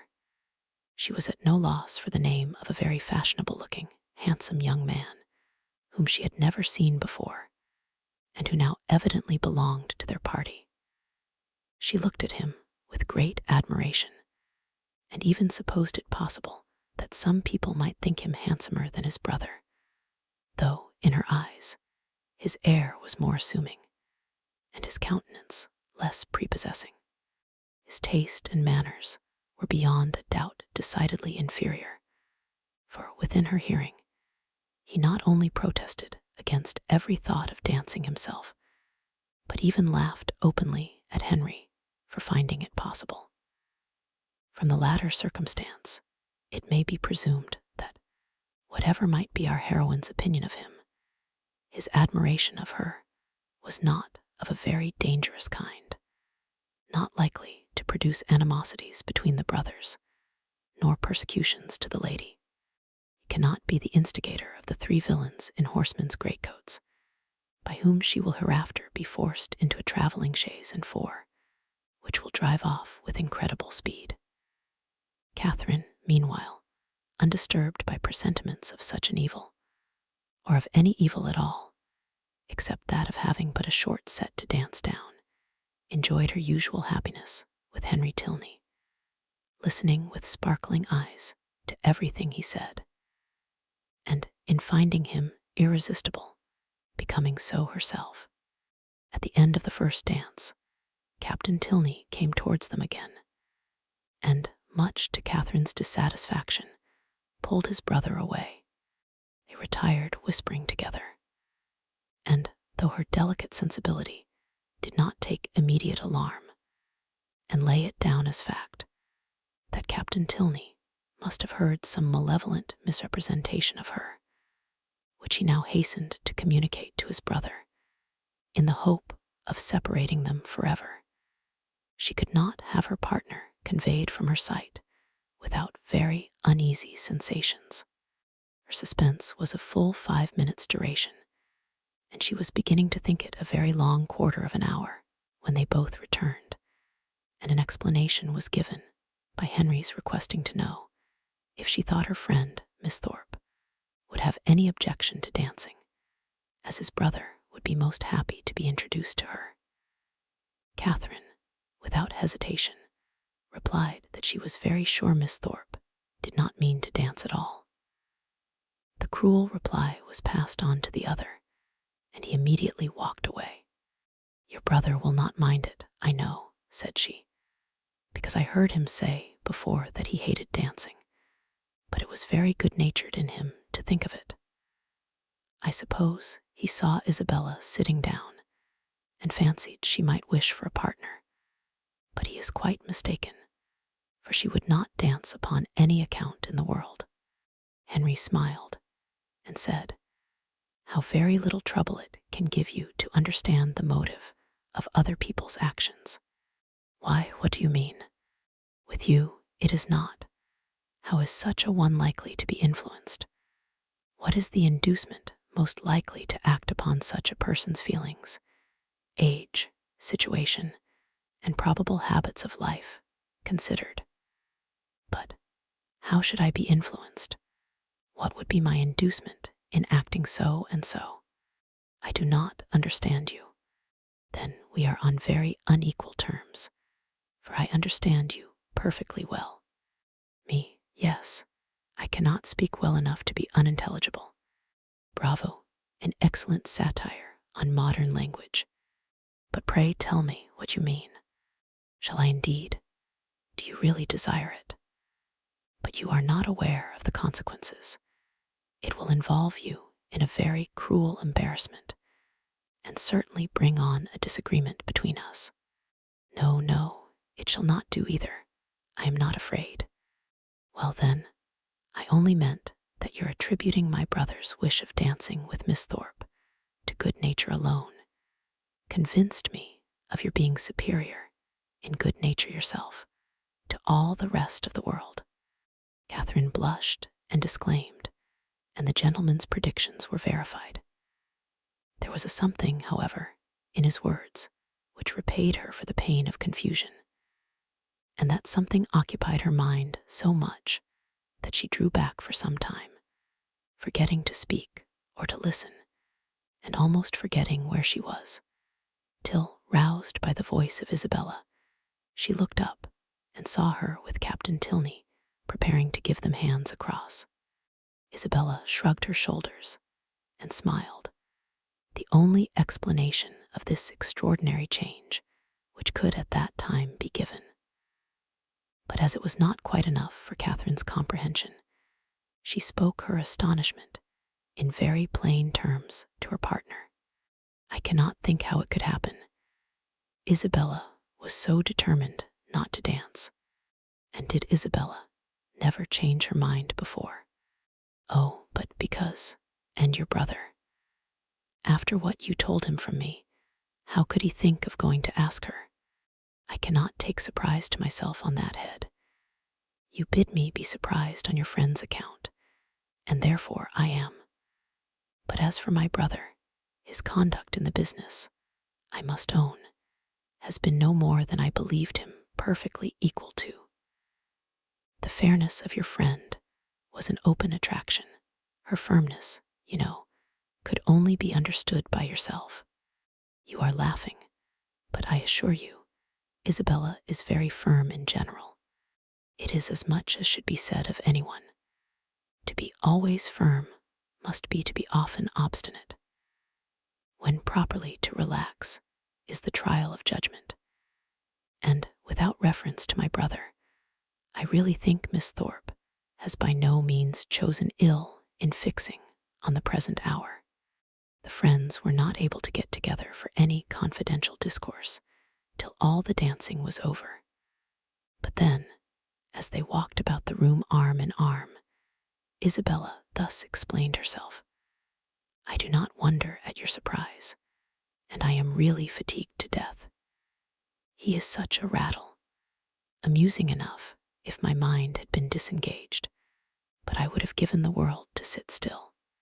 Then why did not you? Oh, my dear, it would have looked so particular, and you know how I abhor doing that. I refused him as long as I possibly could, but he would take no denial. You have no idea how he pressed me. I begged him to excuse me and get some other partner, but no, not he. After aspiring to my hand, there was nobody else in the room he could bear to think of. And it was not that he wanted merely to dance. He wanted to be with me. Oh, such nonsense. I told him he had taken a very unlikely way to prevail upon me. For, of all things in the world, I hated fine speeches and compliments. And so then I found there would be no peace if I did not stand up. Besides, I thought Mrs. Hughes, who introduced him, might take it ill if I did not. And your dear brother, I am sure he would have been miserable if I had sat down the whole evening. I am so glad it is over. My spirits are quite jaded with listening to his nonsense. And then, being such a smart young fellow, I saw every eye was upon us. He is very handsome indeed. Handsome, yes, I suppose he may. I dare say people would admire him in general, but he is not at all in my style of beauty. I hate a florid complexion and dark eyes in a man. However, he is very well. Amazingly conceited, I am sure. I took him down several times, in my way. When the young ladies next met, they had a far more interesting subject to discuss. James Morland's second letter was then received, and the kind intentions of his father fully explained. A living, of which Mr. Morland was himself patron and incumbent, of about £400 yearly value, was to be resigned to his son as soon as he should be old enough to take it. No trifling deduction from the family income. No niggardly assignment to one of 10 children. An estate of at least equal value, moreover, was assured as his future inheritance. James expressed himself on the occasion with becoming gratitude, and the necessity of waiting between 2 and 3 years before they could marry, being, however unwelcome, no more than he had expected, was borne by him without discontent. Catherine, whose expectations had been as unfixed as her ideas of her father's income, and whose judgment was now entirely led by her brother, felt equally well satisfied, and heartily congratulated Isabella on having everything so pleasantly settled. It is very charming indeed, said Isabella, with a grave face. Mr. Morland has behaved vastly handsome indeed, said the gentle Mrs. Thorpe, looking anxiously at her daughter. I only wish I could do as much. One could not expect more from him, If he finds he can do more by and by, I dare say he will, for I am sure he must be an excellent, good-hearted man. 400 is but a small income to begin on indeed, but your wishes, my dear Isabella, are so moderate. You do not consider how little you ever want, my dear. It is not on my own account I wish for more, but I cannot bear to be the means of injuring my dear Morland, making him sit down upon an income hardly enough to find one in the common necessaries of life. For myself, it is nothing. I never think of myself. I know you never do, my dear, and you will always find your reward in the affection it makes everybody feel for you. There never was a young woman so beloved as you are by everybody that knows you. And I dare say, when Mr. Morland sees you, my dear child, but do not let us distress our dear Catherine by talking of such things. Mr. Morland has behaved so very handsome, you know. I always heard he was a most excellent man. And you know, my dear, we are not to suppose, but what, if you had had a suitable fortune, he would have come down with something more. For I am sure he must be a most liberal-minded man. Nobody can think better of Mr. Morland than I do, I am sure. But everybody has their failing, you know, and everybody has a right to do what they like with their own money. Catherine was hurt by these insinuations. I am very sure, said she, that my father has promised to do as much as he can afford. Isabella recollected herself. As to that, my sweet Catherine, there cannot be a doubt, and you know me well enough to be sure that a much smaller income would satisfy me. It is not the want of more money that makes me just at present a little out of spirits. I hate money, and if our union could take place now upon only £50 a year, I should not have a wish unsatisfied. Ah, my Catherine, you have found me out. There's the sting. The long, long, endless 2 years and a half that are to pass before your brother can hold the living. Yes, yes, my darling Isabella, said Mrs. Thorpe. We perfectly see into your heart. You have no disguise. We perfectly understand the present vexation, and everybody must love you the better for such a noble, honest affection. Catherine's uncomfortable feelings began to lessen.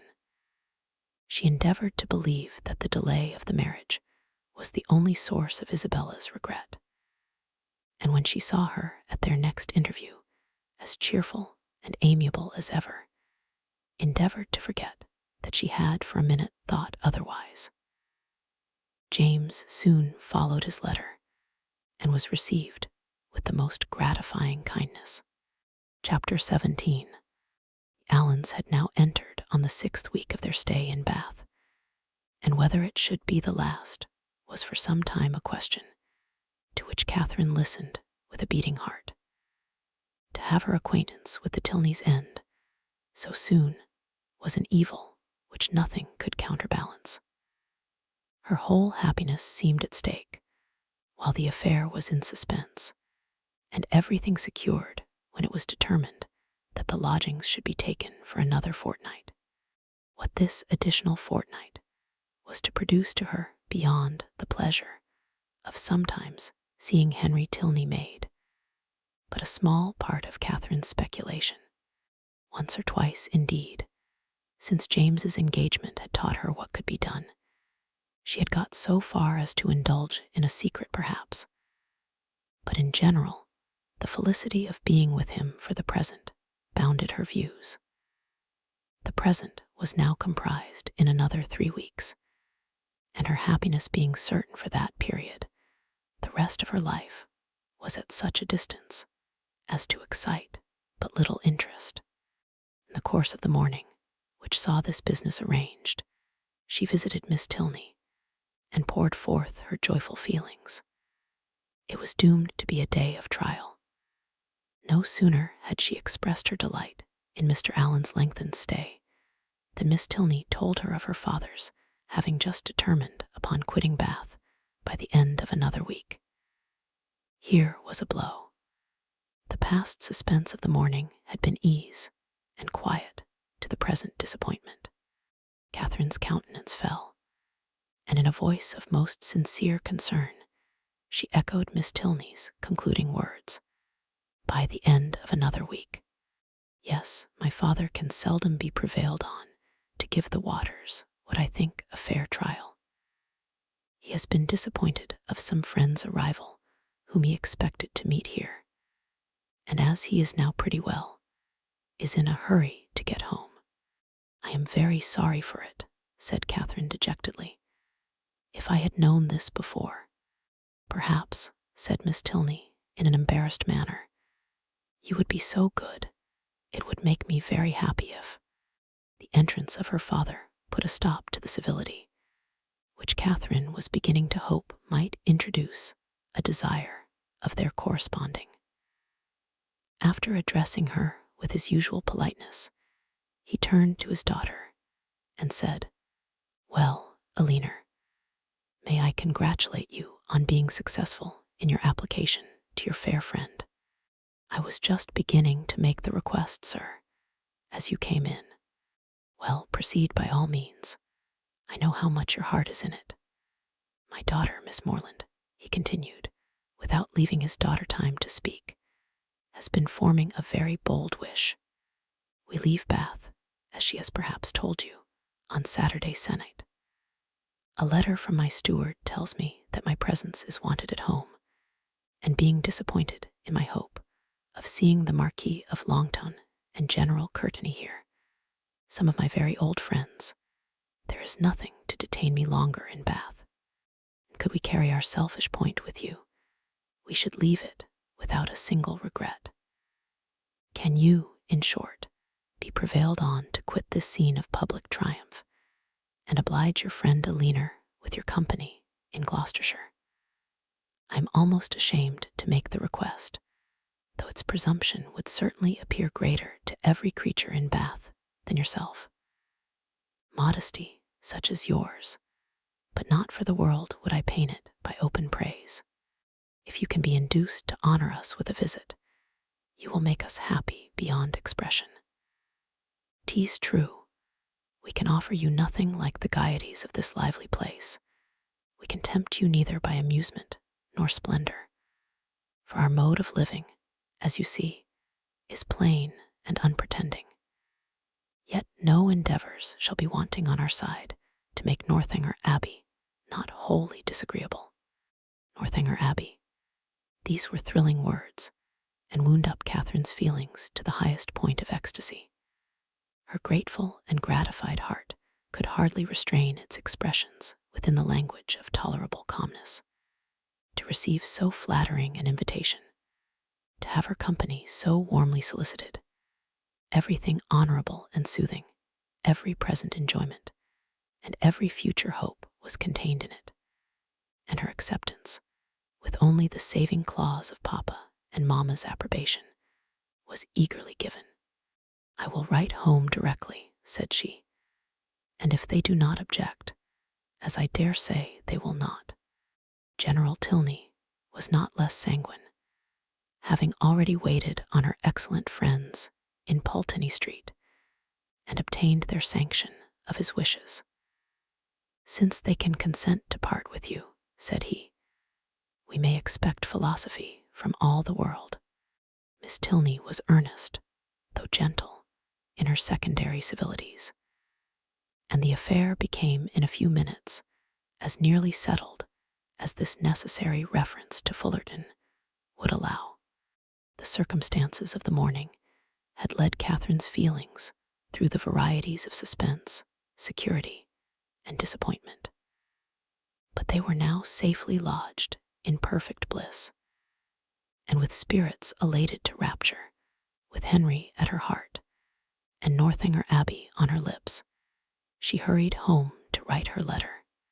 Mr. and Mrs. Morland, relying on the discretion of the friends to whom they had already entrusted their daughter, felt no doubt of the propriety of an acquaintance which had been formed under their eye, and sent therefore by return of post their ready consent to her visit in Gloucestershire.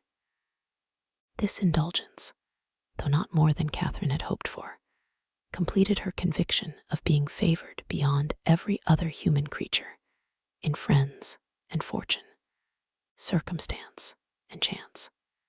everything seemed to cooperate for her advantage. By the kindness of her first friends, the Allens, she had been introduced into scenes where pleasures of every kind had met her. Her feelings, her preferences, had each known the happiness of a return. Wherever she felt attachment, she had been able to create it. The affection of Isabella was to be secured to her in a sister. The Tilneys, they by whom, above all, she desired to be favorably thought of, outstripped even her wishes in the flattering measures by which their intimacy was to be continued. She was to be their chosen visitor. She was to be for weeks under the same roof with the person whose society she mostly prized. And, in addition to all the rest, this roof was to be the roof of an abbey. Her passion for ancient edifices was next in degree to her passion for Henry Tilney, and castles and abbeys made usually the charm of those reveries which his image did not fill. To see and explore either the ramparts and keep of the one, or the cloisters of the other, had been for many weeks a darling wish, though to be more than the visitor of an hour had seemed too nearly impossible for desire. And yet, this was to happen, with all the chances against her of house, hall, place, park, court, and cottage. Northanger turned up an abbey, and she was to be its inhabitant. Its long, damp passages, its narrow cells and ruined chapel were to be within her daily reach, and she could not entirely subdue the hope of some traditional legends, some awful memorials of an injured and ill-fated nun. It was wonderful that her friends should seem so little elated by the possession of such a home, that the consciousness of it should be so meekly borne. The power of early habit only could account for it. A distinction to which they had been born gave no pride. Their superiority of abode was no more to them than their superiority of person. Many were the inquiries she was eager to make of Miss Tilney, but so active were her thoughts that when these inquiries were answered, she was hardly more assured than before of Northanger Abbey having been a richly endowed convent at the time of the Reformation, of its having fallen into the hands of an ancestor of the Tilneys on its dissolution, of a large portion of the ancient building still making a part of the present dwelling, although the rest was decayed, or of its standing low in a valley, sheltered from the north and east by rising woods of oak. Chapter 18. With a mind thus full of happiness, Catherine was hardly aware that 2 or 3 days had passed away without her seeing Isabella for more than a few minutes together. She began first to be sensible of this, and to sigh for her conversation as she walked along the pump room one morning by Mrs. Allen's side without anything to say or to hear. And scarcely had she felt a 5 minutes' longing of friendship before the object of it appeared, and inviting her to a secret conference, led the way to a seat. "This is my favorite place," said she, as they sat down on a bench between the doors, which commanded a tolerable view of everybody entering at either. "It is so out of the way." Catherine, observing that Isabella's eyes were continually bent towards one door or the other, as in eager expectation, and remembering how often she had been falsely accused of being arch, thought the present a fine opportunity for being really so, and therefore gaily said, "Do not be uneasy, Isabella. James will soon be here." "Pshaw, my dear creature," she replied. "Do not think me such a simpleton as to be always wanting to confine him to my elbow. It would be hideous to be always together. We should be the jest of the place. And so you are going to Northanger. I am amazingly glad of it. It is one of the finest old places in England, I understand. I shall depend upon a most particular description of it. You shall certainly have the best in my power to give. But who are you looking for? Are your sisters coming? I am not looking for anybody. One's eyes must be somewhere, and you know what a foolish trick I have of fixing mine when my thoughts are 100 miles off. I am amazingly absent. I believe I am the most absent creature in the world. Tilney says it is always the case with minds of a certain stamp. But I thought, Isabella, you had something in particular to tell me. Oh yes, and so I have. But here is a proof of what I was saying. My poor head, I had quite forgot it. Well, the thing is this. I have just had a letter from John. You can guess the contents. No, indeed, I cannot. My sweet love, do not be so abominably affected. What can he write about but yourself? You know he is over head and ears in love with you. With me, dear Isabella. Nay, my sweetest Catherine, this is being quite absurd. Modesty and all that is very well in its way, but really a little common honesty is sometimes quite as becoming. I have no idea of being so overstrained. It is fishing for compliments. His attentions were such as a child must have noticed. And it was but half an hour before he left Bath that you gave him the most positive encouragement. He says so in this letter, says that he as good as made you an offer, and that you received his advances in the kindest way. And now he wants me to urge his suit and say all manner of pretty things to you. So it is in vain to affect ignorance. Catherine, with all the earnestness of truth, expressed her astonishment at such a charge, protesting her innocence of every thought of Mr. Thorpe's being in love with her, and the consequent impossibility of her having ever intended to encourage him.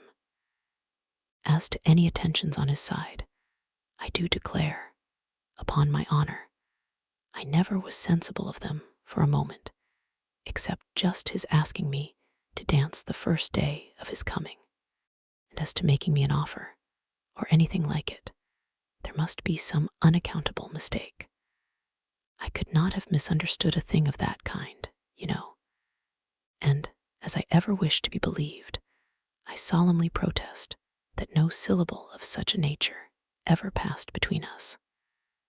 The last half hour before he went away, it must be all and completely a mistake, for I did not see him once that whole morning. But that you certainly did, for you spent the whole morning in Edgar's buildings. It was the day your father's consent came, and I am pretty sure that you and John were alone in the parlor some time before you left the house. Are you? Well, if you say it, it was so, I dare say, but for the life of me, I cannot recollect it. I do remember now being with you, and seeing him as well as the rest, but that we were ever alone for 5 minutes, however, it is not worth arguing about, for whatever might pass on his side, you must be convinced, by my having no recollection of it, that I never thought, nor expected, nor wished for anything of the kind from him.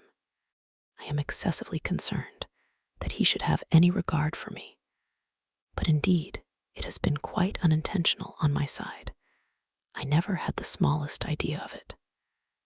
Pray undeceive him as soon as you can, and tell him I beg his pardon, that is, I do not know what I ought to say, but make him understand what I mean in the properest way. I would not speak disrespectfully of a brother of yours, Isabella, I am sure, but you know very well that if I could think of one man more than another, he is not the person. Isabella was silent. My dear friend, you must not be angry with me.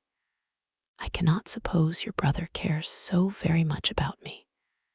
And you know, we shall still be sisters. Yes, yes, with a blush. There are more ways than one of our being sisters. But where am I wandering to? Well, my dear Catherine, the case seems to be that you are determined against poor John. Is not it so? I certainly cannot return his affection, and as certainly never meant to encourage it. Since that is the case, I am sure I shall not tease you any further. John desired me to speak to you on the subject, and therefore I have. But I confess, as soon as I read his letter, I thought it a very foolish, imprudent business, and not likely to promote the good of either. For what were you to live upon, supposing you came together? You have both of you something, to be sure, but it is not a trifle that will support a family nowadays. And after all that romancers may say, there is no doing without money. I only wonder John could think of it. He could not have received my last. You do acquit me, then, of anything wrong. You are convinced that I never meant to deceive your brother, never suspected him of liking me till this moment. Oh, as to that, answered Isabella laughingly, I do not pretend to determine what your thoughts and designs in time past may have been. All that is best known to yourself. A little harmless flirtation or so will occur, and one is often drawn on to give more encouragement than one wishes to stand by. But you may be assured that I am the last person in the world to judge you severely. All those things should be allowed for in youth and high spirits. What one means one day, one may not mean the next. Circumstances change, opinions alter. But my opinion of your brother never did alter. It was always the same. You are describing what never happened. Dearest Catherine, continued the other, without at all listening to her, I would not for all the world be the means of hurrying you into an engagement before you knew what you were about. I do not think anything would justify me in wishing you to sacrifice all your happiness merely to oblige my brother, because he is my brother, and who perhaps after all, might be just as happy without you. For people seldom know what they would be at, young men especially. They are so amazingly changeable and inconstant. What I say is, why should a brother's happiness be dearer to me than a friend's? You know I carry my notions of friendship pretty high.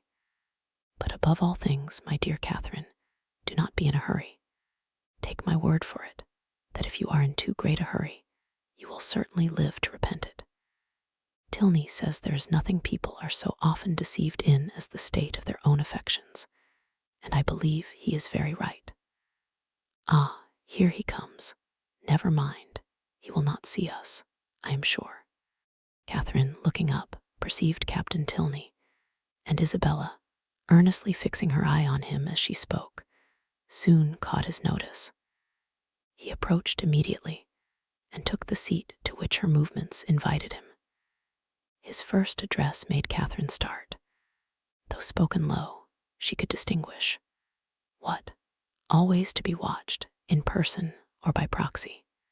Pshaw, nonsense, was Isabella's answer in the same half-whisper. Why do you put such things into my head? If I could believe it, my spirit, is pretty independent. I wish your heart were independent. That would be enough for me. My heart, indeed. What can you have to do with hearts? You men have none of you any hearts. If we have not hearts, we have eyes, and they give us torment enough. Do they? I am sorry for it. I am sorry they find anything so disagreeable in me. I will look another way. I hope this pleases you, turning her back on him. I hope your eyes are not tormented now. Never more so, for the edge of a blooming cheek is still in view, at once too much and too little. Catherine heard all this, and quite out of countenance, could listen no longer. Amazed that Isabella could endure it, and jealous for her brother, she rose up, and saying she should join Mrs. Allen, proposed their walking. But for this, Isabella showed no inclination. He was so amazingly tired, and it was so odious to parade about the pump room. And if she moved from her seat, she should miss her sisters. She was expecting her sisters every moment, so that her dearest Catherine must excuse her, and must sit quietly down again. But Catherine could be stubborn too, and Mrs. Allen just then coming up to propose their returning home. She joined her and walked out of the pump room, leaving Isabella still sitting with Captain Tilney. With much uneasiness did she thus leave them. It seemed to her that Captain Tilney was falling in love with Isabella, and Isabella unconsciously encouraging him. Unconsciously, it must be, for Isabella's attachment to James was as certain and well acknowledged as her engagement. To doubt her truth or good intentions was impossible, and yet, during the whole of their conversation, her manner had been odd. She wished Isabella had talked more like her usual self, and not so much about money, and had not looked so well pleased at the sight of Captain Tilney. How strange that she should not perceive his admiration. Catherine longed to give her a hint of it, to put her on her guard, and prevent all the pain which her too lively behavior might otherwise create both for him and her brother. The compliment of John Thorpe's affection did not make amends for this thoughtlessness in his sister. She was almost as far from believing as from wishing it to be sincere, for she had not forgotten that he could mistake, and his assertion of the offer and of her encouragement convinced her that his mistakes could sometimes be very egregious. In vanity, therefore, she gained but little. Her chief profit was in wonder. That he should think it worth his while to fancy himself in love with her was a matter of lively astonishment. Isabella talked of his attentions.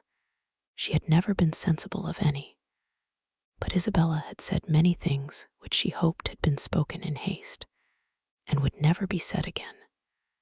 And upon this, she was glad to rest altogether for present ease and comfort. Chapter 19. A few days passed away, and Catherine, though not allowing herself to suspect her friend, could not help watching her closely. The result of her observations was not agreeable. Isabella seemed an altered creature. When she saw her, indeed, surrounded only by their immediate friends in Edgar's Buildings or Pulteney Street, her change of manners was so trifling that, had it gone no farther, it might have passed unnoticed. Something of languid indifference, or of that boasted absence of mind, which Catherine had never heard of before, would occasionally come across her, but had nothing worse appeared, that might only have spread a new grace and inspired a warmer interest. But when Catherine saw her in public admitting Captain Tilney's attentions as readily as they were offered, and allowing him almost an equal share with James in her notice and smiles, the alteration became too positive to be passed over. What could be meant by such unsteady conduct, what her friend could be at, was beyond her comprehension. Isabella could not be aware of the pain she was inflicting, but it was a degree of wilful thoughtlessness which Catherine could not but resent. James was the sufferer. She saw him grave and uneasy, and however careless of his present comfort the woman might be who had given him her heart, to her it was always an object. For poor Captain Tilney, too, she was greatly concerned. His looks did not please her. His name was a passport to her goodwill, and she thought with sincere compassion of his approaching disappointment. For, in spite of what she had believed herself to overhear in the pump room, his behavior was so incompatible with a knowledge of Isabella's engagement that she could not, upon reflection, imagine him aware of it. He might be jealous of her brother as a rival, but if more had seemed implied, the fault must have been in her misapprehension. She wished, by a gentle remonstrance, to remind Isabella of her situation and make her aware of this double unkindness. But for remonstrance, either opportunity or comprehension was always against her.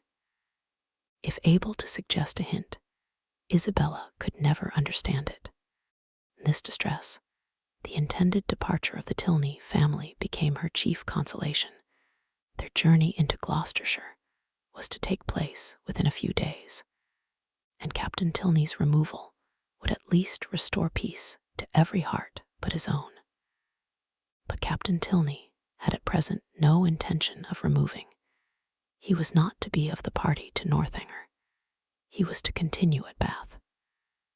When Catherine knew this, her resolution was directly made. She spoke to Henry Tilney on the subject, regretting his brother's evident partiality for Miss Thorpe, and entreating him to make known her prior engagement. "My brother does know it," was Henry's answer. "Does he? Then why does he stay here?" He made no reply, and was beginning to talk of something else, but she eagerly continued, "Why do not you persuade him to go away? The longer he stays, the worse it will be for him at last.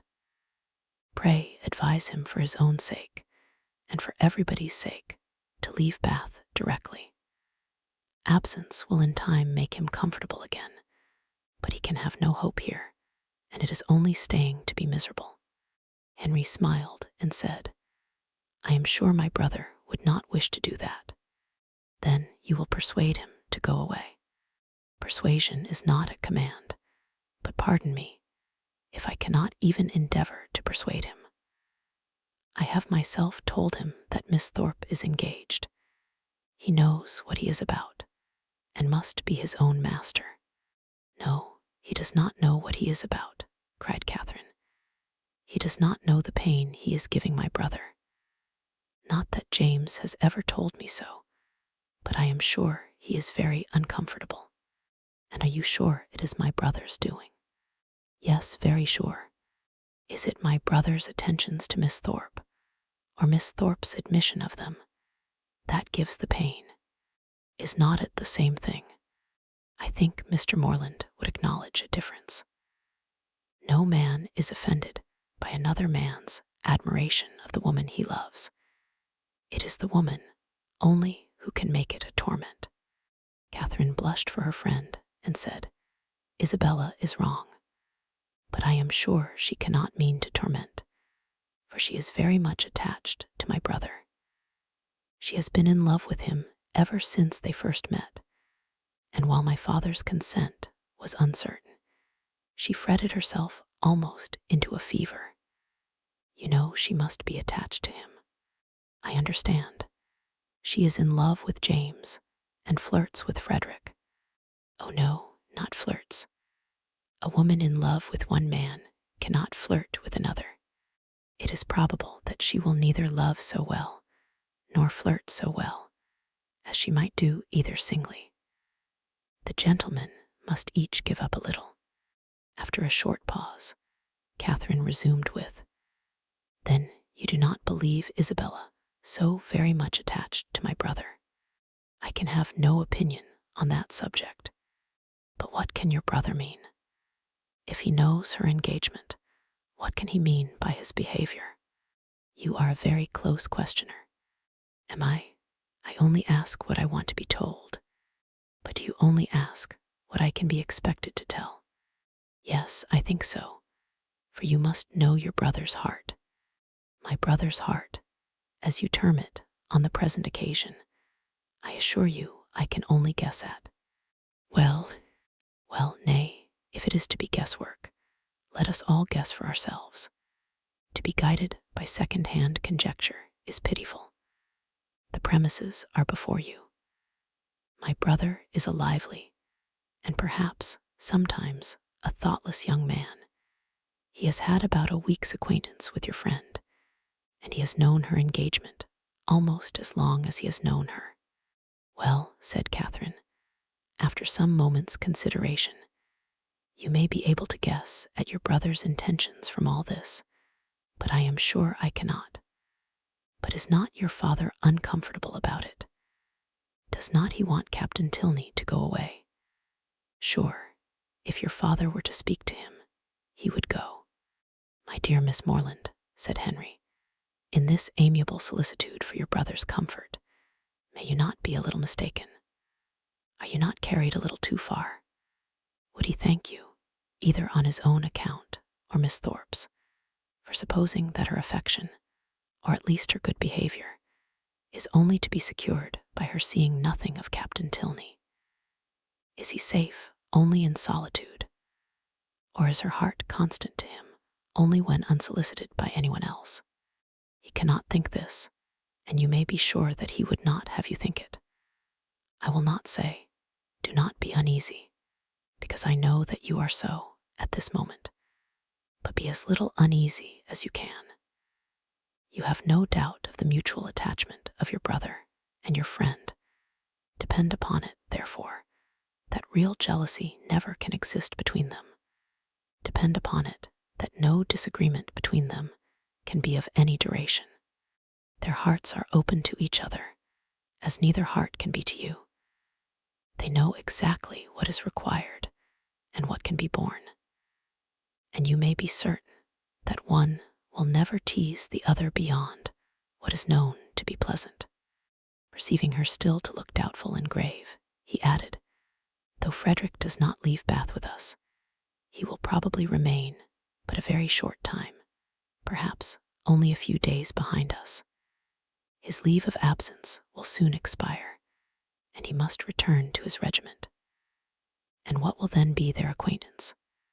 The mess room will drink Isabella Thorpe for a fortnight, and she will laugh with your brother over poor Tilney's passion for a month. Catherine would contend no longer against comfort. She had resisted its approaches during the whole length of a speech, but it now carried her captive. Henry Tilney must know best. She blamed herself for the extent of her fears, and resolved never to think so seriously on the subject again. Her resolution was supported by Isabella's behavior in their parting interview. The Thorpes spent the last evening of Catherine's stay in Pulteney Street, and nothing passed between the lovers to excite her uneasiness or make her quit them in apprehension. James was in excellent spirits, and Isabella most engagingly placid. Her tenderness for her friend seemed rather the first feeling of her heart, but that at such a moment was allowable. And once she gave her lover a flat contradiction, and once she drew back her hand. But Catherine remembered Henry's instructions and placed it all to judicious affection. The embraces, tears, and promises of the parting fair once may be fancied. Chapter 20.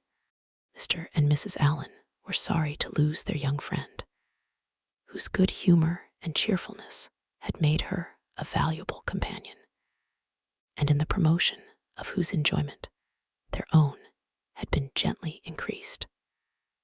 Her happiness in going with Miss Tilney, however, prevented their wishing it otherwise, and as they were to remain only one more week in Bath themselves, her quitting them now would not long be felt. Mr. Allen attended her to Milsom Street, where she was to breakfast, and saw her seated with the kindest welcome among her new friends.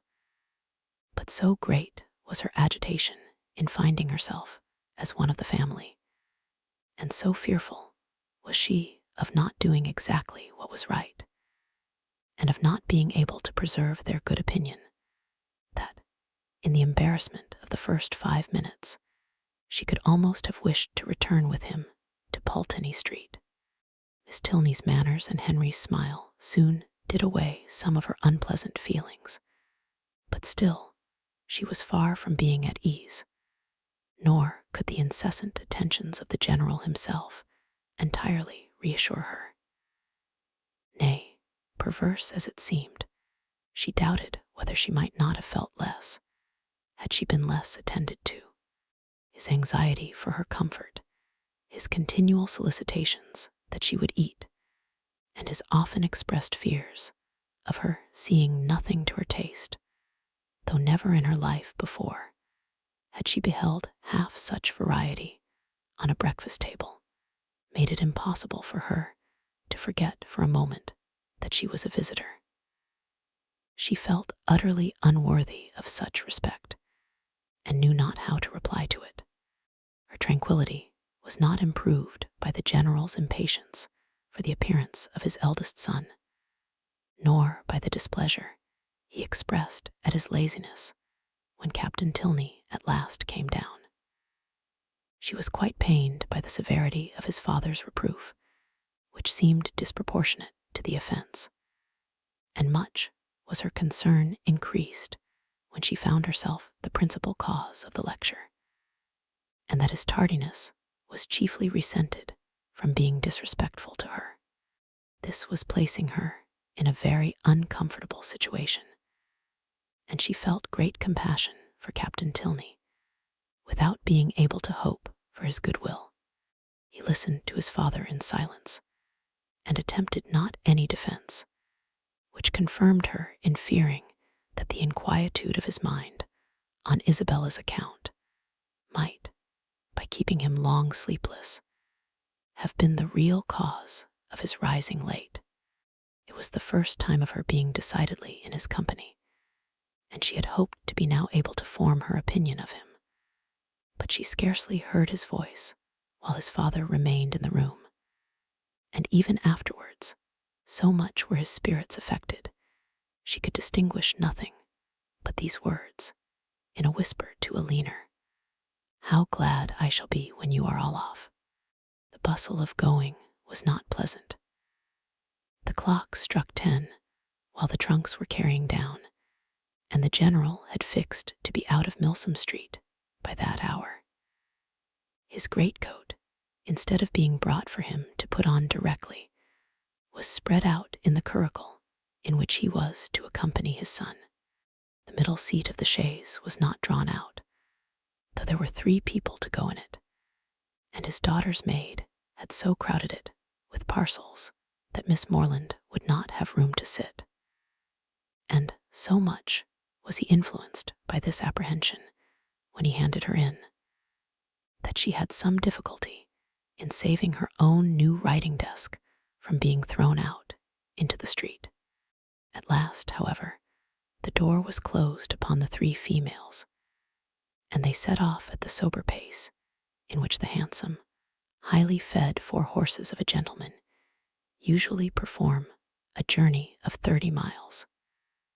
Such was the distance of Northanger from Bath, to be now divided into 2 equal stages. Catherine's spirits revived as they drove from the door, for with Miss Tilney she felt no restraint, and with the interest of a road entirely new to her, of an abbey before and a curricle behind, she caught the last view of Bath without any regret, and met with every milestone before she expected it. The tediousness of a 2 hours' wait at Petty France, in which there was nothing to be done but to eat without being hungry, and loiter about without anything to see, next followed, and her admiration of the style in which they travelled, of the fashionable chaise, and 4 postilions handsomely liveried, rising so regularly in their stirrups, and numerous outriders properly mounted, sunk a little under this consequent inconvenience. Had their party been perfectly agreeable, the delay would have been nothing. But General Tilney, though so charming a man, seemed always a check upon his children's spirits, and scarcely anything was said but by himself, the observation of which, with his discontent at whatever the inn afforded, and his angry impatience at the waiters, made Catherine grow every moment more in awe of him, and appeared to lengthen the 2 hours into 4. At last, however, the order of release was given, and much was Catherine then surprised by the general's proposal of her taking his place in his son's curricle for the rest of the journey. The day was fine, and he was anxious for her seeing as much of the country as possible. The remembrance of Mr. Allen's opinion respecting young men's open carriages made her blush at the mention of such a plan, and her first thought was to decline it. But her second was of greater deference for General Tilney's judgment. He could not propose anything improper for her, and in the course of a few minutes she found herself with Henry in the curricle, as happy a being as ever existed. Very short trial convinced her that a curricle was the prettiest equipage in the world, the chaise and four wheeled off with some grandeur, to be sure, but it was a heavy and troublesome business, and she could not easily forget its having stopped 2 hours at Petty France. Half the time would have been enough for the curricle, and so nimbly were the light horses disposed to move, that, had not the general chosen to have his own carriage lead the way, they could have passed it with ease in half a minute. But the merit of the curricle did not all belong to the horses. Henry drove so well, so quietly, without making any disturbance, without parading to her, or swearing at them, so different from the only gentleman coachman whom it was in her power to compare him with. And then his hat sat so well, and the innumerable capes of his greatcoat looked so becomingly important. To be driven by him, next to being dancing with him, was certainly the greatest happiness in the world. In addition to every other delight, she had now that of listening to her own praise, of being thanked at least, on his sister's account, for her kindness in thus becoming her visitor, of hearing it ranked as real friendship and described as creating real gratitude. His sister, he said, was uncomfortably circumstanced. She had no female companion, and, in the frequent absence of her father, was sometimes without any companion at all. "But how can that be?" said Catherine. "Are not you with her? Northanger is not more than half my home. I have an establishment at my own house in Woodston, which is nearly 20 miles from my father's, and some of my time is necessarily spent there. How sorry you must be for that. I am always sorry to leave Alina. Yes, but besides your affection for her, you must be so fond of the Abbey. After being used to such a home as the Abbey, an ordinary parsonage house must be very disagreeable." He smiled and said, "You have formed a very favorable idea of the Abbey." "To be sure, I have. Is not it a fine old place, just like what one reads about? And are you prepared to encounter all the horrors that a building, such as what one reads about, may produce? Have you a stout heart? Nerves fit for sliding panels and tapestry?" "Oh, yes. I do not think I should be easily frightened, because there would be so many people in the house, and besides, it has never been uninhabited and left deserted for years. And then the family come back to it unawares, without giving any notice, as generally happens. No, certainly. We shall not have to explore our way into a hall dimly lighted by the expiring embers of a wood fire, nor be obliged to spread our beds on the floor of a room without windows, doors, or furniture. But you must be aware that when a young lady is, by whatever means, introduced into a dwelling of this kind, she is always lodged apart from the rest of the family. While they snugly repair to their own end of the house, she is formally conducted by Dorothy, the ancient housekeeper, up a different staircase, and along many gloomy passages, into an apartment never used since some cousin or kin died in it about 20 years before. Can you stand such a ceremony as this? Will not your mind misgive you when you find yourself in this gloomy chamber, too lofty and extensive for you, with only the feeble rays of a single lamp to take in its size, its walls hung with tapestry exhibiting figures as large as life, and the bed, of dark green stuff or purple velvet, presenting even a funereal appearance? Will not your heart sink within you? Oh, but this will not happen to me, I am sure. How fearfully will you examine the furniture of your apartment, and what will you discern?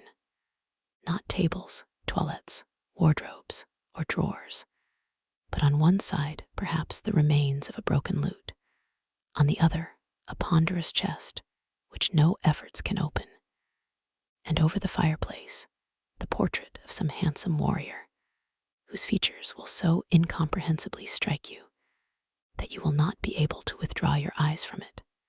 Dorothy, meanwhile, no less struck by your appearance, gazes on you in great agitation and drops a few unintelligible hints. To raise your spirits, moreover, she gives you reason to suppose that the part of the abbey you inhabit is undoubtedly haunted, and informs you that you will not have a single domestic within call. With this parting cordial, she curtsies off. You listen to the sound of her receding footsteps as long as the last echo can reach you. And when, with fainting spirits, you attempt to fasten your door, you discover, with increased alarm, that it has no lock. Oh, Mr. Tilney, how frightful. This is just like a book, but it cannot really happen to me. I am sure your housekeeper is not really Dorothy. Well, what then? Nothing further to alarm, perhaps, may occur the first night.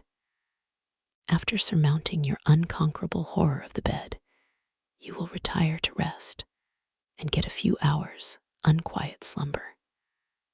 But on the second, or at farthest the third night after your arrival, you will probably have a violent storm. Peals of thunder so loud as to seem to shake the edifice to its foundation will roll round the neighboring mountains, and during the frightful gusts of wind which accompany it, you will probably think you discern, for your lamp is not extinguished, one part of the hanging more violently agitated than the rest.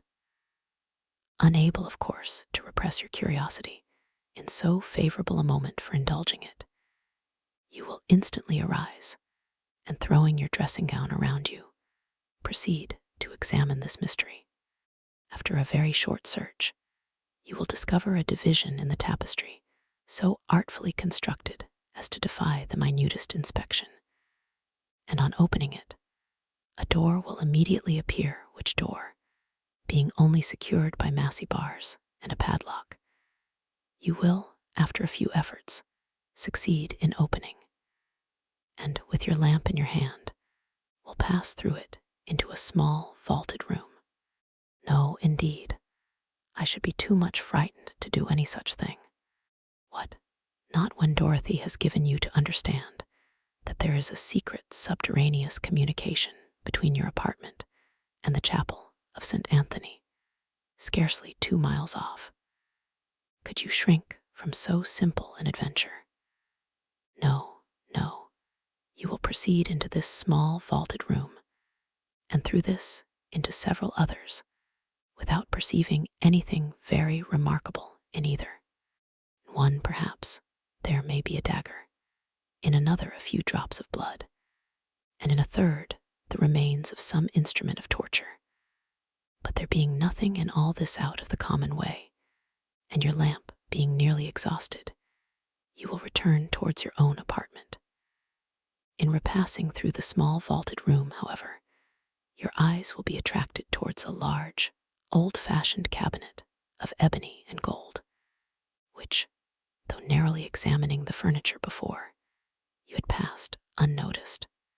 Impelled by an irresistible presentiment, you will eagerly advance to it, unlock its folding doors, and search into every drawer. But for some time, without discovering anything of importance, perhaps nothing but a considerable hoard of diamonds. At last, however, by touching a secret spring, an inner compartment will open. A roll of paper appears, you seize it. It contains many sheets of manuscript. You hasten with the precious treasure into your own chamber. But scarcely have you been able to decipher, O thou, whomsoever thou mayst be, into whose hands these memoirs of the wretched Matilda may fall, when your lamp suddenly expires in the socket and leaves you in total darkness. Oh, no, no, do not say so. Well, go on. But Henry was too much amused by the interest he had raised to be able to carry it farther. He could no longer command solemnity, either of subject or voice, and was obliged to entreat her to use her own fancy in the perusal of Matilda's woes. Catherine, recollecting herself, grew ashamed of her eagerness, and began earnestly to assure him that her attention had been fixed without the smallest apprehension of really meeting with what he related. Miss Tilney, she was sure, would never put her into such a chamber as he had described. She was not at all afraid. As they drew near the end of their journey, her impatience for a sight of the Abbey, for some time suspended by his conversation on subjects very different, returned in full force, and every bend in the road was expected with solemn awe to afford a glimpse of its massy walls of grey stone, rising amidst a grove of ancient oaks, with the last beams of the sun playing in beautiful splendor on its high Gothic windows. But so low did the building stand that she found herself passing through the great gates of the lodge into the very grounds of Northanger, without having discerned even an antique chimney. She knew not that she had any right to be surprised, but there was a something in this mode of approach which she certainly had not expected. To pass between lodges of a modern appearance, to find herself with such ease in the very precincts of the Abbey, and driven so rapidly along a smooth, level road of fine gravel, without obstacle, alarm, or solemnity of any kind, struck her as odd and inconsistent. She was not long at leisure, however, for such considerations. A sudden scud of rain, driving full in her face, made it impossible for her to observe anything further, and fixed all her thoughts on the welfare of her new straw bonnet. She was actually under the Abbey walls, was springing, with Henry's assistance, from the carriage, was beneath the shelter of the old porch, and had even passed on to the hall, where her friend and the general were waiting to welcome her, without feeling one awful foreboding of future misery to herself, or one moment's suspicion of any past scenes of horror being acted within the solemn edifice. The breeze had not seemed to waft the sighs of the murdered to her. It had wafted nothing worse than a thick, mizzling rain, and having given a good shake to her habit, she was ready to be shown into the common drawing-room, and capable of considering where she was. An abbey? Yes, it was delightful to be really in an abbey, but she doubted, as she looked round the room, whether anything within her observation would have given her the consciousness. The furniture was in all the profusion and elegance of modern taste. The fireplace, where she had expected the ample width and ponderous carving of former times, was contracted to a Rumford, with slabs of plain though handsome marble, and ornaments over it of the prettiest English china. The windows, to which she looked with peculiar dependence, from having heard the general talk of his preserving them in their Gothic form with reverential care, were yet less what her fancy had portrayed.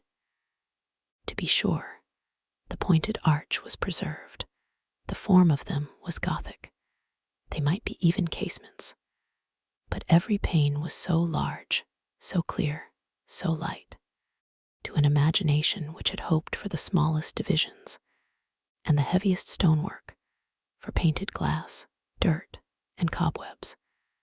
The difference was very distressing. General, perceiving how her eye was employed, began to talk of the smallness of the room and simplicity of the furniture, where everything, being for daily use, pretended only to comfort, etc., flattering himself, however, that there were some apartments in the Abbey not unworthy her notice, and was proceeding to mention the costly gilding of one in particular, when, taking out his watch, he stopped short to pronounce it, with surprise, within 20 minutes of 5. This seemed the word of separation, and Catherine found herself hurried away by Miss Tilney in such a manner as convinced her that the strictest punctuality to the family hours would be expected at Northanger. Returning through the large and lofty hall, they ascended a broad staircase of shining oak, which, after many flights and many landing places, brought them upon a long, wide gallery. On one side, it had a range of doors, and it was lighted on the other by windows, which Catherine had only time to discover looked into a quadrangle.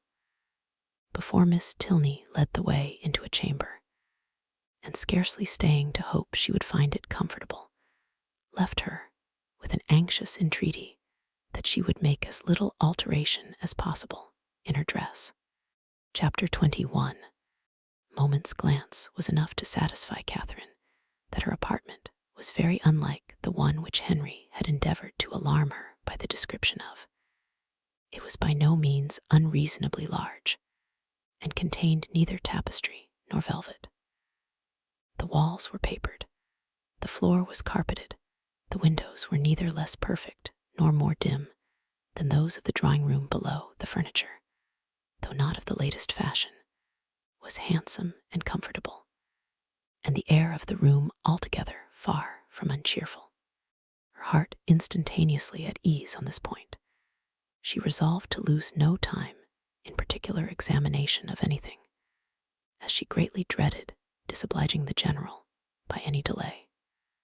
Her habit, therefore, was thrown off with all possible haste, and she was preparing to unpin the linen package which the chaise seat had conveyed for her immediate accommodation, when her eye suddenly fell on a large high chest, standing back in a deep recess on one side of the fireplace. The sight of it made her start, and, forgetting everything else, she stood gazing on it in motionless wonder, while these thoughts crossed her. This is strange indeed. I did not expect such a sight as this. An immense heavy chest. What can it hold? Why should it be placed here? Pushed back too, as if meant to be out of sight. I will look into it, cost me what it may. I will look into it, and directly too by daylight. If I stay till evening, my candle may go out. She advanced and examined it closely. It was of cedar, curiously inlaid with some darker wood, and raised, about a foot from the ground, on a carved stand of the same. The lock was silver, though tarnished from age. At each end were the imperfect remains of handles also of silver, broken perhaps prematurely by some strange violence, and on the center of the lid was a mysterious cipher in the same metal. Catherine bent over it intently, but without being able to distinguish anything with certainty. She could not, in whatever direction she took it, believe the last letter to be a T, and yet that it should be anything else in that house was a circumstance to raise no common degree of astonishment. If not originally theirs, by what strange events could it have fallen into the Tilney family? Her fearful curiosity was every moment growing greater, and seizing, with trembling hands, the hasp of the lock, she resolved at all hazards to satisfy herself at least as to its contents. With difficulty, for something seemed to resist her efforts, she raised the lid a few inches. But at that moment, a sudden knocking at the door of the room made her, starting, quit her hold, and the lid closed with alarming violence. This ill-timed intruder was Miss Tilney's maid, sent by her mistress to be of use to Miss Morland, and though Catherine immediately dismissed her, it recalled her to the sense of what she ought to be doing, and forced her, in spite of her anxious desire to penetrate this mystery, to proceed in her dressing without further delay. Her progress was not quick, for her thoughts and her eyes were still bent on the object so well calculated to interest and alarm, and though she dared not waste a moment upon a second attempt, she could not remain many paces from the chest. At length, however, having slipped one arm into her gown, her toilette seemed so nearly finished that the impatience of her curiosity might safely be indulged. One moment surely might be spared, and so desperate should be the exertion of her strength that, unless secured by supernatural means, the lid in one moment should be thrown back. With this spirit, she sprang forward, and her confidence did not deceive her. Her resolute effort threw back the lid and gave to her astonished eyes the view of a white cotton counterpane, properly folded, reposing at one end of the chest in undisputed possession. She was gazing on it with the first blush of surprise when Miss Tilney, anxious for her friends being ready, entered the room, and to the rising shame of having harbored for some minutes an absurd expectation, was then added the shame of being caught in so idle a search. "That is a curious old chest, is not it?" said Miss Tilney, as Catherine hastily closed it and turned away to the glass. "It is impossible to say how many generations it has been here. How it came to be first put in this room I know not, but I have not had it moved, because I thought it might sometimes be of use in holding hats and bonnets. The worst of it is that its weight makes it difficult to open.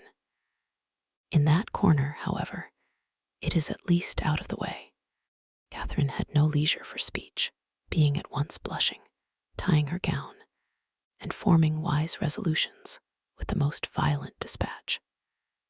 Miss Tilney gently hinted her fear of being late, and in half a minute they ran downstairs together, in an alarm not wholly unfounded, for General Tilney was pacing the drawing-room, his watch in his hand, and having, on the very instant of their entering, pulled the bell with violence, ordered dinner to be on table directly. Catherine trembled at the emphasis with which he spoke, and sat pale and breathless, in a most humble mood, concerned for his children, and detesting old chests. And the general, recovering his politeness as he looked at her, spent the rest of his time in scolding his daughter for so foolishly hurrying her fair friend, who was absolutely out of breath from haste, when there was not the least occasion for hurry in the world. But Catherine could not at all get over the double distress of having involved her friend in a lecture, and been a great simpleton herself, till they were happily seated at the dinner table, when the general's complacent smiles and a good appetite of her own restored her to peace. The dining parlor was a noble room, suitable in its dimensions to a much larger drawing-room than the one in common use, and fitted up in a style of luxury and expense, which was almost lost on the unpracticed eye of Catherine, who saw little more than its spaciousness and the number of their attendants. Of the former, she spoke aloud her admiration, and the general, with a very gracious countenance, acknowledged that it was by no means an ill-sized room, and further confessed that, though as careless on such subjects as most people, he did look upon a tolerably large eating-room as one of the necessaries of life.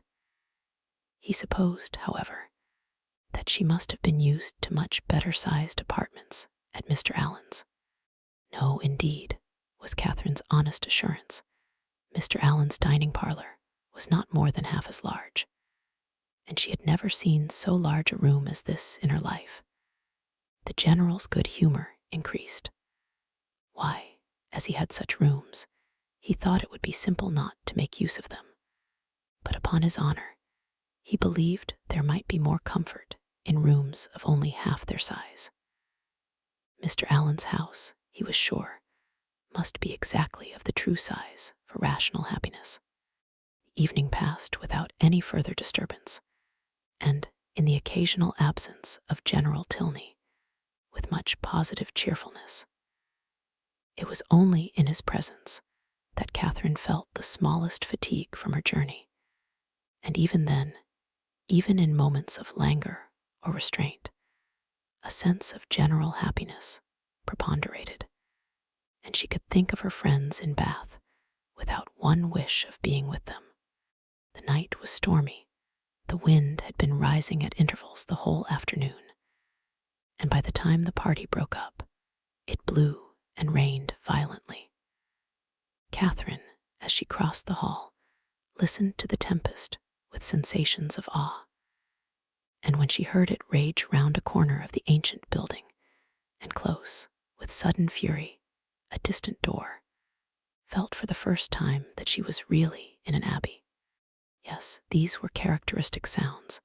They brought to her recollection a countless variety of dreadful situations and horrid scenes which such buildings had witnessed and such storms ushered in, and most heartily did she rejoice in the happier circumstances attending her entrance within walls so solemn. She had nothing to dread from midnight assassins or drunken gallants. Henry had certainly been only in jest in what he had told her that morning. In a house so furnished and so guarded, she could have nothing to explore or to suffer, and might go to her bedroom as securely as if it had been her own chamber at Fullerton. Thus, wisely fortifying her mind, as she proceeded upstairs, she was enabled, especially on perceiving that Miss Tilney slept only 2 doors from her, to enter her room with a tolerably stout heart, and her spirits were immediately assisted by the cheerful blaze of a wood fire. "How much better is this," said she, as she walked to the fender. "How much better to find a fire ready lit than to have to wait shivering in the cold till all the family are in bed, as so many poor girls have been obliged to do, and then to have a faithful old servant frightening one by coming in with a faggot. How glad I am that Northanger is what it is.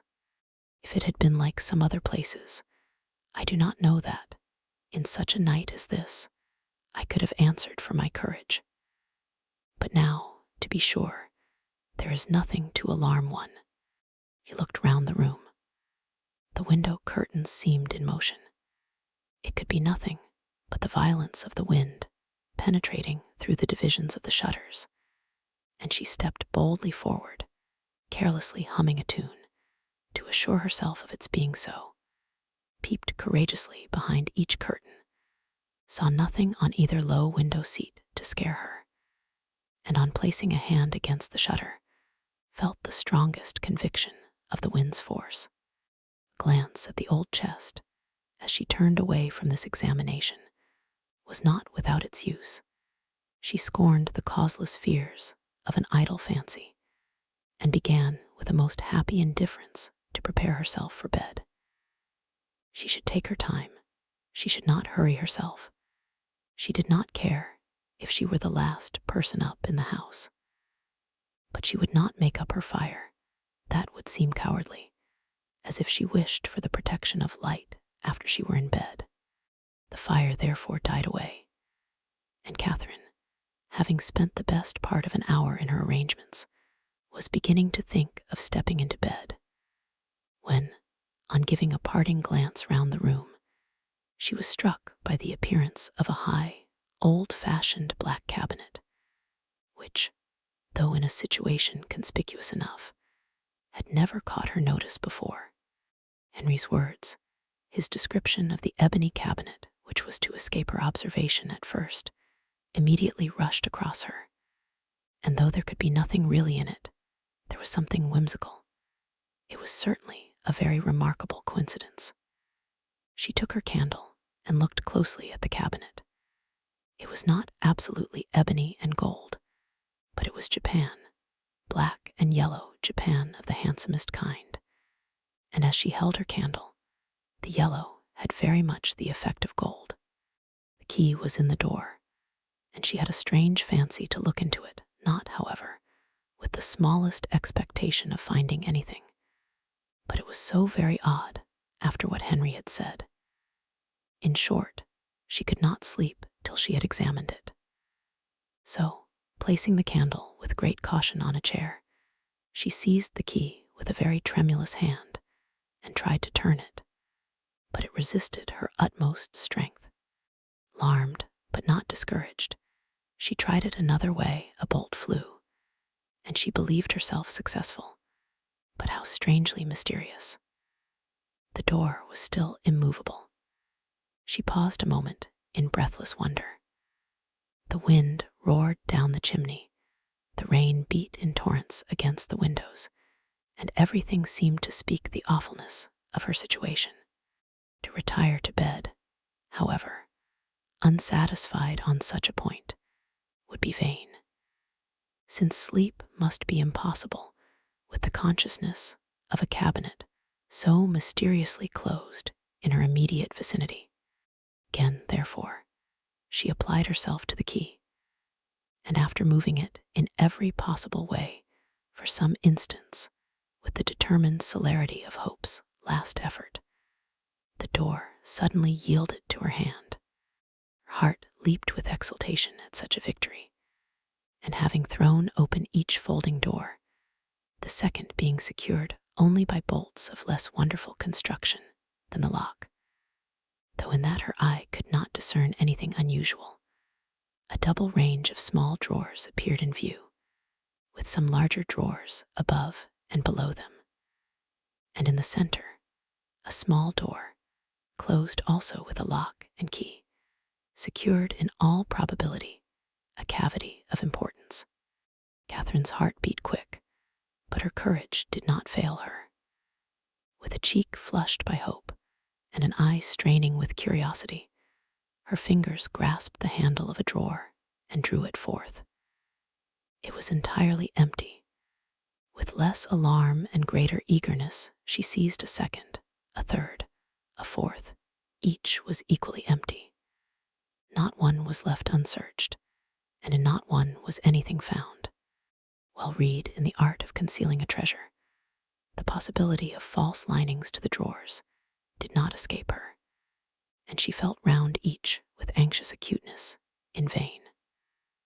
The place in the middle alone remained now unexplored, and though she had never from the first had the smallest idea of finding anything in any part of the cabinet, and was not in the least disappointed at her ill success thus far, it would be foolish not to examine it thoroughly while she was about it. It was some time, however, before she could unfasten the door, the same difficulty occurring in the management of this inner lock as of the outer. But at length it did open, and not vain, as hitherto, was her search. Her quick eyes directly fell on a roll of paper pushed back into the further part of the cavity, apparently for concealment, and her feelings at that moment were indescribable. Her heart fluttered, her knees trembled, and her cheeks grew pale. She seized, with an unsteady hand, the precious manuscript. For half a glance sufficed to ascertain written characters, and while she acknowledged with awful sensations this striking exemplification of what Henry had foretold, resolved instantly to peruse every line before she attempted to rest. Dimness of the light her candle emitted made her turn to it with alarm, but there was no danger of its sudden extinction. It had yet some hours to burn, and that she might not have any greater difficulty in distinguishing the writing than what its ancient date might occasion, she hastily snuffed it. Alas, it was snuffed and extinguished in one. A lamp could not have expired with more awful effect. Catherine, for a few moments, was motionless with horror. It was done completely. Not a remnant of light in the wick could give hope to the rekindling breath. Darkness impenetrable and immovable filled the room. A violent gust of wind, rising with sudden fury, added fresh horror to the moment. Catherine trembled from head to foot. In the pause which succeeded, a sound like receding footsteps and the closing of a distant door struck on her affrighted ear. Human nature could support no more. A cold sweat stood on her forehead. The manuscript fell from her hand, and groping her way to the bed, She jumped hastily in and sought some suspension of agony by creeping far underneath the clothes. To close her eyes in sleep that night, she felt must be entirely out of the question. With a curiosity so justly awakened and feelings in every way so agitated, repose must be absolutely impossible. The storm, too, abroad so dreadful. She had not been used to feel alarm from wind, but now every blast seemed fraught with awful intelligence. The manuscript, so wonderfully found, so wonderfully accomplishing the morning's prediction, how was it to be accounted for? What could it contain? To whom could it relate? By what means could it have been so long concealed? And how singularly strange that it should fall to her lot to discover it. Till she had made herself mistress of its contents, however, she could have neither repose nor comfort, and with the sun's first rays, she was determined to peruse it. But many were the tedious hours which must yet intervene. She shuddered, tossed about in her bed, and envied every quiet sleeper. The storm still raged, and various were the noises, more terrific even than the wind, which struck at intervals on her startled ear. Very curtains of her bed seemed at one moment in motion, and at another the lock of her door was agitated, as if by the attempt of somebody to enter. Hollow murmurs seemed to creep along the gallery, and more than once her blood was chilled by the sound of distant moans. Hour after hour passed away, and the wearied Catherine had heard 3 proclaimed by all the clocks in the house before the tempest subsided, or she unknowingly fell fast asleep. Chapter 22. The housemaid's folding back her window shutters at 8 o'clock the next day was the sound which first roused Catherine, and she opened her eyes, wondering that they could ever have been closed on objects of cheerfulness. Her fire was already burning, and a bright morning had succeeded the tempest of the night. Instantaneously, with the consciousness of existence, returned her recollection of the manuscript, and springing from the bed in the very moment of the maid's going away, she eagerly collected every scattered sheet which had burst from the roll on its falling to the ground, and flew back to enjoy the luxury of their perusal on her pillow. She now plainly saw that she must not expect a manuscript of equal length with the generality of what she had shuddered over in books. For the roll, seeming to consist entirely of small disjointed sheets, was altogether but of trifling size, and much less than she had supposed it to be at first. Her greedy eye glanced rapidly over a page. She started at its import. Could it be possible, or did not her senses play her false? An inventory of linen in coarse and modern characters seemed all that was before her. If the evidence of sight might be trusted, she held a washing bill in her hand. She seized another sheet and saw the same articles with little variation. A third, a fourth, and a fifth presented nothing new. Shirts, stockings, cravats, and waistcoats faced her in each. 2 others, penned by the same hand, marked an expenditure scarcely more interesting, in letters, hair powder, shoestring, and breeches ball. And the larger sheet, which had enclosed the rest, seemed by its first cramped line to poultice chestnut mare, a farrier's bill. Such was the collection of papers, left perhaps, as she could then suppose, by the negligence of a servant in the place whence she had taken them, which had filled her with expectation and alarm, and robbed her of half her night's rest. She felt humbled to the dust. Could not the adventure of the chest have taught her wisdom? A corner of it, catching her eye as she lay, seemed to rise up in judgment against her. Nothing could now be clearer than the absurdity of her recent fancies. To suppose that a manuscript of many generations back could have remained undiscovered in a room such as that, so modern, so habitable, or that she should be the first to possess the skill of unlocking a cabinet, the key of which was open to all. How could she have so imposed on herself? Heaven forbid that Henry Tilney should ever know her folly. And it was in a great measure his own doing, for had not the cabinet appeared so exactly to agree with his description of her adventures, she should never have felt the smallest curiosity about it. This was the only comfort that occurred. Impatient to get rid of those hateful evidences of her folly, those detestable papers then scattered over the bed, she rose directly, and folding them up as nearly as possible in the same shape as before, returned them to the same spot within the cabinet, with a very hearty wish that no untoward accident might ever bring them forward again, to disgrace her even with herself. Why the locks should have been so difficult to open, however, was still something remarkable, for she could now manage them with perfect ease. In this, there was surely something mysterious, and she indulged in the flattering suggestion for half a minute, till the possibility of the doors having been at first unlocked, and of being herself its fastener, darted into her head, and cost her another blush. She got away as soon as she could from a room in which her conduct produced such unpleasant reflections, and found her way with all speed to the breakfast parlor, as it had been pointed out to her by Miss Tilney the evening before. Henry was alone in it, and his immediate hope of her having been undisturbed by the tempest, with an arch reference to the character of the building they inhabited, was rather distressing.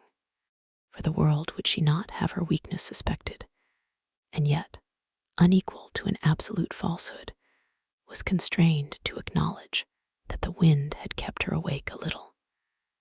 But we have a charming morning after it, she added, desiring to get rid of the subject, and storms and sleeplessness are nothing when they are over. What beautiful hyacinths! I have just learnt to love a hyacinth. And how might you learn? By accident or argument? Your sister taught me, I cannot tell how. Mrs. Allen used to take pains, year after year, to make me like them, but I never could, till I saw them the other day in Milsom Street. I am naturally indifferent about flowers, but now you love a hyacinth. So much the better. You have gained a new source of enjoyment, and it is well to have as many holds upon happiness as possible. Besides, a taste for flowers is always desirable in your sex, as a means of getting you out of doors, and tempting you to more frequent exercise than you would otherwise take. And though the love of a hyacinth may be rather domestic, who can tell, the sentiment once raised, but you may in time come to love a rose. But I do not want any such pursuit to get me out of doors. The pleasure of walking and breathing fresh air is enough for me, and in fine, whether I am out more than half my time. Mamma says I am never within. At any rate, however, I am pleased that you have learnt to love a hyacinth. The mere habit of learning to love is the thing, and a teachableness of disposition in a young lady is a great blessing. Has my sister a pleasant mode of instruction? Catherine was saved the embarrassment of attempting an answer by the entrance of the general, whose smiling compliments announced a happy state of mind, but whose gentle hint of sympathetic early rising did not advance her composure. The elegance of the breakfast set forced itself on Catherine's notice when they were seated at table, and luckily it had been the general's choice. He was enchanted by her approbation of his taste, confessed it to be neat and simple, thought it right to encourage the manufacture of his country, and for his part, to his uncritical palate, the tea was as well flavored from the clay of Staffordshire as from that of Dresden or Sèvres. But this was quite an old set, purchased 2 years ago. The manufacture was much improved since that time. He had seen some beautiful specimens when last in town, and had he not been perfectly without vanity of that kind, might have been tempted to order a new set. He trusted, however, that an opportunity might ere long occur of selecting one, though not for himself. Catherine was probably the only one of the party who did not understand him.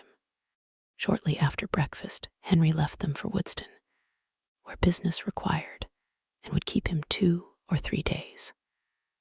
They all attended in the hall to see him mount his horse, and immediately on re-entering the breakfast room, Catherine walked to a window in the hope of catching another glimpse of his figure. "This is a somewhat heavy call upon your brother's fortitude," observed the general to a leaner.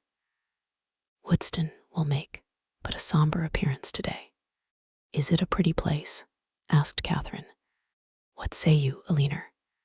Speak your opinion, for ladies can best tell the taste of ladies in regard to places as well as men. I think it would be acknowledged by the most impartial eye to have many recommendations. The house stands among fine meadows facing the southeast, with an excellent kitchen garden in the same aspect, the walls surrounding which I built and stocked myself about 10 years ago for the benefit of my son. It is a family living, Miss Morland, and the property in the place being chiefly my own, you may believe I take care that it shall not be a bad one. Did Henry's income depend solely on this living, he would not be ill provided for. Perhaps it may seem odd that with only 2 younger children, I should think any profession necessary for him. And certainly there are moments when we could all wish him disengaged from every tie of business. But though I may not exactly make converts of you young ladies, I am sure your father, Miss Morland, would agree with me in thinking it expedient to give every young man some employment. The money is nothing. It is not an object, but employment is the thing. Even Frederick, my eldest son, you see, who will perhaps inherit as considerable a landed property as any private man in the county, has his profession. The imposing effect of this last argument was equal to his wishes. The silence of the lady proved it to be unanswerable. Something had been said the evening before of her being shown over the house, and he now offered himself as her conductor. And though Catherine had hoped to explore it accompanied only by his daughter, it was a proposal of too much happiness in itself, under any circumstances, not to be gladly accepted, for she had been already 18 hours in the Abbey, and had seen only a few of its rooms. The netting box, just leisurely drawn forth, was closed with joyful haste, and she was ready to attend him in a moment. And when they had gone over the house, he promised himself moreover the pleasure of accompanying her into the shrubberies and garden. She curtsied her acquiescence, but perhaps it might be more agreeable to her to make those her first object. The weather was at present favorable, and at this time of year the uncertainty was very great of its continuing so. Which would she prefer? He was equally at her service. Which did his daughter think would most accord with her fair friend's wishes? But he thought he could discern. Yes, he certainly read in Miss Morland's eyes a judicious desire of making use of the present smiling weather. But when did she judge amiss? The Abbey would be always safe and dry. He yielded implicitly, and would fetch his hat and attend them in a moment. He left the room, and Catherine, with a disappointed, anxious face, began to speak of her unwillingness that he should be taking them out of doors against his own inclination, under a mistaken idea of pleasing her. But she was stopped by Miss Tilney's saying, with a little confusion, "I believe it will be wisest to take the morning while it is so fine. And do not be uneasy on my father's account. He always walks out at this time of day." Catherine did not exactly know how this was to be understood. Why was Miss Tilney embarrassed? Could there be any unwillingness on the General's side to show her over the Abbey? The proposal was his own, and was not it odd that he should always take his walk so early? Neither her father nor Mr. Allen did so. It was certainly very provoking. She was all impatience to see the house, and had scarcely any curiosity about the grounds. If Henry had been with them, indeed. But now she should not know what was picturesque when she saw it. Such were her thoughts, but she kept them to herself, and put on her bonnet in patient discontent. She was struck, however, beyond her expectation, by the grandeur of the Abbey, as she saw it for the first time from the lawn. The whole building enclosed a large court, and two sides of the quadrangle, rich in Gothic ornaments, stood forward for admiration. The remainder was shut off by knolls of old trees or luxuriant plantations, and the steep woody hills rising behind to give it shelter were beautiful even in the leafless month of March. Catherine had seen nothing to compare with it, and her feelings of delight were so strong that, without waiting for any better authority, she boldly burst forth in wonder and praise. The General listened with assenting gratitude, and it seemed as if his own estimation of Northanger had waited unfixed till that hour. The kitchen garden was to be next admired, and he led the way to it across a small portion of the park. The number of acres contained in this garden was such as Catherine could not listen to without dismay, being more than double the extent of all Mr. Allen's, as well as her father's, including churchyard and orchard. The walls seemed countless in number, endless in length. A village of hothouses seemed to arise among them, and a whole parish to be at work within the enclosure. The General was flattered by her looks of surprise, which told him almost as plainly, as he soon forced her to tell him in words, that she had never seen any gardens at all equal to them before. And he then modestly owned that, without any ambition of that sort himself, without any solicitude about it, he did believe them to be unrivaled in the kingdom. If he had a hobby horse, it was that. He loved a garden. Though careless enough in most matters of eating, he loved good fruit, or if he did not, his friends and children did. There were great vexations, however, attending such a garden as his. The utmost care could not always secure the most valuable fruits. The pinery had yielded only 100 in the last year. Mr. Allen, he supposed, must feel these inconveniences as well as himself. No, not at all. Mr. Allen did not care about the garden, and never went into it. With a triumphant smile of self-satisfaction, the General wished he could do the same, for he never entered his without being vexed in some way or other by its falling short of his plan. How were Mr. Allen's succession houses worked? Describing the nature of his own as they entered them. Mr. Allen had only one small hothouse, which Mrs. Allen had the use of for her plants in winter, and there was a fire in it now and then.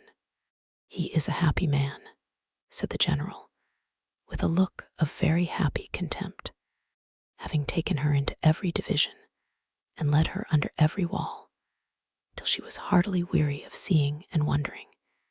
He suffered the girls at last to seize the advantage of an outer door, and then, expressing his wish to examine the effect of some recent alterations about the tea-house, proposed it as no unpleasant extension of their walk, if Miss Morland were not tired. "But where are you going, Aliner? Why do you choose that cold, damp path to it? Miss Morland will get wet. Our best way is across the park. This is so favorite a walk of mine," said Miss Tilney, "that I always think it the best and nearest way. But perhaps it may be damp." It was a narrow, winding path through a thick grove of old Scotch firs, and Catherine, struck by its gloomy aspect and eager to enter it, could not, even by the general's disapprobation, be kept from stepping forward. He perceived her inclination, and having again urged the plea of health in vain, was too polite to make further opposition. He excused himself, however, from attending them. The rays of the sun were not too cheerful for him, and he would meet them by another course. He turned away, and Catherine was shocked to find how much her spirits were relieved by the separation. The shock, however, being less real than the relief, offered it no injury, and she began to talk with easy gaiety of the delightful melancholy which such a grove inspired. "I am particularly fond of this spot," said her companion, with a sigh. "It was my mother's favorite walk." Catherine had never heard Mrs. Tilney mentioned in the family before, and the interest excited by this tender remembrance showed itself directly in her altered countenance, and in the attentive pause with which she waited for something more. "I used to walk here so often with her," added Eleanor, "though I never loved it then as I have loved it since. At that time, indeed, I used to wonder at her choice, but her memory endears it now, and ought it not," reflected Catherine, "to endear it to her husband?" Yet the general would not enter it.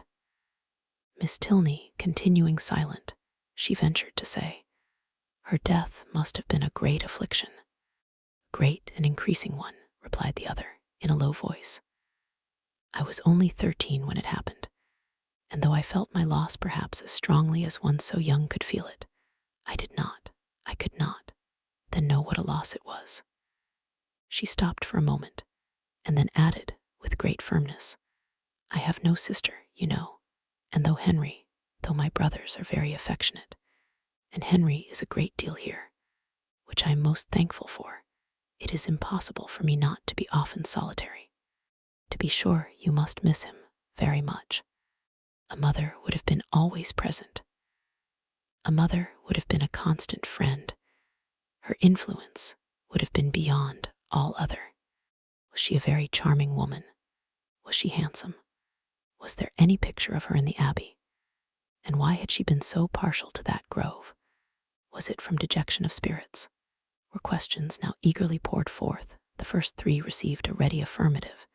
The 2 others were passed by, and Catherine's interest in the deceased, Mrs. Tilney, augmented with every question, whether answered or not. Of her unhappiness in marriage, she felt persuaded. The general certainly had been an unkind husband. He did not love her walk. Could he therefore have loved her?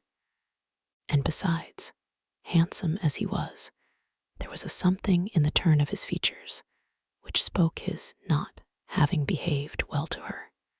Her picture, I suppose, blushing at the consummate art of her own question, hangs in your father's room. No, it was intended for the drawing room, but my father was dissatisfied with the painting, and for some time it had no place. Soon after her death, I obtained it for my own, and hung it in my bedchamber, where I shall be happy to show it you. It is very like. Here was another proof, a portrait very like of a departed wife, not valued by the husband. He must have been dreadfully cruel to her. Catherine attempted no longer to hide from herself the nature of the feelings which, in spite of all his attentions, he had previously excited, and what had been terror and dislike before was now absolute aversion. Yes, aversion. His cruelty to such a charming woman made him odious to her. She had often read of such characters which Mr. Allen had been used to call unnatural and overdrawn, but here was proof positive of the contrary.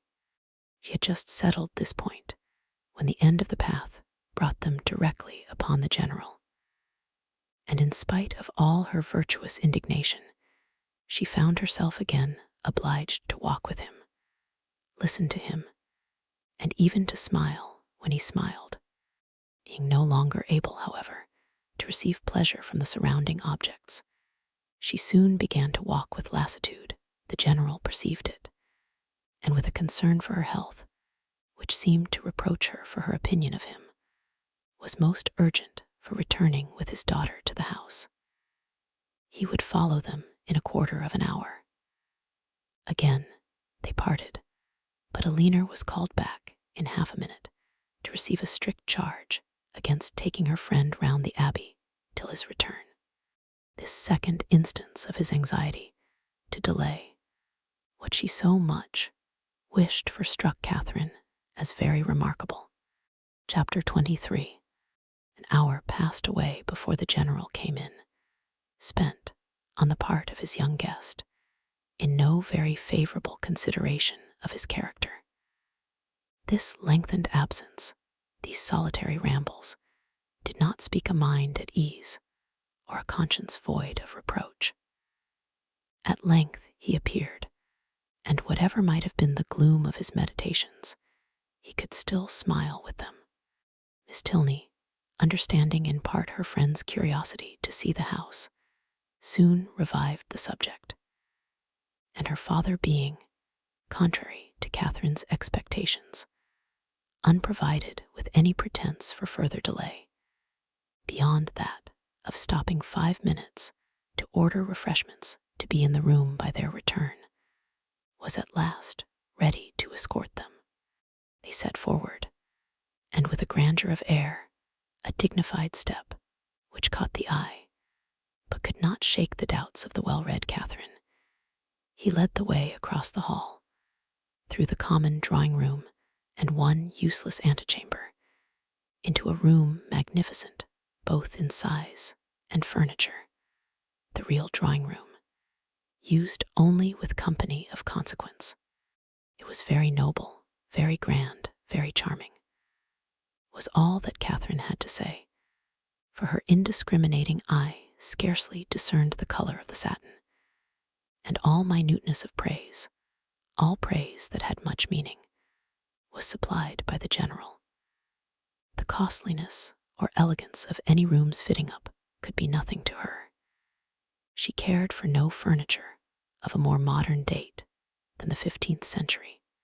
When the general had satisfied his own curiosity in a close examination of every well-known ornament, they proceeded into the library, an apartment, in its way, of equal magnificence, exhibiting a collection of books, on which an humble man might have looked with pride. Catherine heard, admired, and wondered with more genuine feeling than before, gathered all that she could from this storehouse of knowledge, by running over the titles of half a shelf, and was ready to proceed. But suites of apartments did not spring up with her wishes.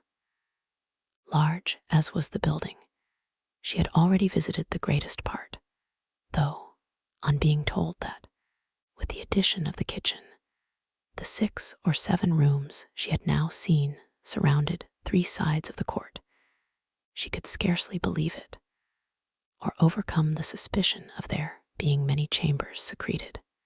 It was some relief, however, that they were to return to the rooms in common use, by passing through a few of less importance, looking into the court, which, with occasional passages, not wholly unintricate, connected the different sides. She was further soothed in her progress by being told that she was treading what had once been a cloister, having traces of cells pointed out, and observing several doors that were neither opened nor explained to her, by finding herself successively in a billiard room, and in the general's private apartment, without comprehending their connection, or being able to turn aright when she left them, and lastly, by passing through a dark little room, owning Henry's authority, and strewed with his litter of books, guns, and greatcoats, from the dining room, of which, though already seen, and always to be seen at 5 o'clock, the general could not forego the pleasure of pacing out the length, for the more certain information of Miss Morland, as to what she neither doubted nor cared for. They proceeded by quick communication to the kitchen, the ancient kitchen of the convent, rich in the massy walls and smoke of former days, and in the stoves and hot closets of the present. The general's improving hand had not loitered here. Every modern invention to facilitate the labor of the cooks had been adopted within this, their spacious theater. And when the genius of others had failed, his own had often produced the perfection wanted. His endowments of this spot alone might at any time have placed him high among the benefactors of the convent. With the walls of the kitchen ended all the antiquity of the abbey, the fourth side of the quadrangle having, on account of its decaying state, been removed by the general's father, and the present erected in its place. All that was venerable ceased here. The new building was not only new, but declared itself to be so, intended only for offices, and enclosed behind by stable yards. No uniformity of architecture had been thought necessary. Catherine could have raved at the hand which had swept away what must have been beyond the value of all the rest, for the purposes of mere domestic economy, and would willingly have been spared the mortification of a walk through scenes so fallen, had the general allowed it. But if he had a vanity, it was in the arrangement of his offices, and as he was convinced that, to a mind like Miss Morland's, a view of the accommodations and comforts by which the labors of her inferiors were softened must always be gratifying, he should make no apology for leading her on. They took a slight survey of all, and Catherine was impressed, beyond her expectation, by their multiplicity and their convenience. The purposes for which a few shapeless pantries and a comfortless scullery were deemed sufficient at Fullerton were here carried on in appropriate divisions, commodious and roomy. The number of servants continually appearing did not strike her less than the number of their offices. Wherever they went, some patent girl stopped to curtsy, or some footman in dishabille sneaked off. Yet this was an abbey. How inexpressibly different in these domestic arrangements from such as she had read about, from abbeys and castles, in which, though certainly larger than Northanger, all the dirty work of the house was to be done by two pair of female hands at the utmost.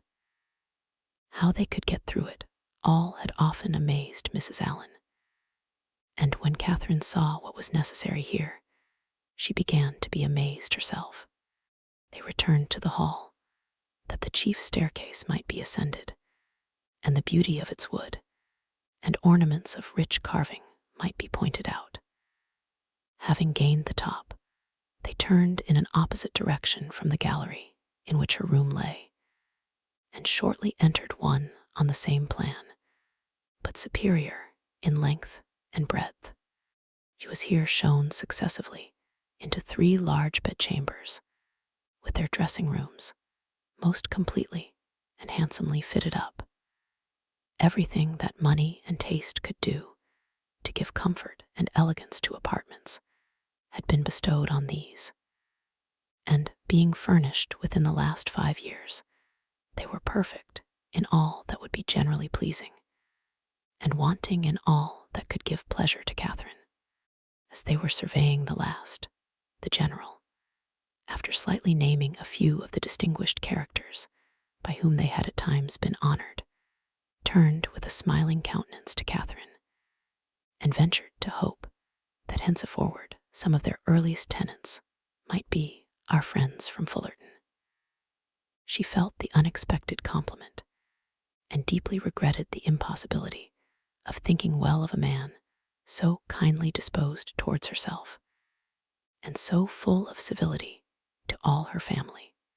The gallery was terminated by folding doors, which Miss Tilney, advancing, had thrown open and passed through, and seemed on the point of doing the same by the first door to the left, in another long reach of gallery, when the general, coming forwards, called her hastily, and, as Catherine thought, rather angrily back, demanding whither she were going.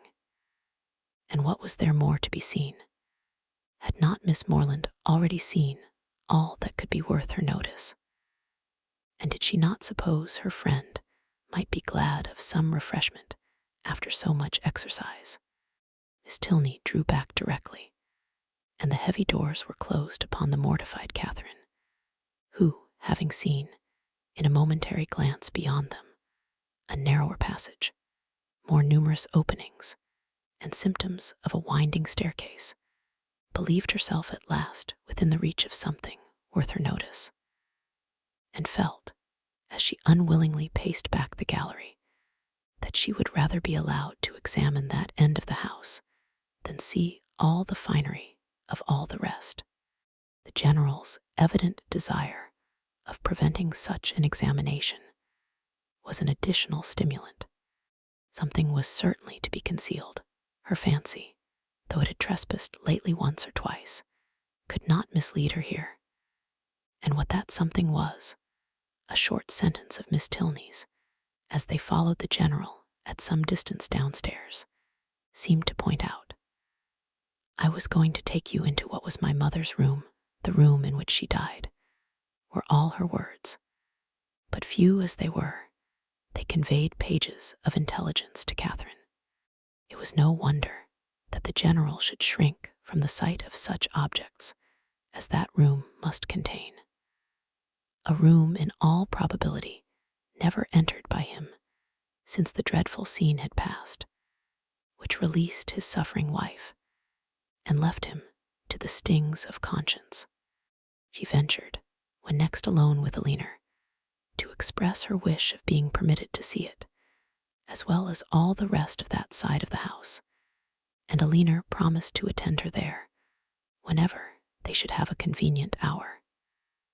Catherine understood her. The general must be watched from home before that room could be entered. "It remains as it was, I suppose," said she, in a tone of feeling. "Yes, entirely.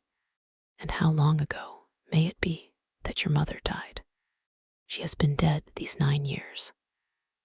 And 9 years, Catherine knew, was a trifle of time, compared with what generally elapsed after the death of an injured wife, before her room was put to rights. "You were with her, I suppose, to the last?" "No," said Miss Tilney, sighing. "I was unfortunately from home. Her illness was sudden and short, and before I arrived it was all over." Catherine's blood ran cold with the horrid suggestions which naturally sprang from these words. Could it be possible? Could Henry's father? And yet, how many were the examples to justify even the blackest suspicions? And when she saw him in the evening, while she worked with her friend, slowly pacing the drawing room for an hour together in silent thoughtfulness, with downcast eyes and contracted brow, she felt secure from all possibility of wronging him. It was the air and attitude of a Montoni. What could more plainly speak the gloomy workings of a mind, not wholly dead to every sense of humanity, in its fearful review of past scenes of guilt? Unhappy man! And the anxiousness of her spirits directed her eyes towards his figure so repeatedly as to catch Miss Tilney's notice. "My father," she whispered, "often walks about the room in this way. It is nothing unusual." "So much the worse," thought Catherine. Such ill-timed exercise was of a piece with the strange unseasonableness of his morning walks, and boded nothing good. After an evening, the little variety and seeming length of which made her peculiarly sensible of Henry's importance among them, she was heartily glad to be dismissed, though it was a look from the general not designed for her observation which sent his daughter to the bell. When the butler would have lit his master's candle, however, he was forbidden. The latter was not going to retire. "I have many pamphlets to finish," said he to Catherine, before I can close my eyes, and perhaps maybe poring over the affairs of the nation for hours after you are asleep. Can either of us be more meetly employed? My eyes will be blinding for the good of others, and yours preparing by rest for future mischief.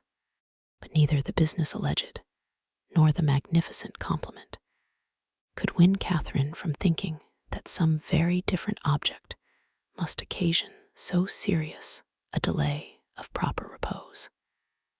To be kept up for hours, after the family were in bed, by stupid pamphlets was not very likely.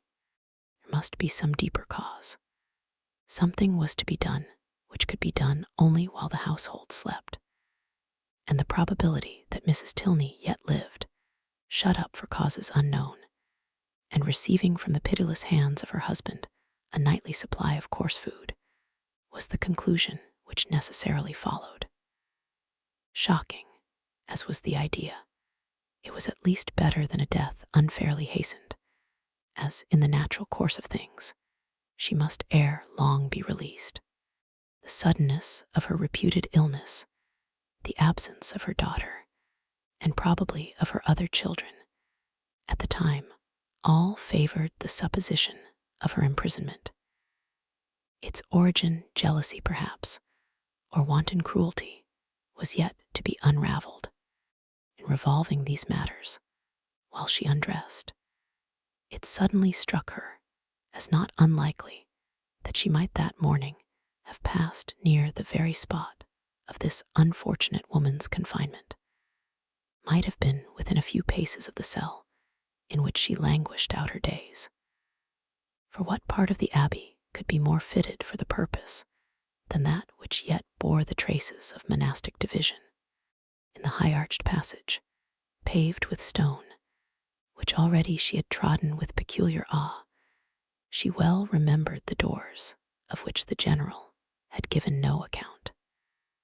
To what might not those doors lead? In support of the plausibility of this conjecture, it further occurred to her that the forbidden gallery, in which lay the apartments of the unfortunate Mrs. Tilney, must be, as certainly as her memory could guide her, exactly over this suspected range of cells, and the staircase, by the side of those apartments, of which she had caught a transient glimpse, communicating by some secret means with those cells, might well have favored the barbarous proceedings of her husband. Down that staircase she had perhaps been conveyed in a state of well-prepared insensibility. Catherine sometimes started at the boldness of her own surmises, and sometimes hoped or feared that she had gone too far. But they were supported by such appearances as made their dismissal impossible. The side of the quadrangle in which she supposed the guilty scene to be acting, being, according to her belief, just opposite her own, it struck her that, if judiciously watched, some rays of light from the general's lamp might glimmer through the lower windows as he passed to the prison of his wife. And twice, before she stepped into bed, she stole gently from her room to the corresponding window in the gallery to see if it appeared. But all abroad was dark, and it must yet be too early. The various ascending noises convinced her that the servants must still be up. Till midnight, she supposed it would be in vain to watch. But then, when the clock had struck 12, and all was quiet, she would, if not quite appalled by darkness, steal out and look once more. The clock struck 12, and Catherine had been half an hour asleep. Chapter 24. The next day afforded no opportunity for the proposed examination of the mysterious apartments. It was Sunday, and the whole time between morning and afternoon service was required by the general in exercise abroad or eating cold meat at home.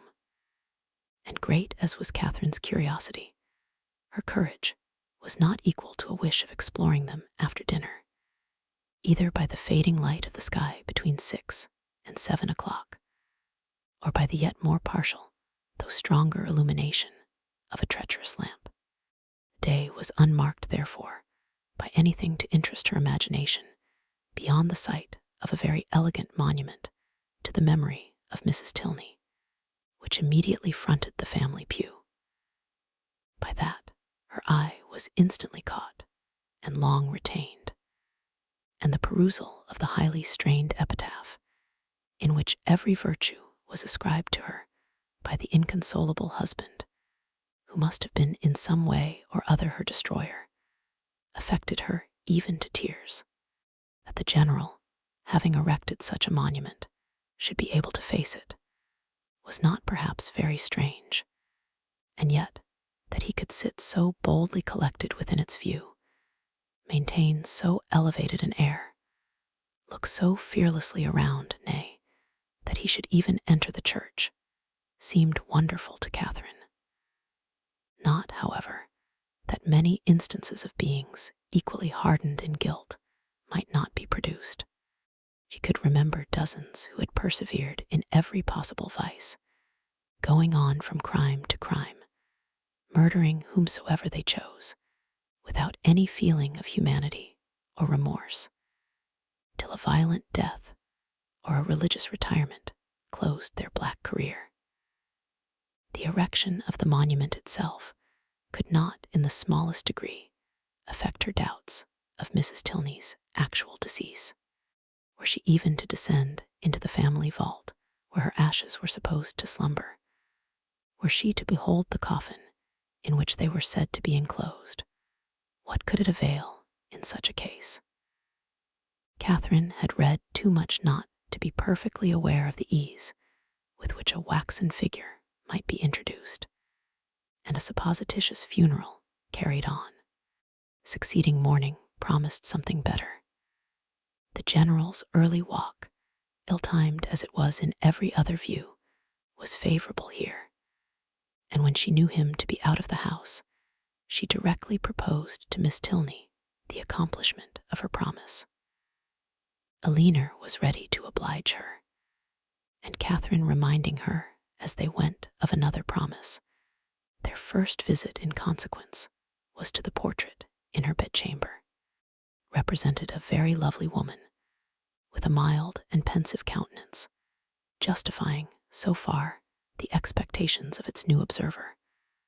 But they were not in every respect answered, for Catherine had depended upon meeting with features, hair, complexion, that should be the very counterpart, the very image, if not of Henry's, of Elinor's, the only portraits of which she had been in the habit of thinking, bearing always an equal resemblance of mother and child. A face once taken was taken for generations, but here she was obliged to look and consider and study for a likeness. She contemplated it, however, in spite of this drawback, with much emotion, and but for a yet stronger interest, would have left it unwillingly. Her agitation, as they entered the great gallery, was too much for any endeavor at discourse. She could only look at her companion. Elinor's countenance was dejected, yet sedate, and its composure spoke her inured to all the gloomy objects to which they were advancing. Again she passed through the folding doors. Again her hand was upon the important lock, and Catherine, hardly able to breathe, was turning to close the former with fearful caution, when the figure, the dreaded figure of the general himself at the further end of the gallery, stood before her. The name of Elinor at the same moment, in his loudest tone, resounded through the building, giving to his daughter the first intimation of his presence, and to Catherine terror upon terror. An attempt at concealment had been her first instinctive movement on perceiving him, yet she could scarcely hope to have escaped his eye, and when her friend, who with an apologizing look darted hastily by her, had joined and disappeared with him, she ran for safety to her own room, and locking herself in, believed that she should never have courage to go down again. She remained there at least an hour, in the greatest agitation, deeply commiserating the state of her poor friend, and expecting a summons herself from the angry general to attend him in his own apartment. No summons, however, arrived, and at last, on seeing a carriage drive up to the abbey, she was emboldened to descend and meet him under the protection of visitors. The breakfast room was gay with company, and she was named to them by the general as the friend of his daughter, in a complimentary style, which so well concealed his resentful ire as to make her feel secure at least of life for the present. And Aline, with a command of countenance which did honor to her concern for his character, taking an early occasion of saying to her, "My father only wanted me to answer a note," she began to hope that she had either been unseen by the general, or that, from some consideration of policy, she should be allowed to suppose herself so. Upon this trust, she dared still to remain in his presence after the company left them, and nothing occurred to disturb it. In the course of this morning's reflections, she came to a resolution of making her next attempt on the forbidden door alone. It would be much better in every respect that Aline should know nothing of the matter. To involve her in the danger of a second detection, to court her into an apartment which must wring her heart, could not be the office of a friend. The general's utmost anger could not be to herself what it might be to a daughter. And besides, she thought the examination itself would be more satisfactory if made without any companion. It would be impossible to explain to Aline the suspicions from which the other had, in all likelihood, been hitherto happily exempt.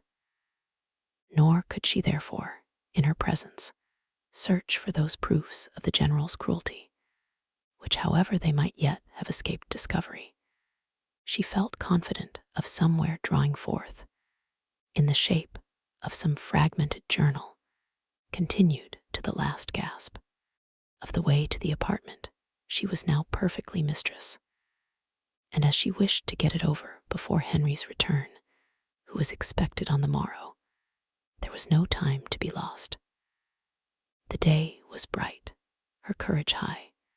At 4 o'clock, the sun was now 2 hours above the horizon, and it would be only her retiring to dress half an hour earlier than usual. It was done, and Catherine found herself alone in the gallery before the clocks had ceased to strike. It was no time for thought. She hurried on, slipped with the least possible noise through the folding doors, and without stopping to look or breathe, rushed forward to the one in question. The lock yielded to her hand, and luckily, with no sullen sound that could alarm a human being. On tiptoe she entered. The room was before her, but it was some minutes before she could advance another step. She beheld what fixed her to the spot, and agitated every feature.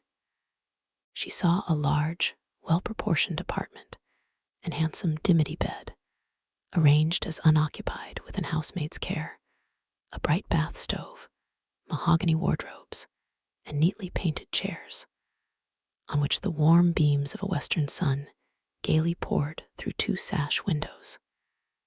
Catherine had expected to have her feelings worked, and worked they were. Astonishment and doubt first seized them, and a shortly succeeding ray of common sense added some bitter emotions of shame. She could not be mistaken as to the room, but how grossly mistaken in everything else. In Miss Tilney's meaning, in her own calculation. This apartment, to which she had given a date so ancient, a position so awful, proved to be one end of what the general's father had built. There were 2 other doors in the chamber, leading probably into dressing closets, but she had no inclination to open either.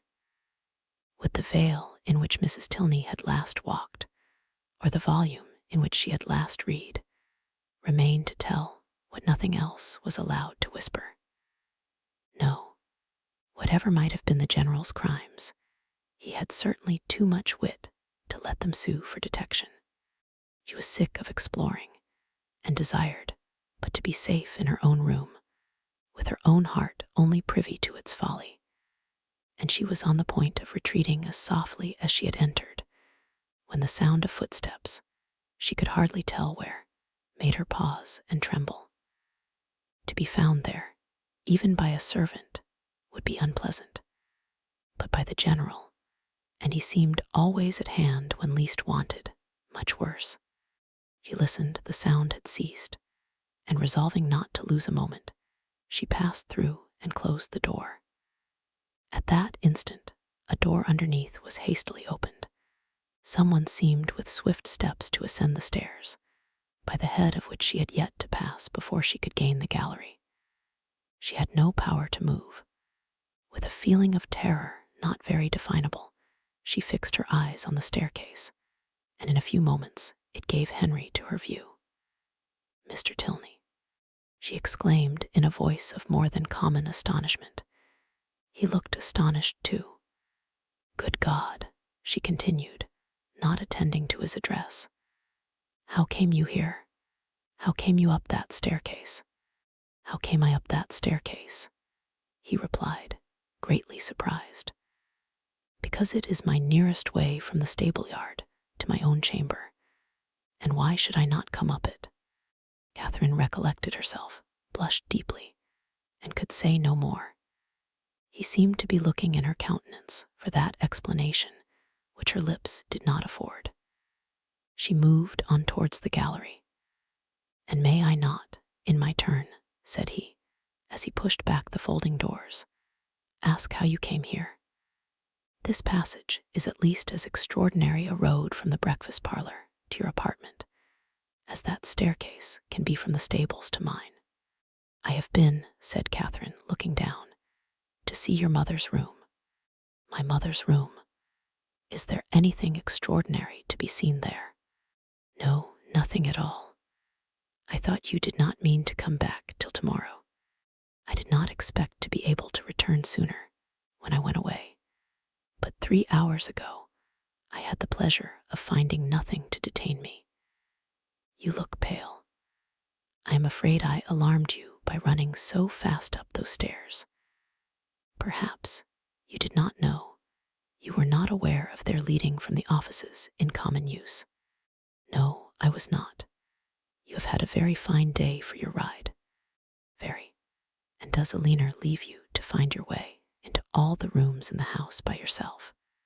"Oh no. She showed me over the greatest part on Saturday, and we were coming here to these rooms, but only," dropping her voice, "your father was with us." "And that prevented you," said Henry, earnestly regarding her. "Have you looked into all the rooms in that passage?"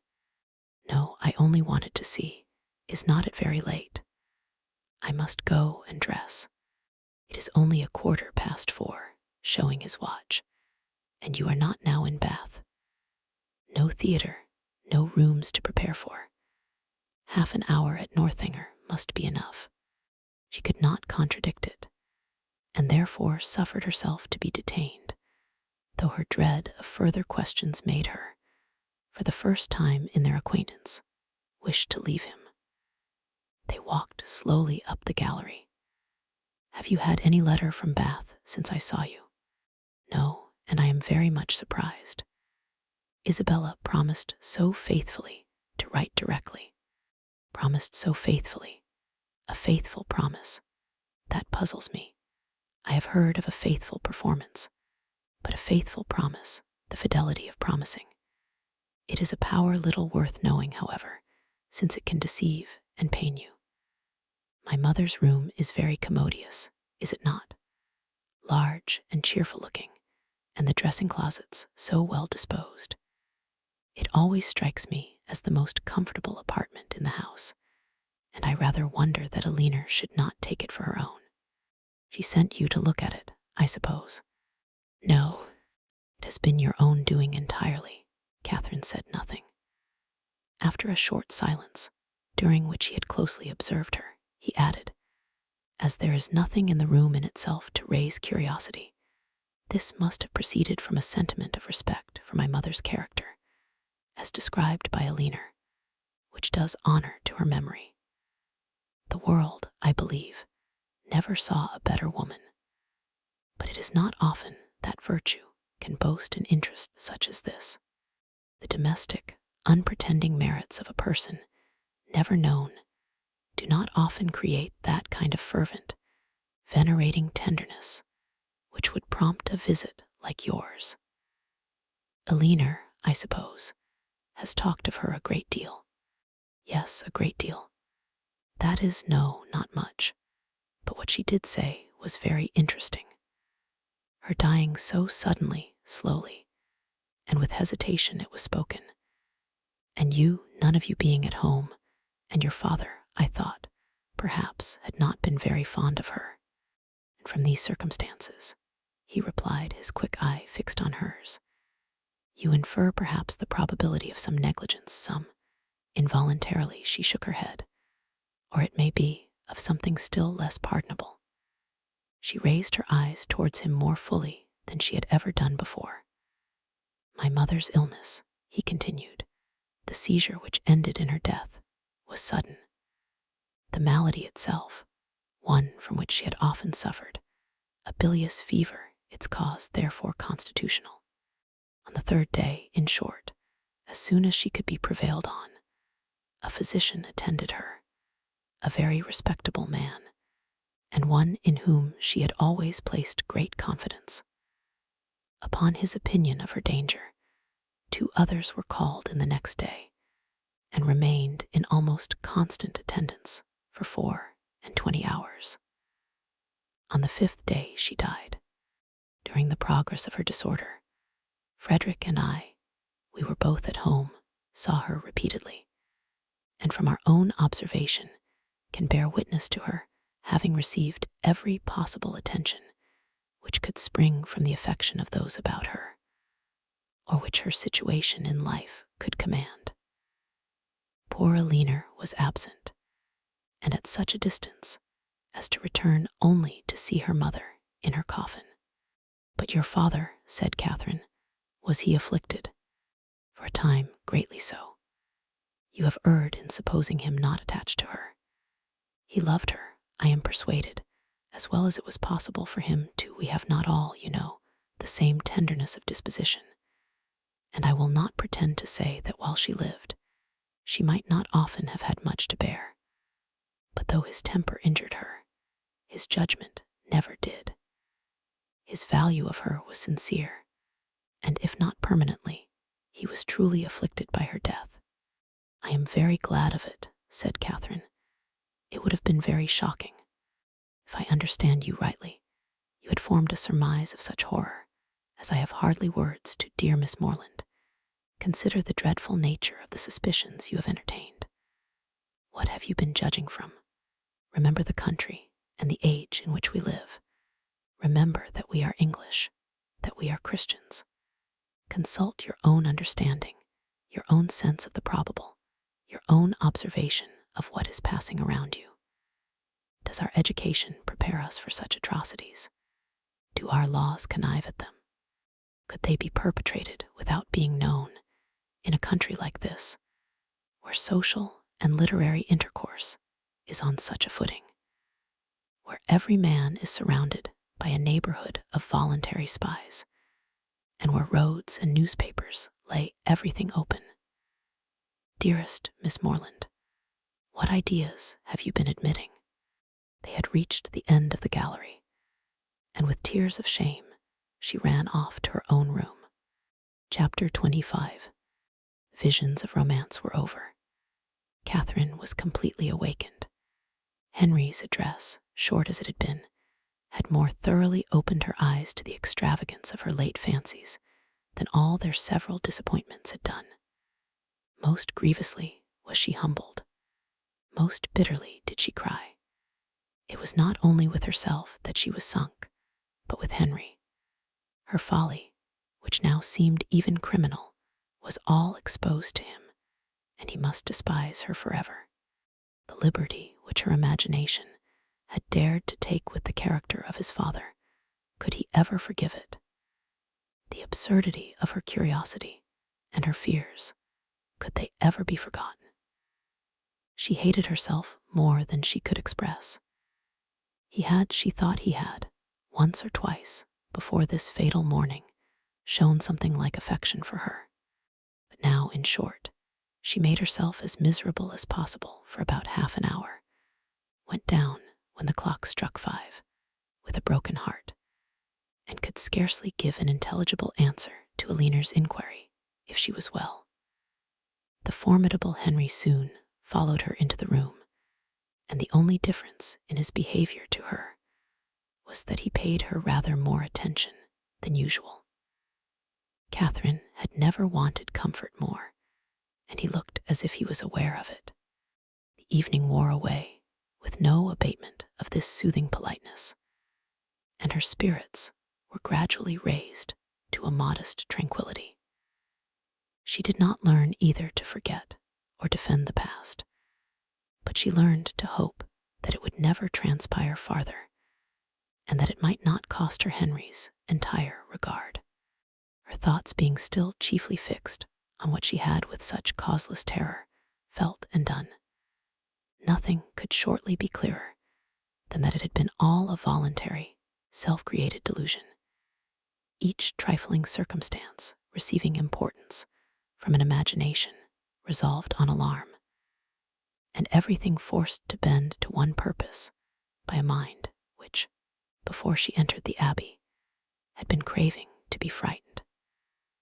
She remembered with what feelings she had prepared for a knowledge of Northanger. She saw that the infatuation had been created, the mischief settled, long before her quitting Bath, and it seemed as if the whole might be traced to the influence of that sort of reading which she had there indulged. Charming as were all Mrs. Radcliffe's works, and charming even as were the works of all her imitators, it was not in them, perhaps, that human nature, at least in the Midland counties of England, was to be looked for.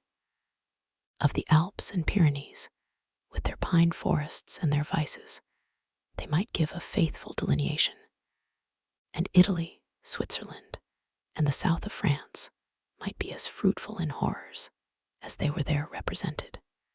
Catherine dared not doubt beyond her own country, and even of that, if hard pressed, would have yielded the northern and western extremities.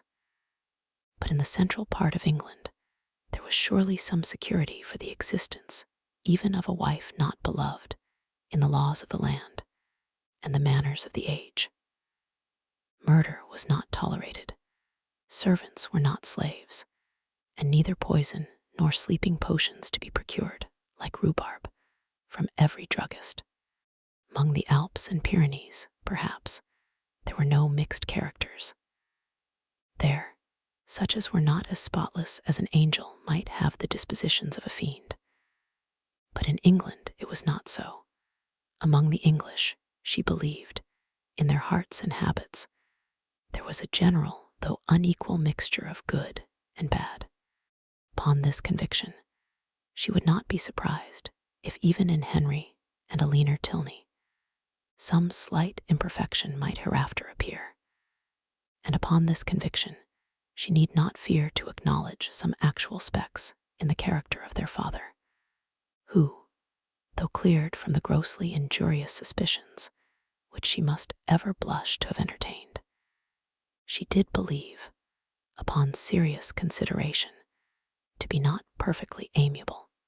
Her mind made up on these several points, and her resolution formed, of always judging and acting in future with the greatest good sense. She had nothing to do but to forgive herself and be happier than ever. And the lenient hand of time did much for her by insensible gradations in the course of another day. Henry's astonishing generosity and nobleness of conduct, in never alluding in the slightest way to what had passed, was of the greatest assistance to her. And sooner than she could have supposed it possible in the beginning of her distress, her spirits became absolutely comfortable, and capable, as heretofore, of continual improvement by anything he said. There were still some subjects, indeed, under which she believed they must always tremble, the mention of a chest or a cabinet, for instance, and she did not love the sight of Japan in any shape. But even she could allow that an occasional memento of past folly, however painful, might not be without use. The anxieties of common life began soon to succeed to the alarms of romance. Her desire of hearing from Isabella grew every day greater. She was quite impatient to know how the Bath world went on, and how the rooms were attended, and especially was she anxious to be assured of Isabella's having matched some fine netting cotton, on which she had left her intent, and of her continuing on the best terms with James. Her only dependence for information of any kind was on Isabella. James had protested against writing to her till his return to Oxford, and Mrs. Allen had given her no hopes of a letter till she had got back to Fullerton. But Isabella had promised and promised again, and when she promised a thing, she was so scrupulous in performing it. This made it so particularly strange. For 9 successive mornings, Catherine wondered over the repetition of a disappointment, which each morning became more severe. But on the 10th, when she entered the breakfast room, her first object was a letter, held out by Henry's willing hand. She thanked him as heartily as if he had written it himself. "'Tis only from James, however," as she looked at the direction. She opened it. It was from Oxford, and to this purpose: "Dear Catherine, though, God knows, with little inclination for writing, I think it my duty to tell you that everything is at an end between Miss Thorpe and me. I left her and Bath yesterday, never to see either again. I shall not enter into particulars. They would only pain you more. You will soon hear enough from another quarter to know where lies the blame, and I hope will acquit your brother of everything but the folly of too easily thinking his affection returned. Thank God, I am undeceived in time. But it is a heavy blow. After my father's consent had been so kindly given, but no more of this. She has made me miserable forever. Let me soon hear from you, dear Catherine. You are my only friend. Your love I do build upon. I wish your visit at Northanger may be over before Captain Tilney makes his engagement known, or you will be uncomfortably circumstanced. Poor Thorpe is in town. I dread the sight of him. His honest heart would feel so much. I have written to him and my father. Her duplicity hurts me more than all. Till the very last, if I reasoned with her, she declared herself as much attached to me as ever, and laughed at my fears. I am ashamed to think how long I bore with it, but if ever man had reason to believe himself loved, I was that man. I cannot understand even now what she would be at, for there could be no need of my being played off to make her secure of Tilney. We parted at last by mutual consent, happy for me had we never met. I can never expect to know such another woman. Dearest Catherine, beware how you give your heart. Believe me and see." Catherine had not read 3 lines before her sudden change of countenance, and short exclamations of sorrowing wonder declared her to be receiving unpleasant news, and Henry, earnestly watching her through the whole letter, saw plainly that it ended no better than it began. He was prevented, however, from even looking his surprise by his father's entrance. They went to breakfast directly, but Catherine could hardly eat anything. Tears filled her eyes and even ran down her cheeks as she sat. The letter was one moment in her hand, then in her lap, and then in her pocket, and she looked as if she knew not what she did. The general, between his cocoa and his newspaper, had luckily no leisure for noticing her, but to the other 2 her distress was equally visible. As soon as she dared leave the table, she hurried away to her own room, but the housemaids were busy in it, and she was obliged to come down again.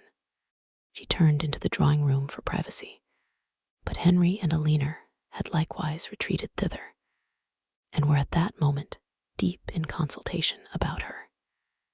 She drew back, trying to beg their pardon, but was, with gentle violence, forced to return, and the others withdrew, after Alina had affectionately expressed a wish of being of use or comfort to her. After half an hour's free indulgence of grief and reflection, Catherine felt equal to encountering her friends, but whether she should make her distress known to them was another consideration. Perhaps, if particularly questioned, she might just give an idea, just distantly hint at it, but not more. To expose a friend, such a friend as Isabella had been to her, and then their own brother so closely concerned in it, she believed she must waive the subject altogether. Henry and Alina were by themselves in the breakfast room, and each, as she entered it, looked at her anxiously. Catherine took her place at the table, and after a short silence, Alina said, "No bad news from Fullerton, I hope. Mr. and Mrs. Morland, your brothers and sisters, I hope they are none of them ill." "No, I thank you," sighing as she spoke. "They are all very well. My letter was from my brother at Oxford." Nothing further was said for a few minutes, and then, speaking through her tears, she added, "I do not think I shall ever wish for a letter again." "I am sorry," said Henry, closing the book he had just opened. "If I had suspected the letter of containing anything unwelcome, I should have given it with very different feelings. It contained something worse than anybody could suppose. Poor James is so unhappy. You will soon know why. To have so kind-hearted, so affectionate a sister," replied Henry warmly, "must be a comfort to him under any distress." "I have one favor to beg," said Catherine, shortly afterwards, in an agitated manner, "that, if your brother should be coming here, you will give me notice of it, that I may go away." "Our brother, Frederick? Yes, I am sure I should be very sorry to leave you so soon. But something has happened that would make it very dreadful for me to be in the same house with Captain Tilney." Alina's work was suspended while she gazed with increasing astonishment. But Henry began to suspect the truth, and something, in which Miss Thorpe's name was included, passed his lips. "How quick you are," cried Catherine. "You have guessed it, I declare. And yet, when we talked about it in Bath, you little thought of its ending so. Isabella, no wonder now I have not heard from her. Isabella has deserted my brother, and is to marry yours. Could you have believed there had been such inconstancy and fickleness, and everything that is bad in the world? I hope, so far as concerns my brother, you are misinformed. I hope he has not had any material share in bringing on Mr. Morland's disappointment. His marrying Miss Thorpe is not probable. I think you must be deceived so far. I am very sorry for Mr. Morland, sorry that anyone you love should be unhappy, but my surprise would be greater at Frederick's marrying her than at any other part of the story. It is very true, however. You shall read James's letter yourself. Stay, there is one part, recollecting with a blush the last line. Will you take the trouble of reading to us the passages which concern my brother?" "No, read it yourself," cried Catherine, whose second thoughts were clearer. I do not know what I was thinking of, blushing again, that she had blushed before. James only means to give me good advice. He gladly received the letter, and having read it through with close attention, returned it, saying, "Well, if it is to be so, I can only say that I am sorry for it. Frederick will not be the first man who has chosen a wife with less sense than his family expected. I do not envy his situation, either as a lover or a son." Miss Tilney, at Catherine's invitation, now read the letter likewise, and having expressed also her concern and surprise, began to inquire into Miss Thorpe's connections and fortune. Her mother is a very good sort of woman, was Catherine's answer. What was her father? A lawyer, I believe. They live at Putney. Are they a wealthy family? No, not very. I do not believe Isabella has any fortune at all, but that will not signify in your family. Your father is so very liberal. He told me the other day that he only valued money as it allowed him to promote the happiness of his children. The brother and sister looked at each other. But, said Alina, after a short pause, would it be to promote his happiness, to enable him to marry such a girl? She must be an unprincipled one, or she could not have used your brother so.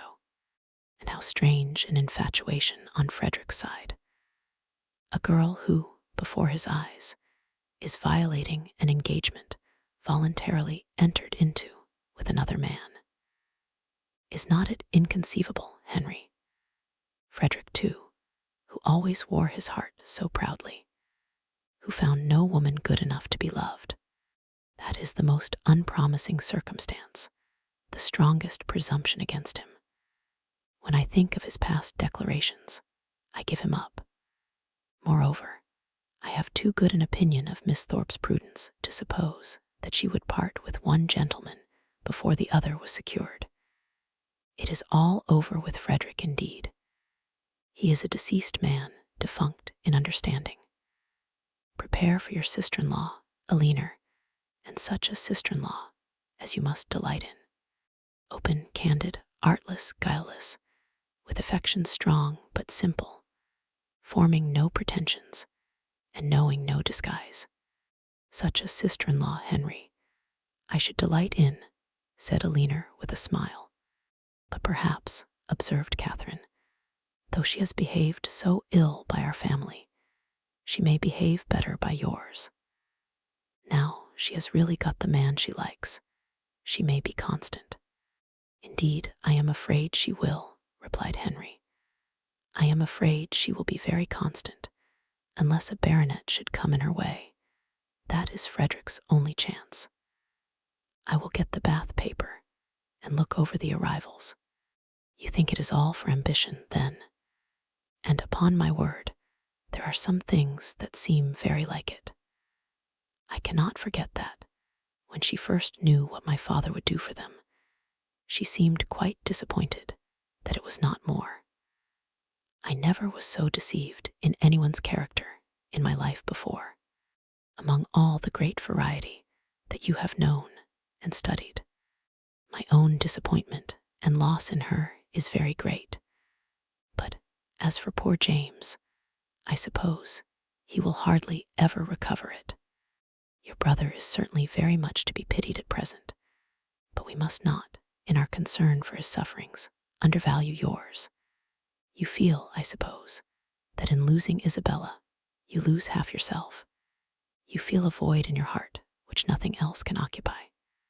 Society is becoming irksome, and as for the amusements in which you were wont to share at Bath, the very idea of them without her is abhorrent.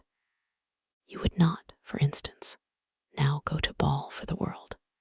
You feel that you have no longer any friend to whom you can speak with unreserve, on whose regard you can place dependence, or whose counsel, in any difficulty, you could rely on. You feel all this. No, said Catherine, after a few moments' reflection, I do not, ought I? To say the truth, though I am hurt and grieved, that I cannot still love her, that I am never to hear from her, perhaps never to see her again, I do not feel so very, very much afflicted as one would have thought. You feel, as you always do, what is most to the credit of human nature. Such feelings ought to be investigated, that they may know themselves. Catherine, by some chance or other, found her spirits so very much relieved by this conversation that she could not regret her being led on, though so unaccountably, to mention the circumstance which had produced it. Chapter 26.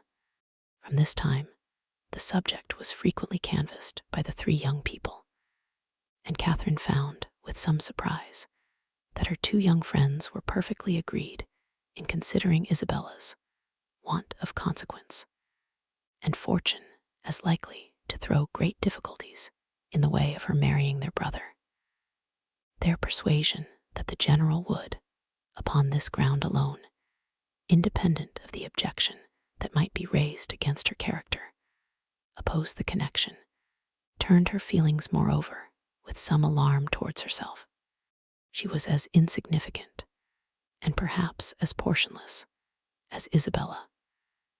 And if the heir of the Tilney property had not grandeur and wealth enough in himself, at what point of interest were the demands of his younger brother to rest?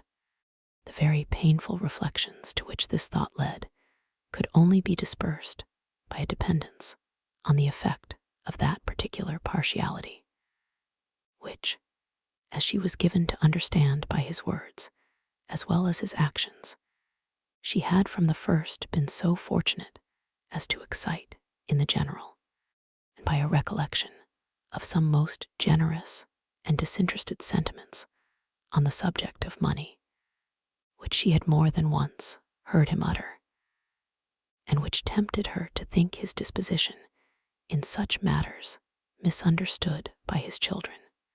They were so fully convinced, however, that their brother would not have the courage to apply in person for his father's consent, and so repeatedly assured her that he had never in his life been less likely to come to Northanger than at the present time, that she suffered her mind to be at ease as to the necessity of any sudden removal of her own.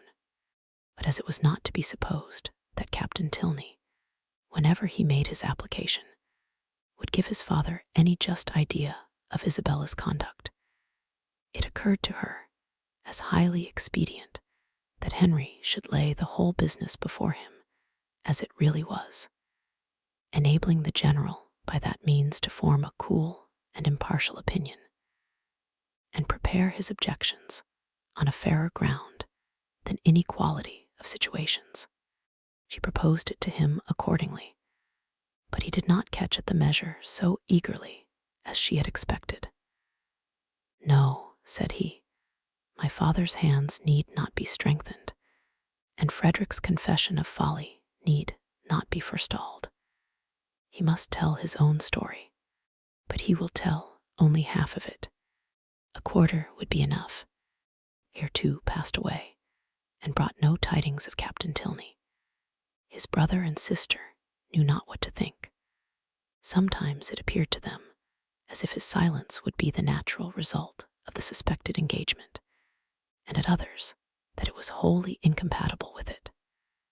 The general, meanwhile, though offended every morning by Frederick's remissness in writing, was free from any real anxiety about him, and had no more pressing solicitude than that of making Miss Morland's time at Northanger pass pleasantly. He often expressed his uneasiness on this head, feared the sameness of every day's society and employments would disgust her with the place, wished the Lady Frasers had been in the country, talked every now and then of having a large party to dinner, and once or twice began even to calculate the number of young dancing people in the neighborhood. But then it was such a dead time of year, no wildfowl, no game, and the Lady Frasers were not in the country, and it all ended at last in his telling Henry one morning that when he next went to Woodston, they would take him by surprise there some day or other, and eat their mutton with him. Henry was greatly honored and very happy, and Catherine was quite delighted with the scheme. "And when do you think, sir, I may look forward to this pleasure?" "I must be at Woodston on Monday to attend the parish meeting, and shall probably be obliged to stay 2 or 3 days." Well, we will take our chance some one of those days. There is no need to fix. You are not to put yourself at all out of your way. Whatever you may happen to have in the house will be enough. I think I can answer for the young ladies making allowance for a bachelor's table. Let me see. Monday will be a busy day with you. We will not come on Monday. And Tuesday will be a busy one with me. I expect my surveyor from Brockham with his report in the morning. And afterwards, I cannot in decency fail attending the club. I really could not face my acquaintance if I stayed away now. For, as I am known to be in the country, it would be taken exceedingly amiss. And it is a rule with me, Miss Morland, never to give offense to any of my neighbors, if a small sacrifice of time and attention can prevent it. They are a set of very worthy men. I have half a buck from Northanger twice a year, and I dine with them whenever I can. Tuesday, therefore, we may say is out of the question. But on Wednesday, I think, Henry, you may expect us, and we shall be with you early, that we may have time to look about us. 2 hours and 3/4 will carry us to Woodston, I suppose. We shall be in the carriage by 10. So, about 1:15 on Wednesday, you may look for us. A ball itself could not have been more welcome to Catherine than this little excursion.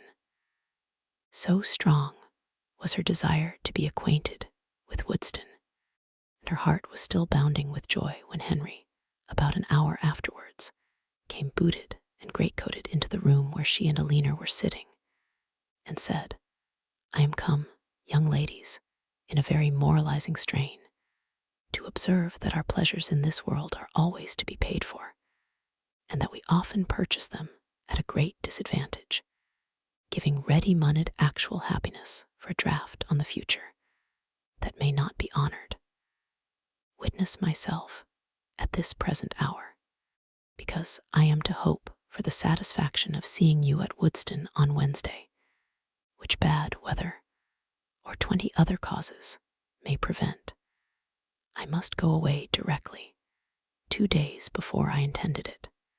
"Go away," said Catherine, with a very long face. "And why?" "Why, how can you ask the question? Because no time is to be lost in frightening my old housekeeper out of her wits. Because I must go and prepare a dinner for you, to be sure. Oh, not seriously. And sadly too, for I had much rather stay. But how can you think of such a thing, after what the General said, when he so particularly desired you not to give yourself any trouble, because anything would do?" Henry only smiled. "I am sure it is quite unnecessary upon your sister's account and mine. You must know it to be so, and the General made such a point of your providing nothing extraordinary. Besides, if he had not said half so much as he did, he has always such an excellent dinner at home, that sitting down to a middling one for one day could not signify. I wish I could reason like you, for his sake and my own. Goodbye. As tomorrow is Sunday, Alina, I shall not return." He went, and it being at any time a much simpler operation to Catherine to doubt her own judgment than Henry's, she was very soon obliged to give him credit for being right, however disagreeable to her his going. But the inexplicability of the General's conduct dwelt much on her thoughts. That he was very particular in his eating, she had, by her own unassisted observation, already discovered. But why he should say one thing so positively and mean another all the while was most unaccountable. How were people at that rate to be understood? Who but Henry could have been aware of what his father was at? From Saturday to Wednesday, however, they were now to be without Henry. This was the sad finale of every reflection, and Captain Tilney's letter would certainly come in his absence, and Wednesday, she was very sure, would be wet. The past, present, and future were all equally in gloom. Her brother so unhappy, and her loss in Isabella so great, and Alina's spirits always affected by Henry's absence. What was there to interest or amuse her? She was tired of the woods and the shrubberies, always so smooth and so dry, and the abbey in itself was no more to her now than any other house. The painful remembrance of the folly it had helped to nourish and perfect was the only emotion which could spring from a consideration of the building. What a revolution in her ideas! She, who had so longed to be in an abbey. Now there was nothing so charming to her imagination as the unpretending comfort of a well-connected parsonage, something like Fullerton, but better. Fullerton had its faults, but Woodston probably had none.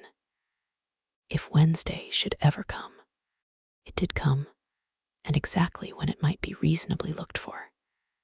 It came, it was fine, and Catherine trod on air. By 10 o'clock, the chaise and four conveyed the trio from the abbey, and after an agreeable drive of almost 20 miles, they entered Woodston, a large and populous village, in a situation not unpleasant. Catherine was ashamed to say how pretty she thought it, as the general seemed to think an apology necessary for the flatness of the country and the size of the village. But in her heart, she preferred it to any place she had ever been at, and looked with great admiration at every neat house above the rank of a cottage, and at all the little chandlers' shops which they passed. At the further end of the village, and tolerably disengaged from the rest of it, stood the parsonage, a new-built, substantial stone house, with its semicircular sweep and green gates. And as they drove up to the door, Henry, with the friends of his solitude, a large Newfoundland puppy and 2 or 3 terriers, was ready to receive and make much of them. Catherine's mind was too full, as she entered the house, for her either to observe or to say a great deal, and till called on by the general for her opinion of it, she had very little idea of the room in which she was sitting. Upon looking round it then, she perceived in a moment that it was the most comfortable room in the world, but she was too guarded to say so, and the coldness of her praise disappointed him. "We are not calling it a good house," said he. "We are not comparing it with Fullerton and Northanger. We are considering it as a mere parsonage, small and confined, we allow, but decent, perhaps, and habitable, and altogether not inferior to the generality. Or, in other words, I believe there are few country parsonages in England half so good. It may admit of improvement, however. Far be it from me to say otherwise, and anything in reason, a bow thrown out, perhaps, though between ourselves, if there is one thing more than another my aversion, it is a patched-on bow." Catherine did not hear enough of this speech to understand or be pained by it, and other subjects being studiously brought forward and supported by Henry, at the same time that a tray full of refreshments was introduced by his servant, the general was shortly restored to his complacency, and Catherine to all her usual ease of spirits. The room in question was of a commodious, well-proportioned size, and handsomely fitted up as a dining parlor, and on their quitting it to walk round the grounds, she was shown, first into a smaller apartment, belonging peculiarly to the master of the house, and made unusually tidy on the occasion, and afterwards into what was to be the drawing-room, with the appearance of which, though unfurnished, Catherine was delighted enough even to satisfy the general. It was a prettily shaped room, the windows reaching to the ground, and the view from them pleasant, though only over green meadows, and she expressed her admiration at the moment with all the honest simplicity with which she felt it. "Oh, why do not you fit up this room, Mr. Tilney? What a pity not to have it fitted up. It is the prettiest room I ever saw. It is the prettiest room in the world." "I trust," said the general, with a most satisfied smile, that will very speedily be furnished. It waits only for a lady's taste. Well, if it was my house, I should never sit anywhere else. Oh, what a sweet little cottage there is among the trees, apple trees, too. It is the prettiest cottage. You like it, you approve it as an object, it is enough. Henry, remember that Robinson is spoken to about it. The cottage remains. Such a compliment recalled all Catherine's consciousness, and silenced her directly, and, though pointedly applied to by the general for her choice of the prevailing color of the paper and hangings, nothing like an opinion on the subject could be drawn from her. The influence of fresh objects and fresh air, however, was of great use in dissipating these embarrassing associations, and, having reached the ornamental part of the premises, consisting of a walk round two sides of a meadow, on which Henry's genius had begun to act about half a year ago, she was sufficiently recovered to think it prettier than any pleasure ground she had ever been in before, though there was not a shrub in it higher than the green bench in the corner. A saunter into other meadows and through part of the village, with a visit to the stables to examine some improvements, and a charming game of play with a litter of puppies just able to roll about, brought them to 4 o'clock, when Catherine scarcely thought it could be 3. At 4 they were to dine, and at 6 to set off on their return. Never had any day passed so quickly. She could not but observe that the abundance of the dinner did not seem to create the smallest astonishment in the general, nay, that he was even looking at the side table for cold meat, which was not there. His son and daughter's observations were of a different kind. They had seldom seen him eat so heartily at any table but his own, and never before known him so little disconcerted by the melted butters being oiled. At 6 o'clock, the general having taken his coffee, the carriage again received them, and so gratifying had been the tenor of his conduct throughout the whole visit, so well assured was her mind on the subject of his expectations, that, could she have felt equally confident of the wishes of his son, Catherine would have quitted Woodston with little anxiety as to the how or the when she might return to it. Chapter 27. The next morning brought the following very unexpected letter from Isabella.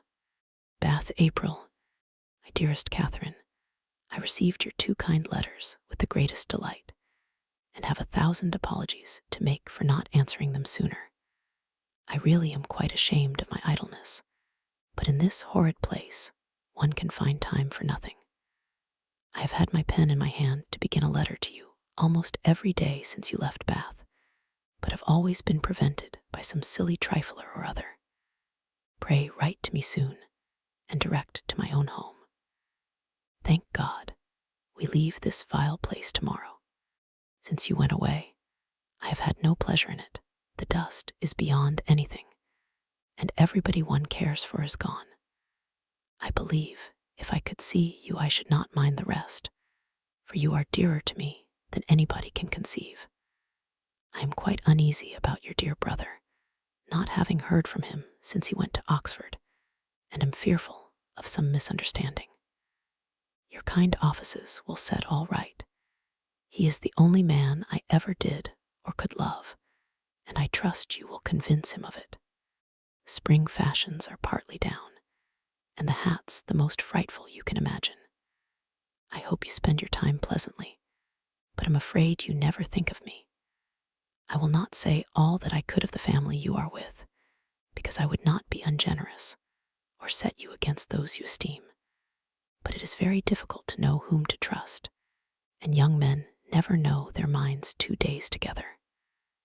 I rejoice to say that the young man whom, of all others, I particularly abhor, has left Bath.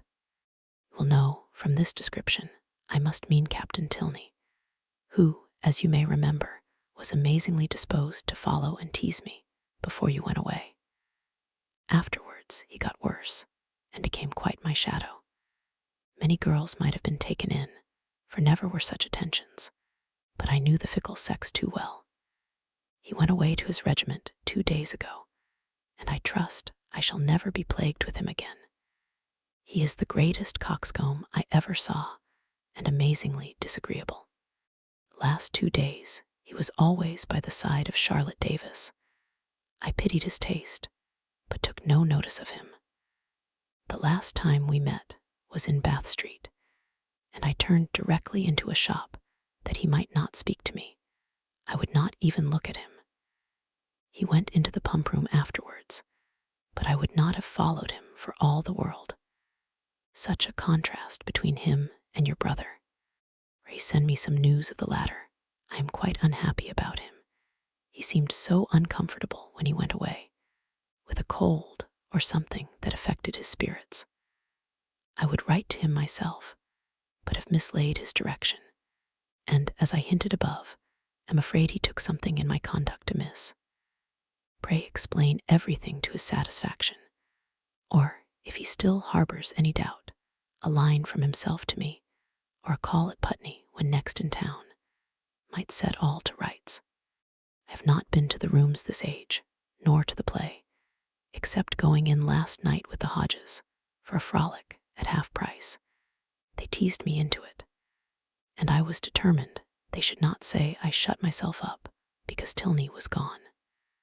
We happened to sit by the Mitchells, and they pretended to be quite surprised to see me out. I knew their spite. At one time they could not be civil to me, but now they are all friendship. But I am not such a fool as to be taken in by them. You know, I have a pretty good spirit of my own. Anne Mitchell had tried to put on a turban like mine, as I wore it the week before at the concert, but made wretched work of it. It happened to become my odd face, I believe. At least Tilney told me so at the time, and said every eye was upon me. But he is the last man whose word I would take. I wear nothing but purple now. I know I look hideous in it, but no matter. It is your dear brother's favorite color. Lose no time, my dearest, sweetest Catherine, in writing to him and to me, who ever am, etc. Such a strain of shallow artifice could not impose even upon Catherine. Its inconsistencies, contradictions, and falsehood struck her from the very first. She was ashamed of Isabella, and ashamed of having ever loved her.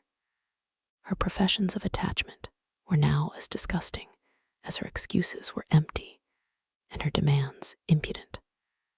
Write to James on her behalf. No, James should never hear Isabella's name mentioned by her again.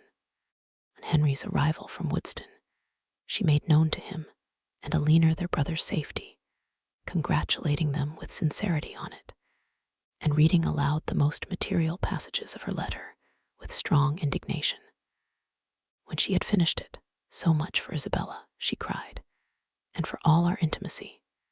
She must think me an idiot, or she could not have written so. But perhaps this has served to make her character better known to me than mine is to her. I see what she has been about. She is a vain coquette, and her tricks have not answered. I do not believe she had ever any regard either for James or for me, and I wish I had never known her. It will soon be as if you never had, said Henry. There is but one thing that I cannot understand. I see that she has had designs on Captain Tilney, which have not succeeded, but I do not understand what Captain Tilney has been about all this time.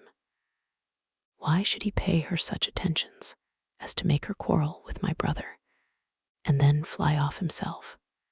I have very little to say for Frederick's motives, such as I believe them to have been. He has his vanities as well as Miss Thorpe, and the chief difference is that, having a stronger head, they have not yet injured himself.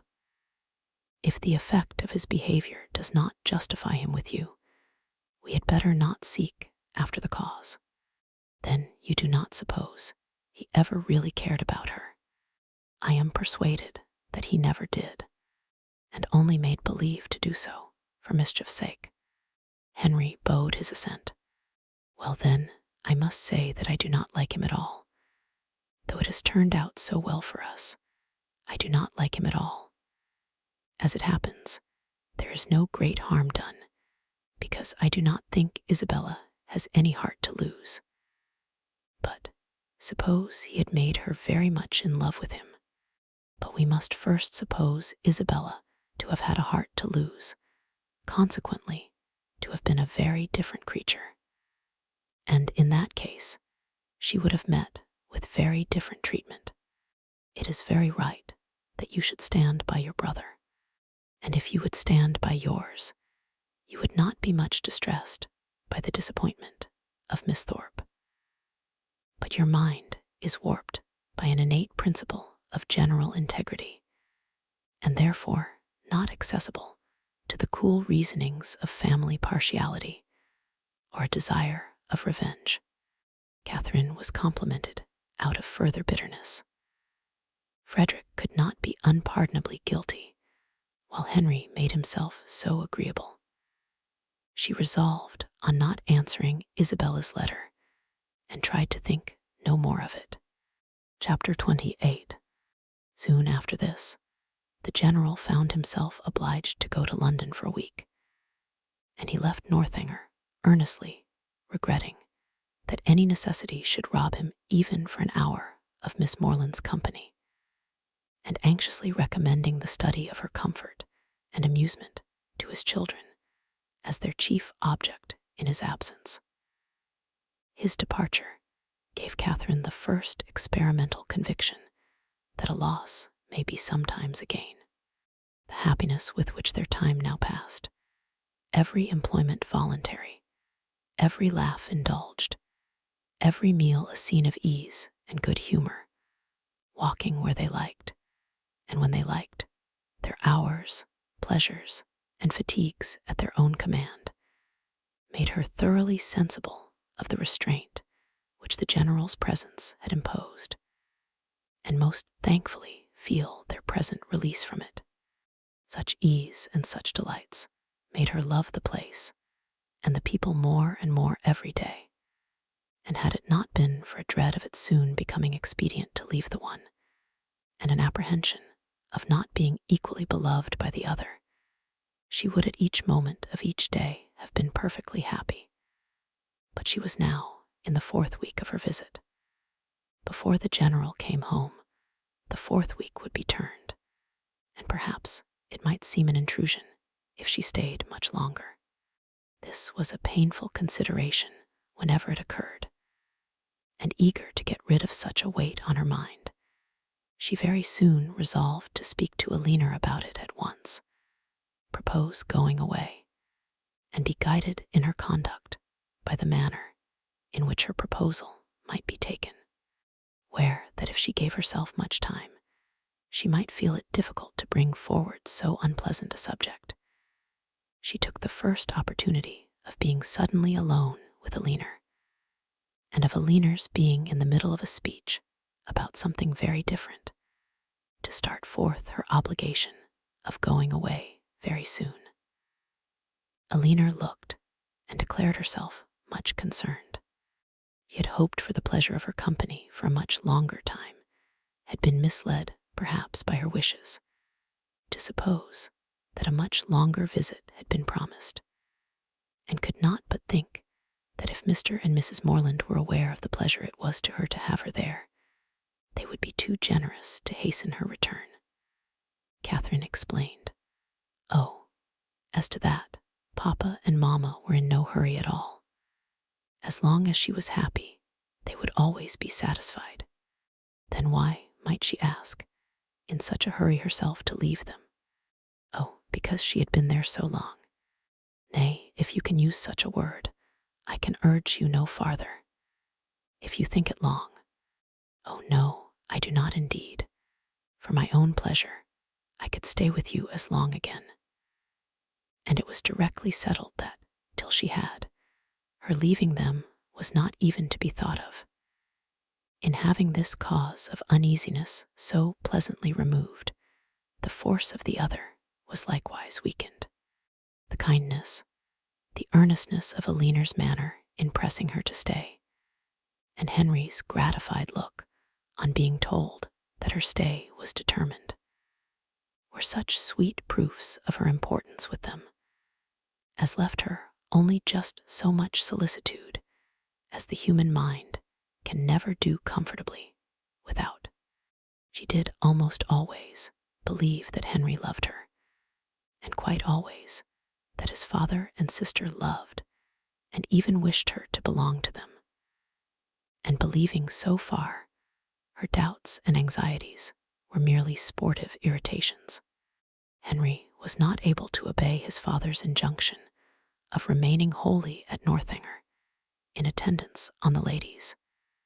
During his absence in London, the engagements of his curate at Woodston obliging him to leave them on Saturday for a couple of nights. His loss was not now what it had been while the general was at home. It lessened their gaiety, but did not ruin their comfort.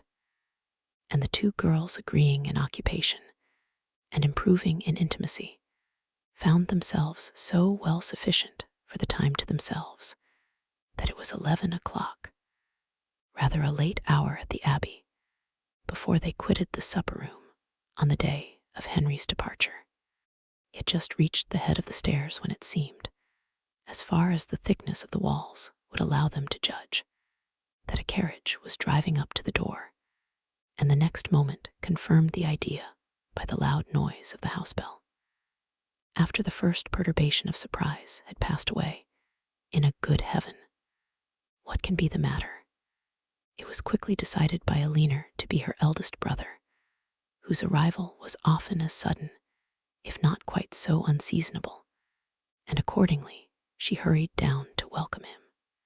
Catherine walked on to her chamber, making up her mind, as well as she could, to a further acquaintance with Captain Tilney, and comforting herself under the unpleasant impression his conduct had given her, and the persuasion of his being by far too fine a gentleman to approve of her, that at least they should not meet under such circumstances as would make their meeting materially painful. She trusted he would never speak of Miss Thorpe, and indeed, as he must by this time be ashamed of the part he had acted, there could be no danger of it, and as long as all mention of bath scenes were avoided, she thought she could behave to him very civilly. In such considerations time passed away, and it was certainly in his favor that Aline should be so glad to see him, and have so much to say, for half an hour was almost gone since his arrival, and Aline did not come up. At that moment, Catherine thought she heard her step in the gallery, and listened for its continuance, but all was silent. Scarcely, however, had she convicted her fancy of error, when the noise of something moving close to her door made her start. It seemed as if someone was touching the very doorway, and in another moment a slight motion of the lock proved that some hand must be on it. She trembled a little at the idea of anyone's approaching so cautiously, but resolving not to be again overcome by trivial appearances of alarm or misled by a raised imagination, she stepped quietly forward and opened the door. Aline, and only Aline, stood there. Catherine's spirits, however, were tranquilized, but for an instant, for Aline's cheeks were pale, and her manner greatly agitated. Evidently intending to come in, it seemed an effort to enter the room, and a still greater to speak when there. Catherine, supposing some uneasiness on Captain Tilney's account, could only express her concern by silent attention, obliged her to be seated, rubbed her temples with lavender water, and hung over her with affectionate solicitude. "My dear Catherine, you must not indeed," were Aline's first connected words. "I am quite well. This kindness distracts me. I cannot bear it. I come to you on such an errand. Errand to me. How shall I tell you? Oh, how shall I tell you? A new idea now darted into Catherine's mind, and turning as pale as her friend, she exclaimed, "'Tis a messenger from Woodston." "Are mistaken indeed," returned Aline, looking at her most compassionately. "It is no one from Woodston. It is my father himself." Her voice faltered, and her eyes were turned to the ground as she mentioned his name. His unlooked-for return was enough in itself to make Catherine's heart sink, and for a few moments she hardly supposed there were anything worse to be told. She said nothing, and Aline, endeavoring to collect herself and speak with firmness, but with eyes still cast down, soon went on. "You are too good, I am sure, to think the worse of me for the part I am obliged to perform. I am indeed a most unwilling messenger. After what has so lately passed, so lately been settled between us, how joyfully, how thankfully on my side. As to your continuing here as I hoped for many, many weeks longer, how can I tell you that your kindness is not to be accepted, and that the happiness your company has hitherto given us is to be repaid by? But I must not trust myself with words. My dear Catherine, we are to part. My father has recollected an engagement that takes our whole family away on Monday. We are going to Lord Longton's, near Hereford, for a fortnight. Explanation and apology are equally impossible. I cannot attempt either." "My dear Aline," cried Catherine, suppressing her feelings as well as she could, "do not be so distressed.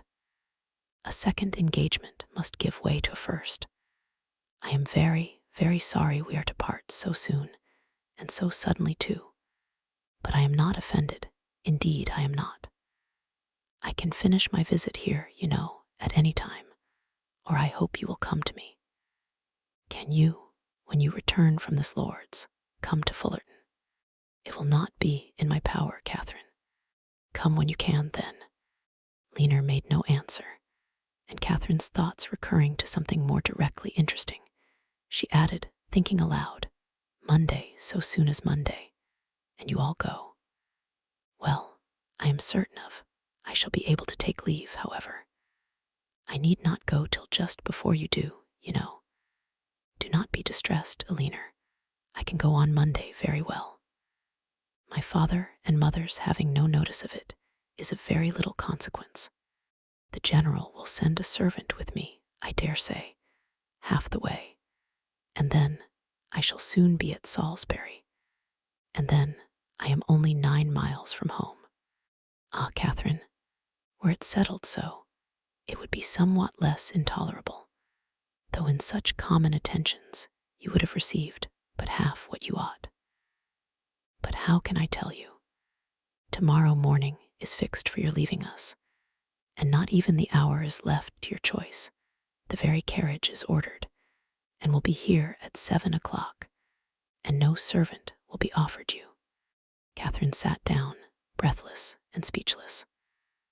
"I could hardly believe my senses when I heard it, and no displeasure, no resentment that you can feel at this moment, however justly great, can be more than I myself. But I must not talk of what I felt. Oh, that I could suggest anything in extenuation. Good God, what will your father and mother say, after courting you from the protection of real friends to this, almost double distance from your home, to have you driven out of the house, without the considerations even of decent civility? Dear, dear Catherine, in being the bearer of such a message, I seem guilty myself of all its insult. Yet, I trust you will acquit me, for you must have been long enough in this house to see that I am but a nominal mistress of it, that my real power is nothing. Have I offended the general?" said Catherine in a faltering voice. "Lass, for my feelings as a daughter, all that I know, all that I answer for, is that you can have given him no just cause of offense. He certainly is greatly, very greatly discomposed. I have seldom seen him more so. His temper is not happy, and something has now occurred to ruffle it in an uncommon degree. Some disappointment, some vexation, which just at this moment seems important, but which I can hardly suppose you to have any concern in, for how is it possible? It was with pain that Catherine could speak at all, and it was only for Aliner's sake that she attempted it.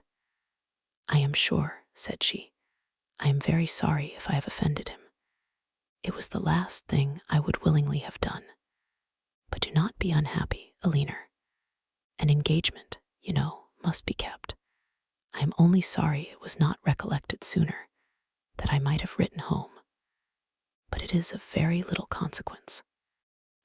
I earnestly hope, that to your real safety it will be of none. But to everything else it is of the greatest consequence, to comfort, appearance, propriety, to your family, to the world.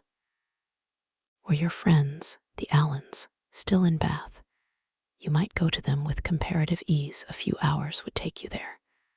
But a journey of 70 miles, to be taken post by you, at your age, alone, unattended. Oh, the journey is nothing. Do not think about that.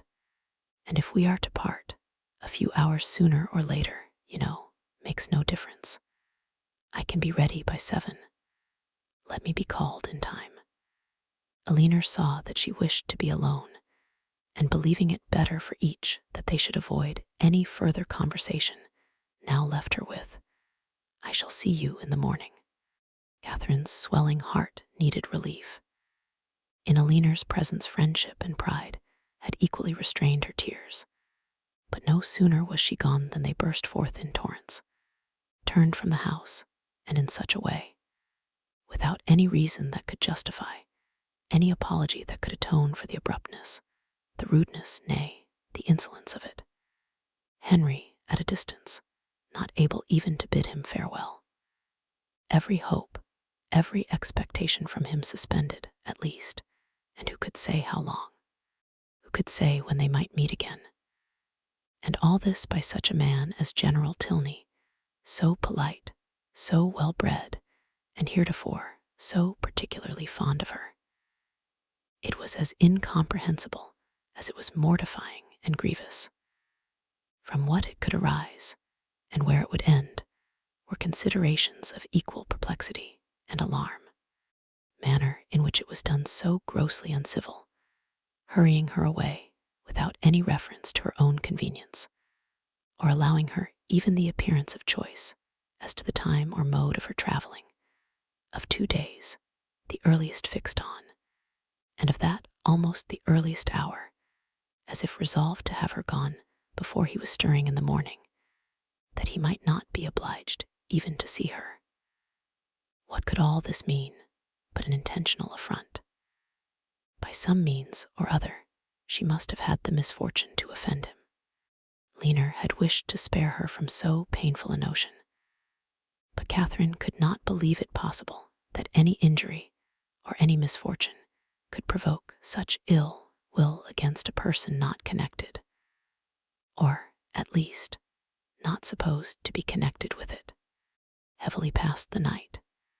Sleep or repose that deserved the name of sleep was out of the question. That room, in which her disturbed imagination had tormented her on her first arrival, was again the scene of agitated spirits and unquiet slumbers. Yet how different now the source of her inquietude from what it had been then, how mournfully superior in reality and substance. Her anxiety had foundation in fact, her fears in probability, and with a mind so occupied in the contemplation of actual and natural evil, the solitude of her situation, the darkness of her chamber, the antiquity of the building, were felt and considered without the smallest emotion.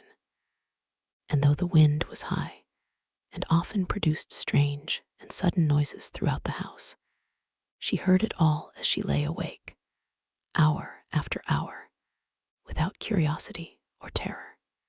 Soon after 6, Aliner entered her room, eager to show attention or give assistance where it was possible, but very little remained to be done. Catherine had not loitered. She was almost dressed, and her packing almost finished. The possibility of some conciliatory message from the general occurred to her as his daughter appeared.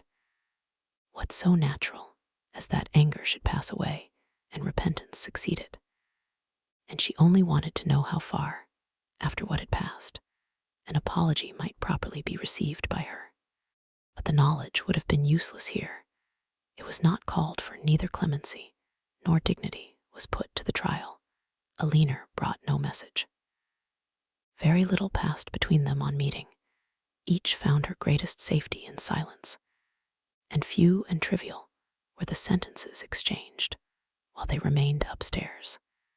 Catherine in busy agitation completing her dress, and Alina with more goodwill than experience intent upon filling the trunk.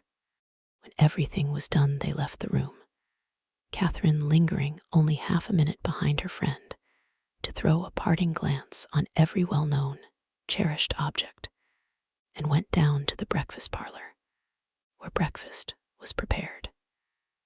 She tried to eat, as well to save herself from the pain of being urged as to make her friend comfortable. But she had no appetite and could not swallow many mouthfuls. The contrast between this and her last breakfast in that room gave her fresh misery and strengthened her distaste for everything before her. It was not 24 hours ago since they had met there to the same repast, but in circumstances how different. With what cheerful ease, what happy, though false, security had she then looked around her, enjoying everything present and fearing little in future, beyond Henry's going to Woodston for a day. Happy, happy breakfast. For Henry had been there, Henry had sat by her and helped her. These reflections were long indulged undisturbed by any address from her companion, who sat as deep in thought as herself, and the appearance of the carriage was the first thing to startle and recall them to the present moment. Catherine's color rose at the sight of it, and the indignity with which she was treated, striking at that instant on her mind with peculiar force, made her, for a short time, sensible only of resentment. Alina seemed now impelled into resolution and speech. "Must write to me, Catherine," she cried. "You must let me hear from you as soon as possible. Till I know you to be safe at home, I shall not have an hour's comfort. For one letter, at all risks, all hazards, I must entreat. Let me have the satisfaction of knowing that you are safe at Fullerton and have found your family well.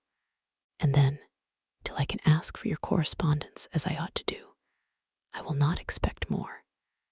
Direct to me at Lord Longtown's, and I must ask it under cover to Alice. No, Alina, if you are not allowed to receive a letter from me, I am sure I had better not write. There can be no doubt of my getting home safe." Alina only replied, "I cannot wonder at your feelings. I will not importune you. I will trust to your own kindness of heart when I am at a distance from you."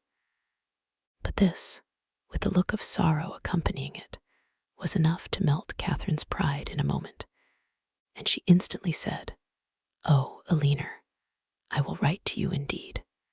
There was yet another point which Miss Tilney was anxious to settle, though somewhat embarrassed in speaking of. It had occurred to her that after so long an absence from home, Catherine might not be provided with money enough for the expenses of her journey, and upon suggesting it to her with most affectionate offers of accommodation, it proved to be exactly the case. Catherine had never thought on the subject till that moment, but upon examining her purse, was convinced that but for this kindness of her friend, she might have been turned from the house without even the means of getting home. And the distress in which she must have been thereby involved, filling the minds of both.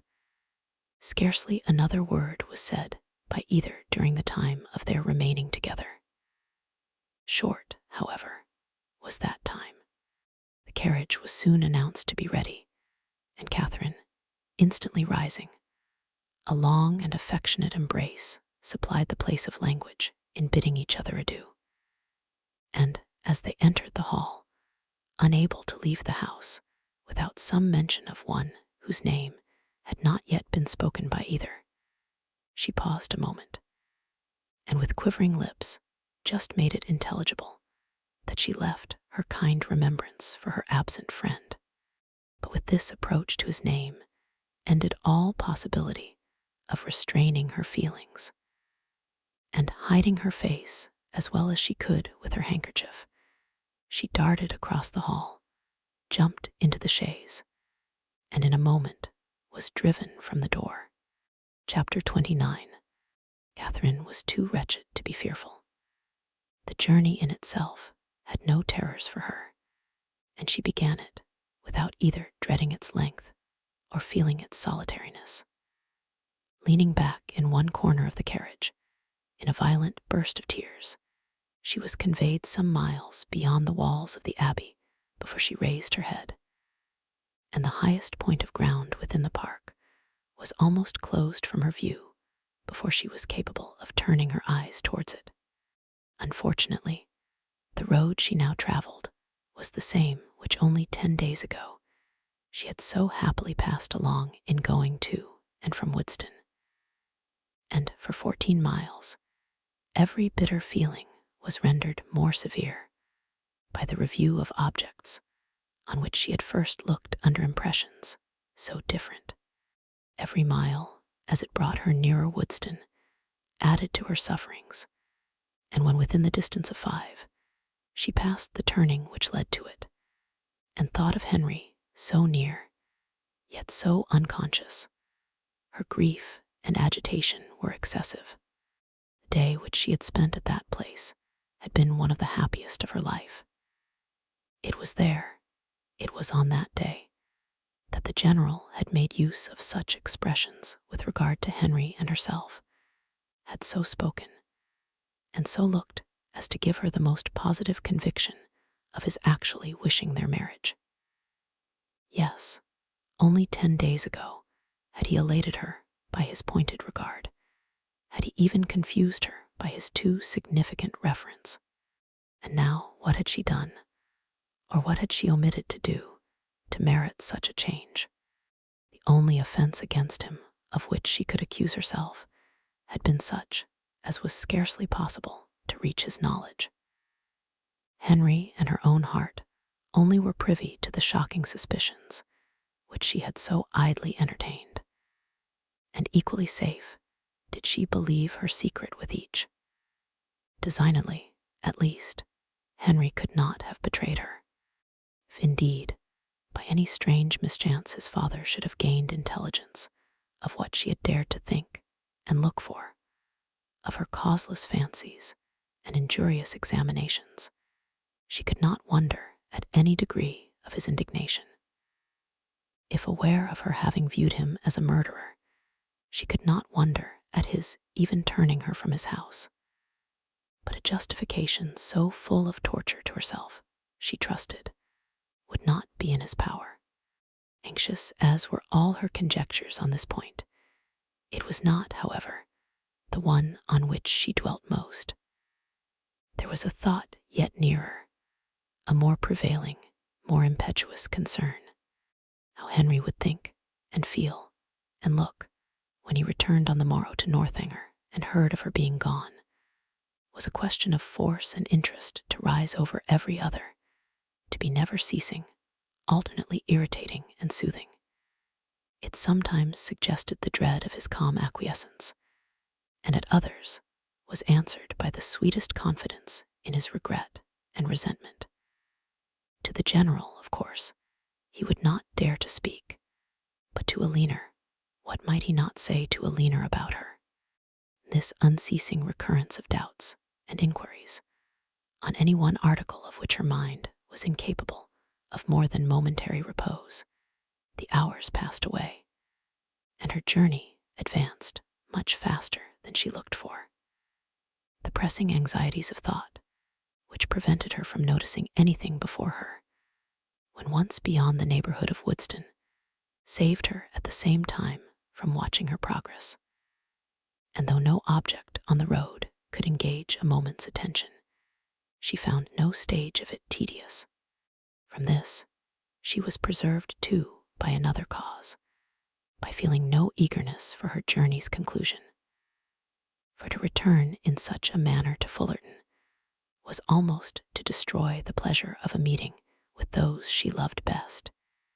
Even after an absence, such as hers, an 11 weeks' absence, what had she to say that would not humble herself and pain her family, that would not increase her own grief by the confession of it, extend an useless resentment, and perhaps involve the innocent with the guilty in undistinguishing ill will? She could never do justice to Henry and Aline's merit. She felt it too strongly for expression, and should a dislike be taken against them, should they be thought of unfavorably on their father's account, it would cut her to the heart. With these feelings, she rather dreaded than sought for the first view of that well-known spire, which would announce her within 20 miles of home. Salisbury she had known to be her point on leaving Northanger, but after the first stage, she had been indebted to the postmasters for the names of the places which were then to conduct her to it. So great had been her ignorance of her route. She met with nothing, however, to distress or frighten her. Her youth, civil manners, and liberal pay procured her all the attention that a traveler like herself could require.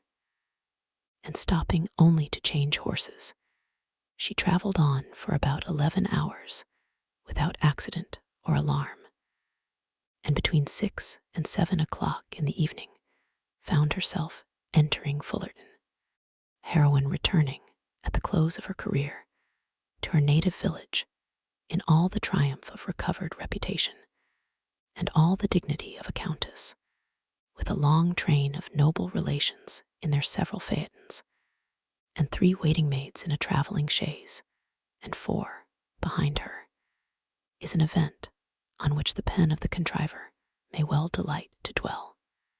It gives credit to every conclusion, and the author must share in the glory she so liberally bestows. But my affair is widely different. I bring back my heroine to her home in solitude and disgrace, and no sweet elation of spirits can lead me into minuteness. A heroine in a hack postchaise is such a blow upon sentiment as no attempt at grandeur or pathos can withstand.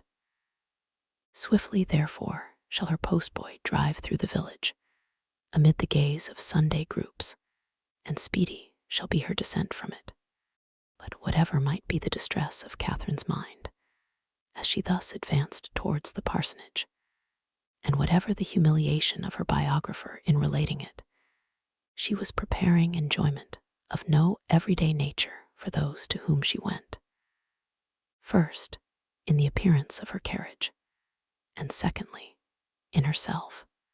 The chaise of a traveler being a rare sight in Fullerton, the whole family were immediately at the window, and to have it stop at the sweep gate was a pleasure to brighten every eye and occupy every fancy, a pleasure quite unlooked for by all but the 2 youngest children, a boy and girl of 6 and 4 years old, who expected a brother or sister in every carriage. Happy the glance that first distinguished Catherine, happy the voice that proclaimed the discovery. But whether such happiness were the lawful property of George or Harriet could never be exactly understood. Her father, mother, Sarah, George, and Harriet, all assembled at the door to welcome her with affectionate eagerness, was a sight to awaken the best feelings of Catherine's heart, and in the embrace of each, as she stepped from the carriage, she found herself soothed beyond anything that she had believed possible. So surrounded, so caressed, she was even happy. The joyfulness of family, love, everything for a short time was subdued, and the pleasure of seeing her, leaving them at first little leisure for calm curiosity.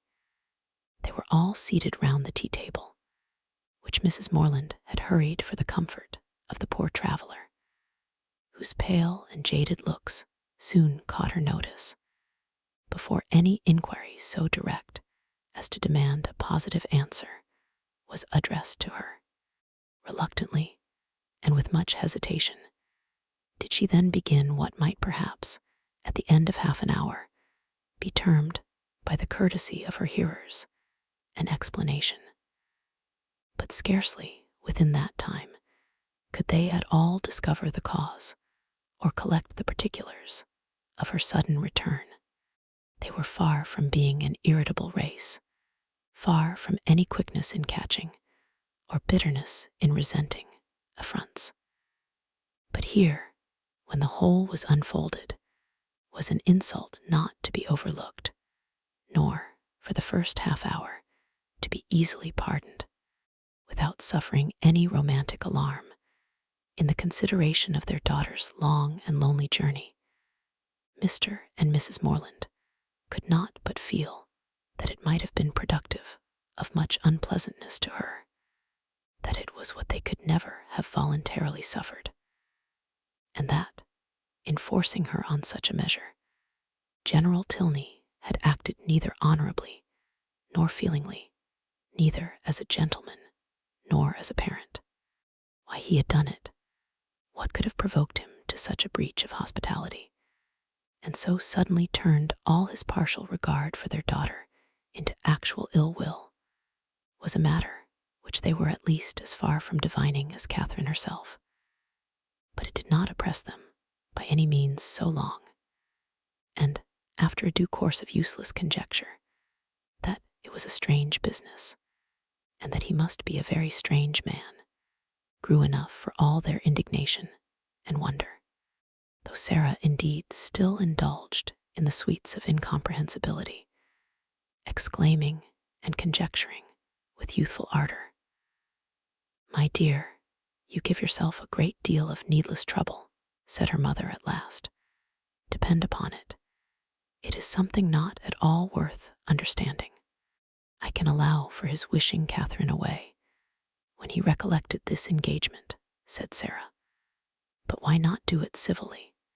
"I am sorry for the young people," returned Mrs. Morland. "They must have a sad time of it. But as for anything else, it is no matter now. Catherine is safe at home, and our comfort does not depend upon General Tilney." Catherine sighed. "Well," continued her philosophically mother, "I am glad I did not know of your journey at the time.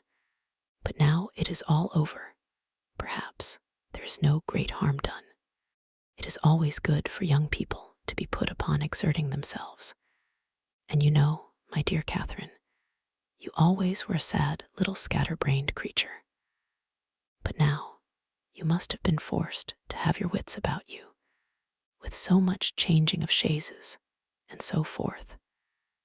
And I hope it will appear that you have not left anything behind you in any of the pockets." Catherine hoped so too, and tried to feel an interest in her own amendment.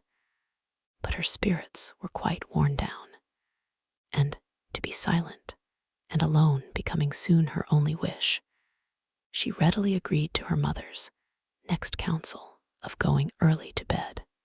Her parents, seeing nothing in her ill looks and agitation but the natural consequence of mortified feelings, and of the unusual exertion and fatigue of such a journey, parted from her without any doubt of their being soon slept away.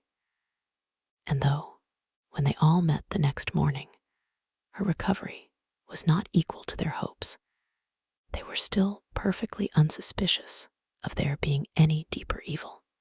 They never once thought of her heart, which, for the parents of a young lady of 17, just returned from her first excursion from home, was odd enough. As soon as breakfast was over, she sat down to fulfill her promise to Miss Tilney, whose trust in the effect of time and distance on her friend's disposition was already justified. For already did Catherine reproach herself with having parted from Aline coldly, with having never enough valued her merits or kindness, and never enough commiserated her for what she had been yesterday left to endure.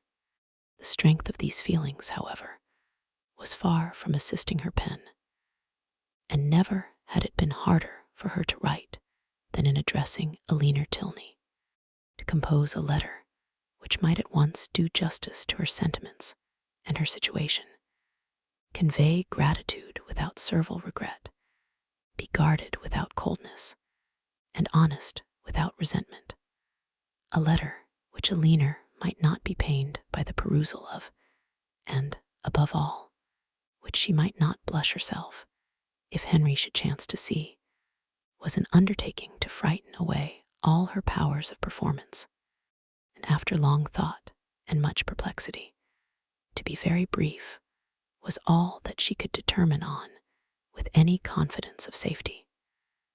The money, therefore, which Eleanor had advanced was enclosed with little more than grateful thanks, and the 1,000 good wishes of a most affectionate heart. "This has been a strange acquaintance," observed Mrs. Morland, as the letter was finished, "soon made and soon ended. I am sorry it happened so, for Mrs. Allen thought them very pretty kind of young people, and you were sadly out of luck too in your Isabella. Ah, poor James! Well, we must live and learn, and the next new friends you make, I hope, will be better worth keeping." Catherine colored as she warmly answered, "No friend can be better worth keeping than Eleanor. If so, my dear, I dare say you will meet again some time or other. Do not be uneasy. It is 10 to 1, but you are thrown together again in the course of a few years. And then what a pleasure it will be." Mrs. Morland was not happy in her attempt at consolation. The hope of meeting again in the course of a few years could only put into Catherine's head what might happen within that time to make a meeting dreadful to her. She could never forget Henry Tilney, or think of him with less tenderness than she did at that moment, but he might forget her, and in that case to meet. Her eyes filled with tears as she pictured her acquaintance so renewed, and her mother, perceiving her comfortable suggestions to have had no good effect, proposed, as another expedient for restoring her spirits, that they should call on Mrs. Allen. The two houses were only 1/4 mile apart, and as they walked, Mrs. Morland quickly dispatched all that she felt on the score of James's disappointment. "We are sorry for him," said she, "but otherwise there is no harm done in the match going off, for it could not be a desirable thing to have him engaged to a girl whom we had not the smallest acquaintance with, and who was so entirely without fortune. And now, after such behavior, we cannot think at all well of her. Just at present it comes hard to poor James, but that will not last forever, and I dare say he will be a discreeter man all his life for the foolishness of his first choice." This was just such a summary view of the affair as Catherine could listen to.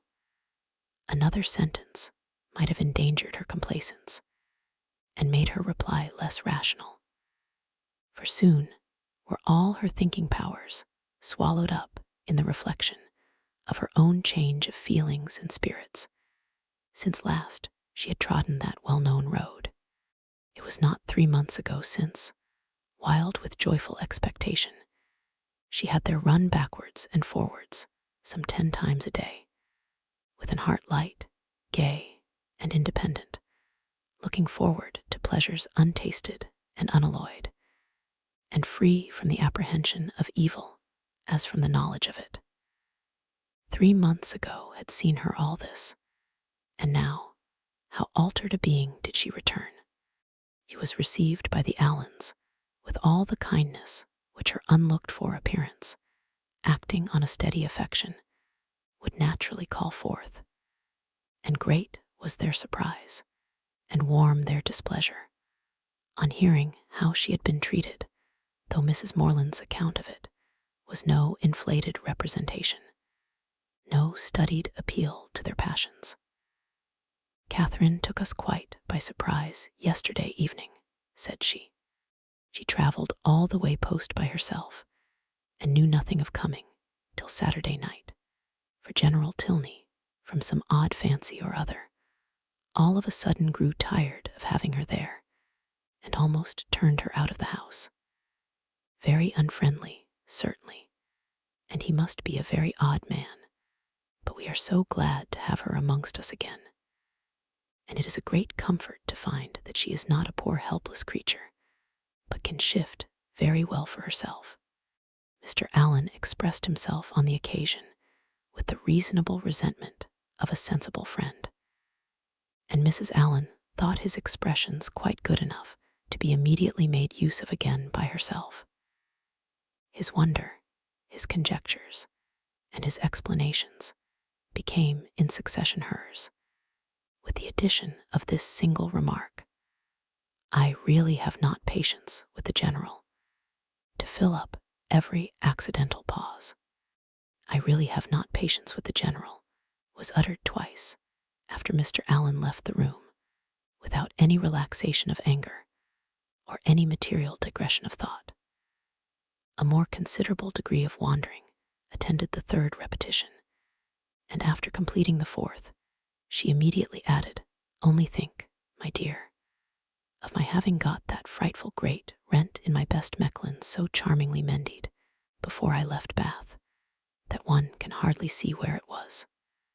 I must show it you some day or other. Bath is a nice place, Catherine, after all. I assure you I did not above half like coming away. Mrs. Thorpe's being there was such a comfort to us, was not it? You know, you and I were quite forlorn at first." "Yes, but that did not last long," said Catherine, her eyes brightening at the recollection of what had first given spirit to her existence there. "Very true. We soon met with Mrs. Thorpe, and then we wanted for nothing. My dear, do not you think these silk gloves wear very well? I put them on new the first time of our going to the lower rooms, you know, and I have worn them a great deal since. Do you remember that evening?" "Do I? Oh, perfectly. It was very agreeable, was not it? Mr. Tilney drank tea with us, and I always thought him a great addition. He is so very agreeable. I have a notion you danced with him, but am not quite sure. I remember I had my favorite gown on." Catherine could not answer, and after a short trial of other subjects, Mrs. Allen again returned to, "I really have not patience with the General. Such an agreeable, worthy man as he seemed to be. I do not suppose, Mrs. Morland, you ever saw a better bred man in your life. His lodgings were taken the very day after he left them, Catherine. But no wonder, Milsom Street, you know." As they walked home again, Mrs. Morland endeavored to impress on her daughters' mind the happiness of having such steady well-wishers as Mr. and Mrs. Allen, and the very little consideration which the neglect or unkindness of slight acquaintance like the Tilneys ought to have with her, while she could preserve the good opinion and affection of her earliest friends. There was a great deal of good sense in all this, but there are some situations of the human mind in which good sense has very little power, and Catherine's feelings contradicted almost every position her mother advanced. It was upon the behavior of these very slight acquaintance that all her present happiness depended, and while Mrs. Morland was successfully confirming her own opinions by the justness of her own representations, Catherine was silently reflecting that now Henry must have arrived at Northanger. Now he must have heard of her departure, and now, perhaps, they were all setting off for Hereford. Chapter 30. Catherine's disposition was not naturally sedentary, nor had her habits been ever very industrious, but whatever might hitherto have been her defects of that sort, her mother could not but perceive them now to be greatly increased. She could neither sit still nor employ herself for 10 minutes together, walking round the garden and orchard again and again, as if nothing but motion was voluntary. And it seemed as if she could even walk about the house rather than remain fixed for any time in the parlor. Her loss of spirits was a yet greater alteration. In her rambling and her idleness, she might only be a caricature of herself, but in her silence and sadness, she was the very reverse of all that she had been before. For 2 days, Mrs. Morland allowed it to pass even without a hint. But when a third night's rest had neither restored her cheerfulness, improved her in useful activity, nor given her a greater inclination for needlework, she could no longer refrain from the gentle reproof of, "My dear Catherine, I am afraid you are growing quite a fine lady. I do not know when poor Richard's cravats would be done if he had no friend but you. Your head runs too much upon Bath, but there is a time for everything, a time for balls and plays, and a time for work. You have had a long run of amusement, and now you must try to be useful." Catherine took up her work directly, saying in a dejected voice that her head did not run upon Bath much. "Then you are fretting about General Tilney, and that is very simple of you, for 10 to 1 whether you ever see him again. You should never fret about trifles." After a short silence, "I hope, my Catherine, you are not getting out of humor with home because it is not so grand as Northanger. That would be turning your visit into an evil indeed. Wherever you are, you should always be contented, but especially at home, because there you must spend the most of your time. I did not quite like, at breakfast, to hear you talk so much about the French bread at Northanger. I am sure I do not care about the bread. It is all the same to me what I eat. There is a very clever essay in one of the books upstairs upon much such a subject, about young girls that have been spoilt for home by great acquaintance, the mirror, I think. I will look it out for you some day or other, because I am sure it will do you good." Catherine said no more, and with an endeavor to do right, applied to her work. But after a few minutes, sunk again, without knowing it herself, into languor and listlessness, moving herself in her chair from the irritation of weariness, much oftener than she moved her needle. Mrs. Morland watched the progress of this relapse, and seeing, in her daughter's absent and dissatisfied look, the full proof of that repining spirit to which she had now begun to attribute her want of cheerfulness, hastily left the room to fetch the book in question, anxious to lose no time in attacking so dreadful a malady.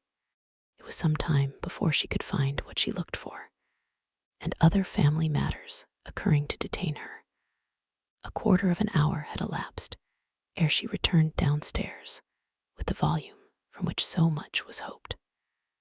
Her avocations above having shut out all noise but what she created herself, she knew not that a visitor had arrived within the last few minutes, till, on entering the room, the first object she beheld was a young man whom she had never seen before.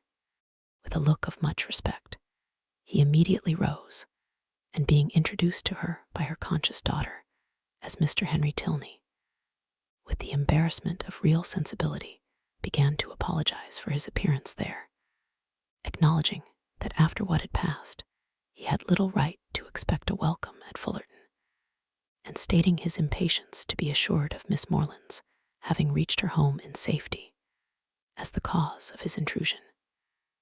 He did not address himself to an uncandid judge or a resentful heart. Far from comprehending him or his sister in their father's misconduct, Mrs. Morland had been always kindly disposed towards each, and instantly, pleased by his appearance, received him with the simple professions of unaffected benevolence, thanking him for such an attention to her daughter, assuring him that the friends of her children were always welcome there, and entreating him to say not another word of the past. He was not ill-inclined to obey this request, for, though his heart was greatly relieved by such unlooked-for mildness, it was not just at that moment in his power to say anything to the purpose. Returning in silence to his seat, therefore, he remained for some minutes most civilly answering all Mrs. Morland's common remarks about the weather and roads. Catherine, meanwhile, the anxious, agitated, happy, feverish Catherine, said not a word, but her glowing cheek and brightened eye made her mother trust that this good-natured visit would at least set her heart at ease for a time. And gladly, therefore, did she lay aside the first volume of the Mirror for a future hour, desirous of Mr. Morland's assistance, as well in giving encouragement as in finding conversation for her guest, whose embarrassment on his father's account she earnestly pitied. Mrs. Morland had very early dispatched one of the children to summon him, but Mr. Morland was from home, and being thus without any support, at the end of a quarter of an hour, she had nothing to say. After a couple of minutes' unbroken silence, Henry, turning to Catherine for the first time since her mother's entrance, asked her, with sudden alacrity, if Mr. and Mrs. Allen were now at Fullerton, and on developing, from amidst all her perplexity of words in reply, the meaning which one short syllable would have given, immediately expressed his intention of paying his respects to them, and with a rising color, asked her if she would have the goodness to show him the way. "You may see the house from this window, sir," was information on Sarah's side, which produced only a bow of acknowledgment from the gentleman, and a silencing nod from her mother. For Mrs. Morland, thinking it probable, as a secondary consideration in his wish of waiting on their worthy neighbors, that he might have some explanation to give of his father's behavior, which it must be more pleasant for him to communicate only to Catherine, would not on any account prevent her accompanying him. They began their walk, and Mrs. Morland was not entirely mistaken in his object in wishing it. Some explanation on his father's account he had to give, but his first purpose was to explain himself, and before they reached Mr. Allen's grounds, he had done it so well that Catherine did not think it could ever be repeated too often. He was assured of his affection, and that heart in return was solicited, which perhaps they pretty equally knew was already entirely his own. For though Henry was now sincerely attached to her, though he felt and delighted in all the excellencies of her character, and truly loved her society, I must confess that his affection originated in nothing better than gratitude, or, in other words, that a persuasion of her partiality for him had been the only cause of giving her a serious thought.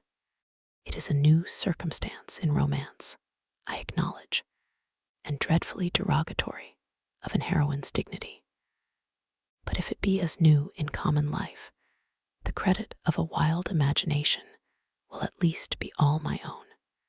Very short visit to Mrs. Allen, in which Henry talked at random, without sense or connection, and Catherine, wrapped in the contemplation of her own unutterable happiness, scarcely opened her lips, dismissed them to the ecstasies of another tete-a-tete, and before it was suffered to close, she was enabled to judge how far he was sanctioned by parental authority in his present application.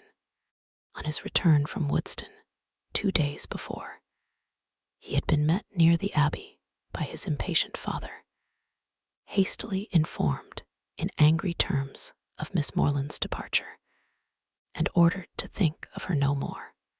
Such was the permission upon which he had now offered her his hand. The affrighted Catherine, amidst all the terrors of expectation, as she listened to this account, could not but rejoice in the kind caution with which Henry had saved her from the necessity of a conscientious rejection by engaging her faith before he mentioned the subject. And as he proceeded to give the particulars and explain the motives of his father's conduct, her feelings soon hardened into even a triumphant delight. The general had had nothing to accuse her of, nothing to lay to her charge, but her being the involuntary, unconscious object of a deception which his pride could not pardon, and which a better pride would have been ashamed to own.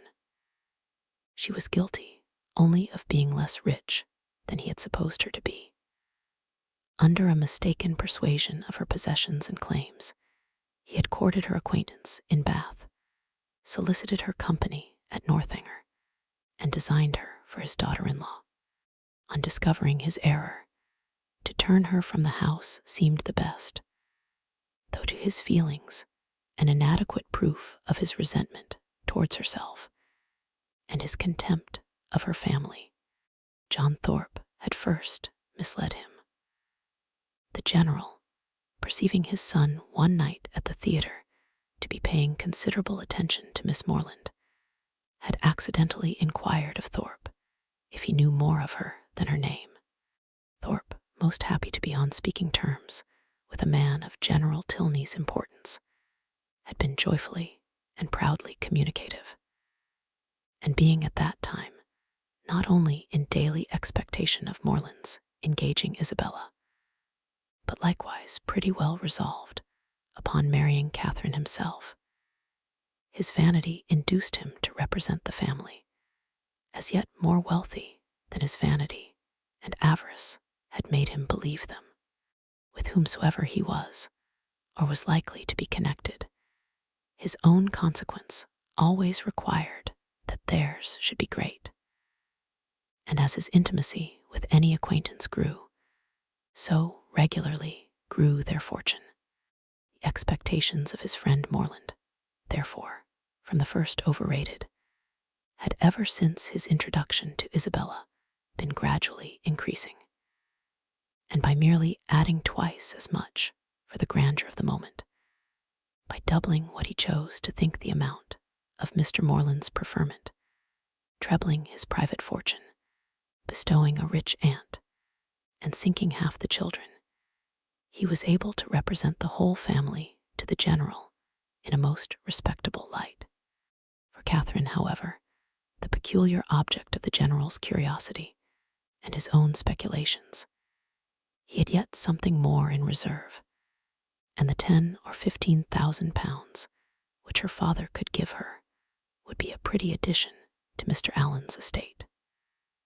Her intimacy there had made him seriously determine on her being handsomely legacied hereafter, and to speak of her therefore as the almost acknowledged future heiress of Fullerton naturally followed. Upon such intelligence the general had proceeded, for never had it occurred to him to doubt its authority.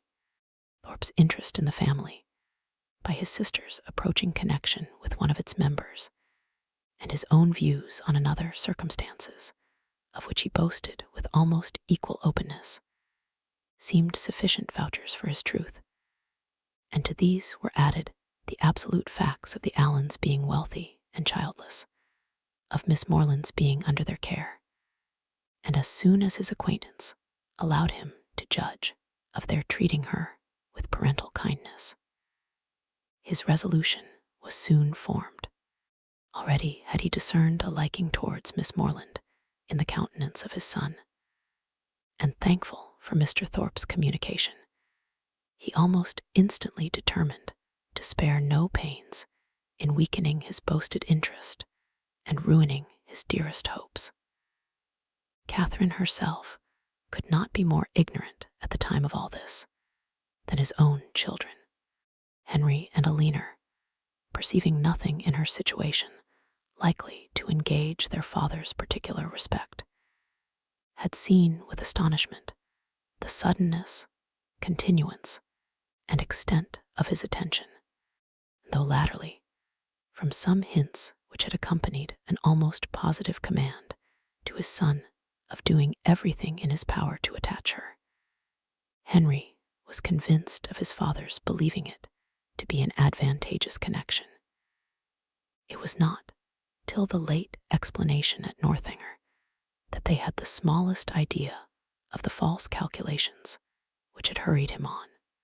That they were false, the general had learnt from the very person who had suggested them, from Thorpe himself, whom he had chanced to meet again in town, and who, under the influence of exactly opposite feelings, irritated by Catherine's refusal, and yet more by the failure of a very recent endeavor to accomplish a reconciliation between Morland and Isabella, convinced that they were separated forever, and spurning a friendship which could be no longer serviceable, hastened to contradict all that he had said before to the advantage of the Morlands, confessed himself to have been totally mistaken in his opinion of their circumstances and character, misled by the rhodomontade of his friend to believe his father a man of substance and credit, whereas the transactions of the 2 or 3 last weeks proved him to be neither. For after coming eagerly forward on the first overture of a marriage between the families, with the most liberal proposals, he had, on being brought to the point by the shrewdness of the relator, been constrained to acknowledge himself incapable of giving the young people even a decent support. They were, in fact, a necessitous family, numerous, too, almost beyond example, by no means respected in their own neighborhood, as he had lately had particular opportunities of discovering, aiming at a style of life which their fortune could not warrant, seeking to better themselves by wealthy connections, a forward, bragging, scheming race. The terrified general pronounced the name of Allen with an inquiring look, and here too Thorpe had learnt his error. The Allens, he believed, had lived near them too long, and he knew the young man on whom the Fullerton estate must devolve. The general needed no more. Enraged with almost everybody in the world but himself, he set out the next day for the Abbey, where his performances have been seen. I leave it to my reader's sagacity to determine how much of all this it was possible for Henry to communicate at this time to Catherine, how much of it he could have learnt from his father, in what points his own conjectures might assist him, and what portion must yet remain to be told in a letter from James. I have united for their ease what they must divide for mine. Catherine, at any rate, heard enough to feel that in suspecting General Tilney of either murdering or shutting up his wife, she had scarcely sinned against his character, or magnified his cruelty. Henry, in having such things to relate of his father, was almost as pitiable as in their first avowal to himself. He blushed for the narrow-minded counsel which he was obliged to expose. The conversation between them at Northanger had been of the most unfriendly kind. Henry's indignation on hearing how Catherine had been treated, on comprehending his father's views, and being ordered to acquiesce in them, had been open and bold. General, accustomed on every ordinary occasion to give the law in his family, prepared for no reluctance, but of feeling, no opposing desire that should dare to clothe itself in words, could ill brook the opposition of his son, steady as the sanction of reason and the dictate of conscience could make it. But in such a cause, his anger, though it must shock, could not intimidate Henry, who was sustained in his purpose by a conviction of its justice. He felt himself bound as much in honor as in affection to Miss Morland, and believing that heart to be his own which he had been directed to gain, no unworthy retraction of a tacit consent, no reversing decree of unjustifiable anger could shake his fidelity or influence the resolutions it prompted. He steadily refused to accompany his father into Herefordshire, An engagement formed almost at the moment to promote the dismissal of Catherine, and as steadily declared his intention of offering her his hand. The general was furious in his anger, and they parted in dreadful disagreement. Henry, in an agitation of mind, which many solitary hours were required to compose, had returned almost instantly to Woodston, and on the afternoon of the following day had begun his journey to Fullerton. Chapter 31. Mr. and Mrs. Morland's surprise on being applied to by Mr. Tilney for their consent to his marrying their daughter was, for a few minutes, considerable, it having never entered their heads to suspect an attachment on either side. But as nothing, after all, could be more natural than Catherine's being beloved, they soon learnt to consider it with only the happy agitation of gratified pride, and as far as they alone were concerned, had not a single objection to start. His pleasing manners and good sense were self-evident recommendations, and having never heard evil of him, it was not their way to suppose any evil could be told.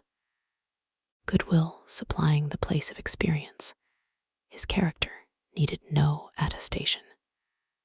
Catherine would make a sad, heedless young housekeeper, to be sure, was her mother's foreboding remark, but quick was the consolation of there being nothing like practice. There was but one obstacle, in short, to be mentioned, but till that one was removed, it must be impossible for them to sanction the engagement. Their tempers were mild, but their principles were steady, and while his parent so expressly forbade the connection, they could not allow themselves to encourage it. That the general should come forward to solicit the alliance, or that he should even very heartily approve it, they were not refined enough to make any parading stipulation, but the decent appearance of consent must be yielded, and that once obtained, and their own hearts made them trust that it could not be very long denied, their willing approbation was instantly to follow. His consent was all that they wished for.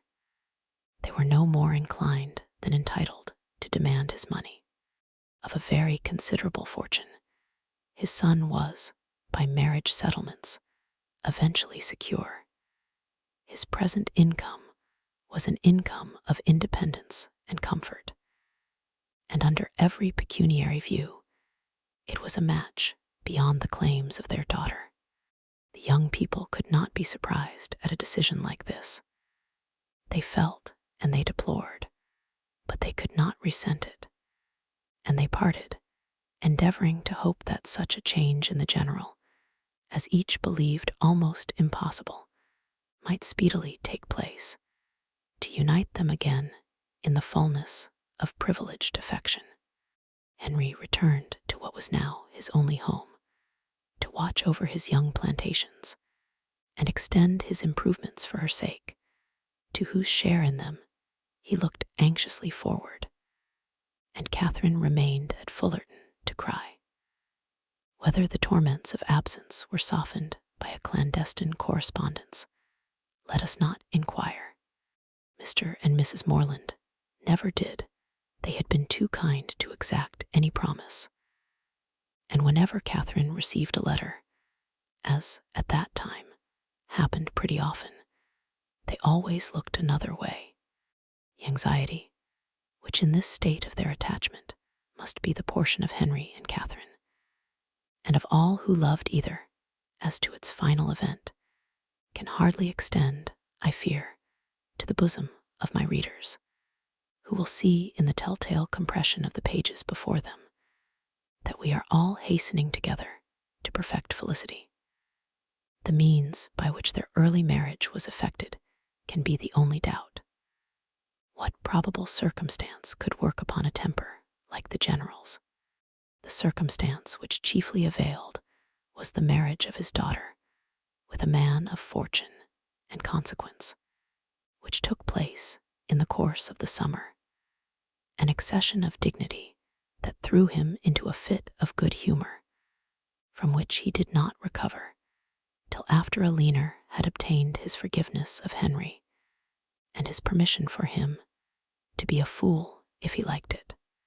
The marriage of Alina Tilney, her removal from all the evils of such a home as Northanger had been made by Henry's banishment to the home of her choice and the man of her choice, is an event which I expect to give general satisfaction among all her acquaintance.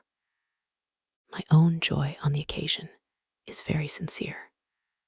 I know no one more entitled by unpretending merit, or better prepared by habitual suffering, to receive and enjoy felicity.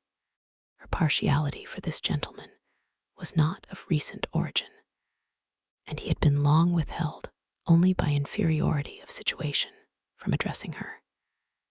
His unexpected accession to title and fortune had removed all his difficulties, and never had the general loved his daughter so well in all her hours of companionship, utility, and patient endurance, as when he first hailed her, your ladyship. Her husband was really deserving of her, independent of his peerage, his wealth, and his attachment, being to precision the most charming young man in the world. Any further definition of his merits must be unnecessary. The most charming young man in the world is instantly before the imagination of us all. Concerning the one in question, therefore, I have only to add, aware that the rules of composition forbid the introduction of a character not connected with my fable, that this was the very gentleman whose negligent servant left behind him that collection of washing bills, resulting from a long visit at Northanger, by which my heroine was involved in one of her most alarming adventures. Influence of the Viscount and Viscountess in their brother's behalf was assisted by that right understanding of Mr. Morland's circumstances, which, as soon as the general would allow himself to be informed, they were qualified to give. It taught him that he had been scarcely more misled by Thorpe's first boast of the family wealth than by his subsequent malicious overthrow of it, that in no sense of the word were they necessitous or poor, and that Catherine would have £3,000. This was so material an amendment of his late expectations that it greatly contributed to smooth the descent of his pride. And by no means without its effect was the private intelligence, which he was at some pains to procure, that the Fullerton estate, being entirely at the disposal of its present proprietor, was consequently open to every greedy speculation.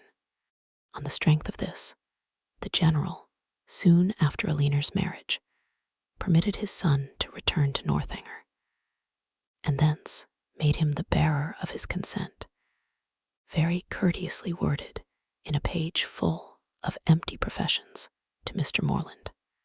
The event which it authorized soon followed. Henry and Catherine were married, the bells rang, and everybody smiled. And as this took place within a 12-month from the first day of their meeting, it will not appear, after all the dreadful delays occasioned by the general's cruelty, that they were essentially hurt by it. To begin perfect happiness at the respective ages of 26 and 18 is to do pretty well, and professing myself, moreover, convinced that the general's unjust interference, so far from being really injurious to their felicity, was perhaps rather conducive to it, by improving their knowledge of each other and adding strength to their attachment, I leave it to be settled, by whomsoever it may concern, whether the tendency of this work be altogether to recommend parental tyranny or reward filial disobedience. A note on the text: Northanger Abbey was written in 1797-98 under a different title. The manuscript was revised around 1803 and sold to a London publisher, Crosby & Co., who sold it back in 1816. The Signet classic text is based on the first edition, published by John Murray, London, in 1818, the year following Miss Austen's death. Spelling and punctuation have been largely brought into conformity with modern British usage.